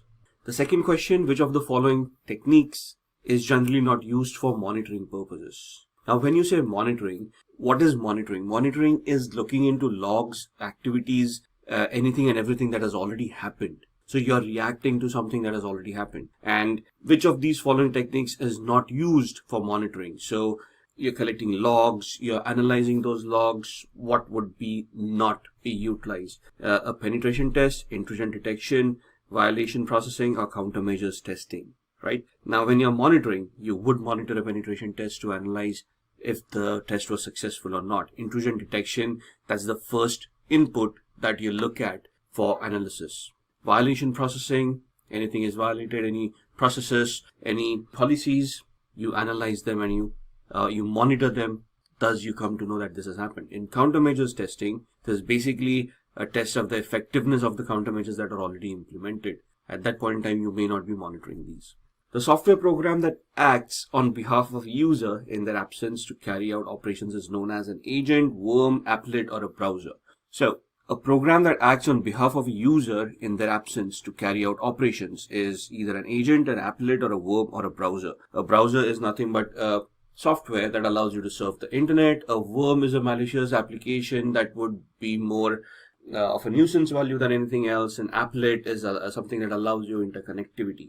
An agent is something that can be automated, used for automated tasks, and can run those tasks in the absence of a particular user. So if you look at these questions, understanding what each and every word means, understanding and highlighting the keywords in the question itself, and then analyzing the scenario that you are placed in, and then identifying the most appropriate answer for that particular question. That is how you want to approach a CISSP exam.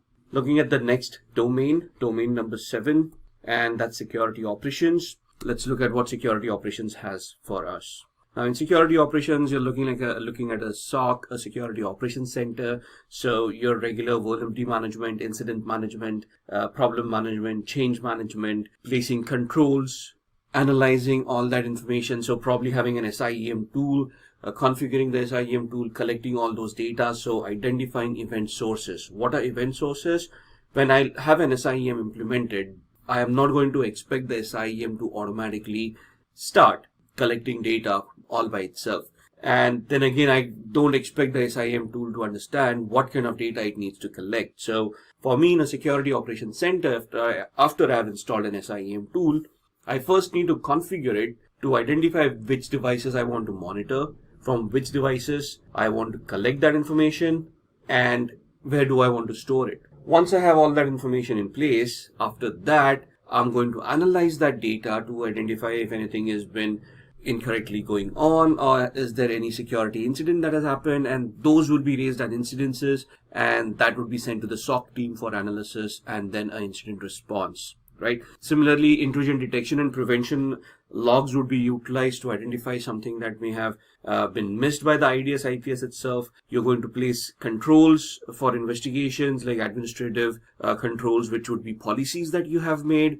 Then you've got criminal laws. So if something bad has happened that can be described as a crime based on the law of that land, how you're going to deal with it, civil laws, regulatory laws, and industry standards. Regulatory laws would be, for example, GDPR in the European Union, right?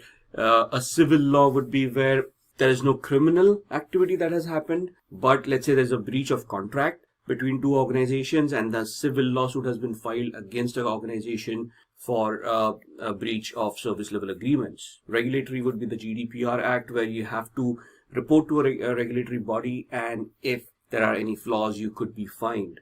Industry standards, ISO 27001, PCI DSS, and so on and so forth. So when you're looking at these requirements for investigation, all of these would have prescribed how you're going to handle that investigation.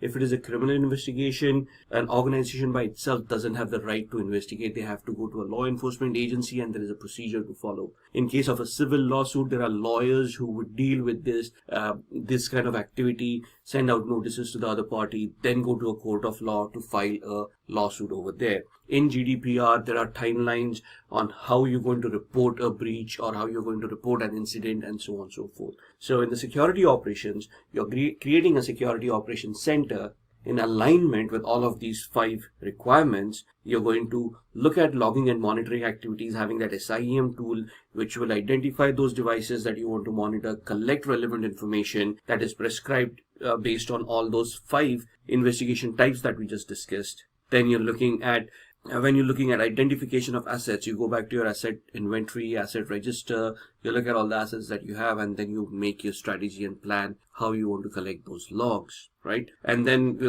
this module will deal about how do you want to handle identity and access management, privilege account management, service level agreements, and so on and so forth. So this basically is the day-to-day business activity of an organization from a security perspective. So you are there to identify incidents. As a CISP, you won't be executing this, but you would be creating policies revolving all of these aspects. So this is what you need to consider. This is what you need to strategize upon.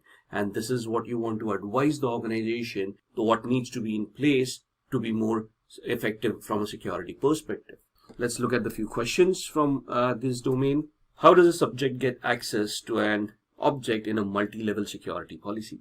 Now, first we need to understand what a multi-level security policy is. We need to understand what a subject is and what an object is. Let's look at the options first. The subject sensitivity label must dominate the object sensitivity label. The subject sensitivity label subordinates the object sensitivity label. The subject sensitivity label is subordinated by the object sensitivity label. And to repeat the sensitivity tags again and again, the subject sensitivity label is dominated by the object sensitivity label. Too much sensitivity in a single slide. However, you can see that this just confuses the person of what they're trying to read. Not only you missing what keywords are, so people normally focus on a keyword called multi-level security policy and start getting confused in that, while we do disregard what a subject and an object is. right? So a subject and an object is a relationship that is created between identity and access management, subject being the user, object being the resource that needs to be accessed by that particular user. After which comes a multi-level security policy, which is basically the access control matrix that you have created between these multiple objects and multiple subjects. So, for example, in this domain, you would also talk about theoretical models for access management, including lattice-based approach, where the sensitivity labels come into the picture. You would talk about Clark-Wilson model, you will talk about Bell-LaPadula model, and a few other models, right? All of them theoretical in nature, which can then, based on other implementations, be implemented in a real-time scenario. So all that understanding comes into the picture, and then you need to identify how those sensitivity labels in a lattice-based approach could allow you to create those labels for your subjects and objects, and then the identity and access management tool would become the verification factor where it identifies the labels for the subject and the object, and they, based on those labels, they allow or disallow connectivity or allow connections to happen. Now here the correct answer is that the subject sensitivity label must dominate the object's sensitivity label. So the user should have a sensitivity label that allows them access to the object which has an equivalent sensitivity label. So understanding those models becomes very much important, not only from an exams perspective, but when you're creating a policy, you basically are going to use these terminologies and you're going to create a policy around this. Moving on, the second question, managers of which department are ideal for the development of information security policy for an organization? Business operation, information technology, purchase, or human resources? Now, managers of which department are ideal for development of information security policy for an organization? And when we say information security policy, we would obviously assume that is the IT department who's going to deal with it, and it's the information technology in this case. But that's incorrect. It is the business operation. Why? Because right from the first domain, so we would be taught in the training for CISSP that security needs to enhance the business functionality, not the other way around. So we are in the business, or we are in the function of conducting a business which would offer services, and those services that are being offered, the business activity that has been conducted, should be supplemented by security, so those business activities could be conducted in a secure manner. At no point in time is security going to be a deterrent to business. The only reason for anything to become a deterrent to business is the legality of it.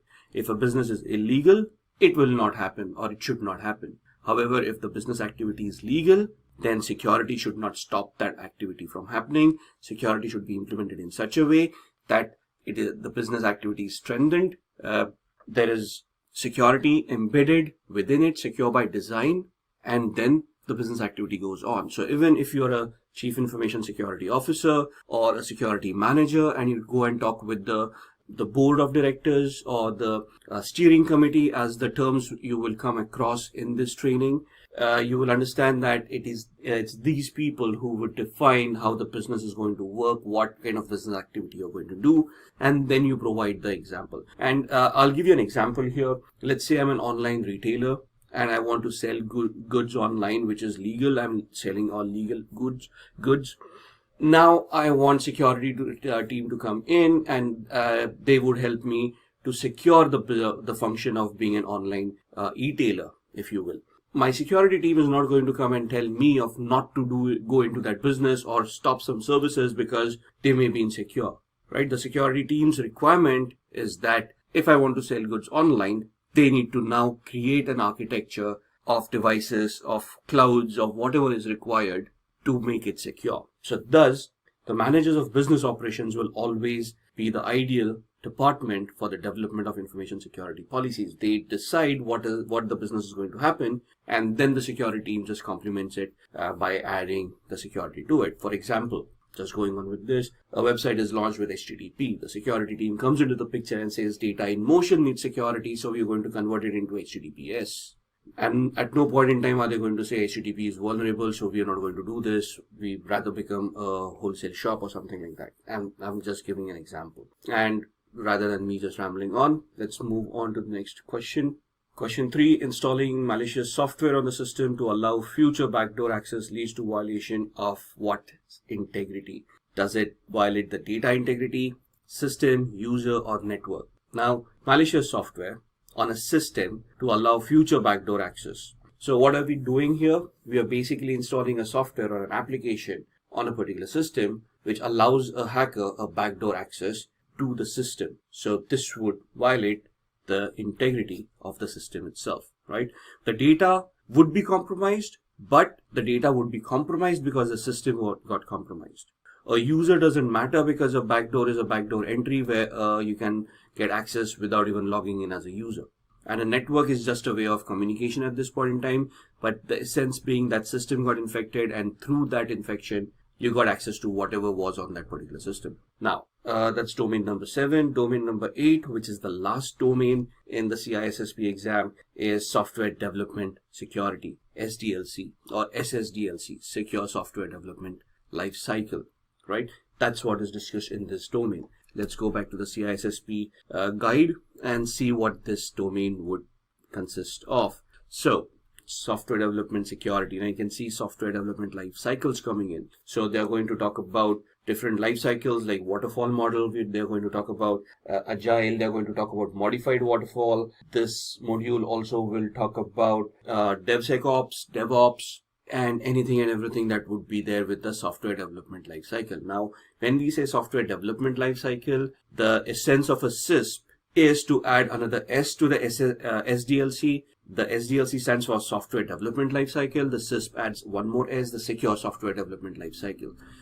So, as with everything, secure by design, which means security needs to be integrated at every phase of the life cycle and it should not be bolted on. For example, a waterfall model talks about how the software is going to be developed and how it is going to be published or released at the end of the life cycle. At no point in time does it talk about security. Thus, security architect at that point in time would come into the picture and decide what are the requirements of the software, what are the security vulnerabilities or the risks that they see. So threat modeling would happen, and all those things need to be introduced right from the inception. So if there are developers or if there is a business requirement for an application, let's go back to the previous example. I'm an e-tailer. So to become an e-tailer, not do I only need a website. I will need a web application for that functionality to be given out. So I need to develop that application. In a regular lifecycle model, I develop that application and then go into security where I do a VAPT on that application, find out that there are disastrous results, and then I go back and start coding again, which is not a good scenario. So I have hired a SISP who will then come into the picture during the SDLC and at the inception itself when businessmen are talking about how the business is going to happen. At that point in time, the SISP will come in and start with a threat modeling exercise saying, you know what, let's talk about what are the risks this application is going to face. You're going to handle a lot of payment information because people need to pay for the products, right? So credit cards, you're going to be involved. There's a database, so SQL injection attacks. So these are the threats that we are looking at. And now a threat modeling exercise would be followed by a risk assessment. Then would be looked at by an impact analysis.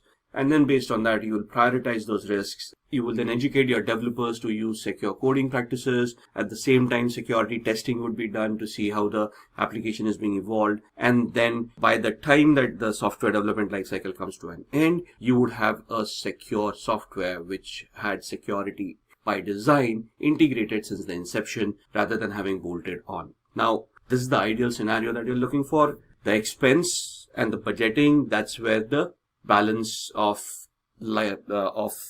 capital investments and time to market and all that comes into the picture. But for the training, we will always be in an ideal scenario. We'll always have enough time, enough resources, monetary and human. And the exam basically looks at a very ideal scenario in which you got just about everything. You just need to make the correct decision. At no point in time are you going to think that if I start doing a particular strategy, it is going to cost me a lot of money, so I don't want to do that. That's the real world scenario. In the real world, you look at the costs, you look at the timelines, deadlines, and then you take a informed decision of how much you want to invest in what. In the ideal world, for the CISP exam or the CISSP exam, there are no limitations. You are looking at the most correct way of doing those things, and thus you identify those requirements, and that's how you answer the exam. So you're looking at the security software environments that you require, configuration management, auditing and logging of changes, security impact of acquired software. Now, in this scenario, we talked about developing a software. What if I purchase a third-party software and I introduce it into my organization? Now, this software, when integrated, how is it going to impact my current security controls, impact my current identity access management, my networking, my other applications, my communications? So that's something that you want to assess as well, right? So let's go for the questions.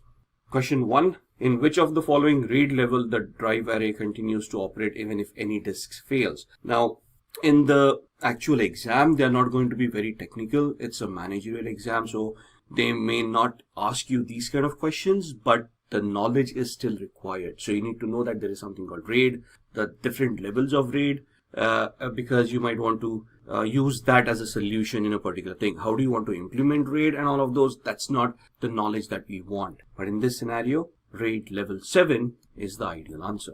Question 2, which of the following steps can be utilized or can be used to protect an organization against the failure of a critical software firm? Now, basically, what does this talk about? This talks about disaster recovery, or this talks about business continuity. For example, there's a failure of some sort. When there is something that fails, what does it do? It interrupts the business. So the moment a business interruption happens, what should kick in? The business continuity plan. If the business continuity plan fails, then the disaster recovery plan kicks in. So if you look into it, as we go in, we might even come against terminologies like RTOs, RPOs, return time objective, and recovery point objective. And at that point in time, you want to look at how do we want to recover from a data loss. And thus, you will come across solutions. Now, of the 4 options, full backups, differential backups, and incremental backups. And the 4th one, software escrow agreement.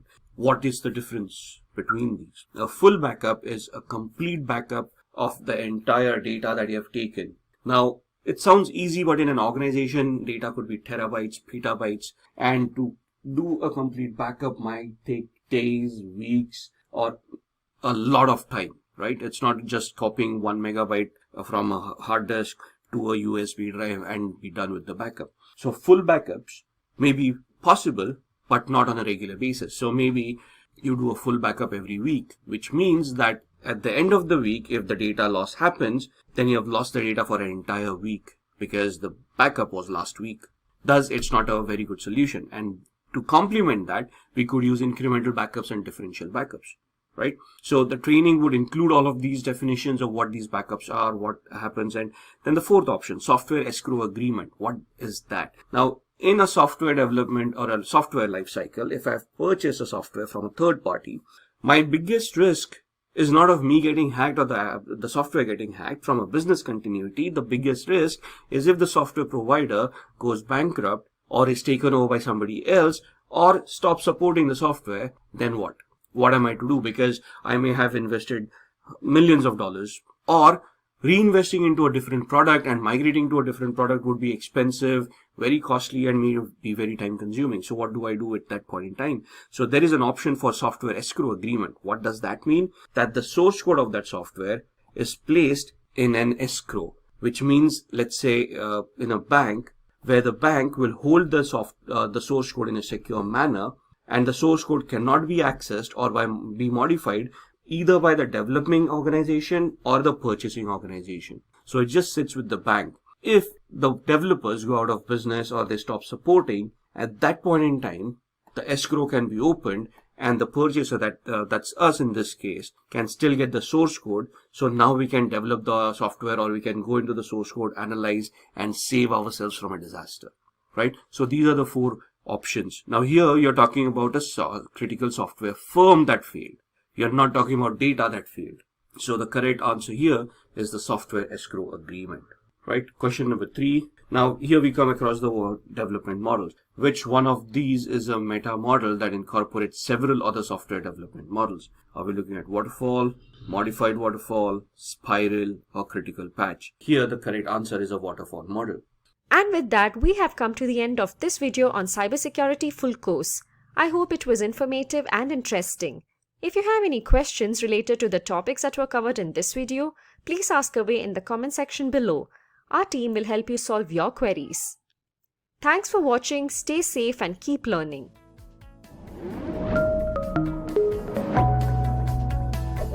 Hi there, if you like this video, subscribe to the Simplilearn YouTube channel and click here to watch similar videos. To nerd up and get certified, click here.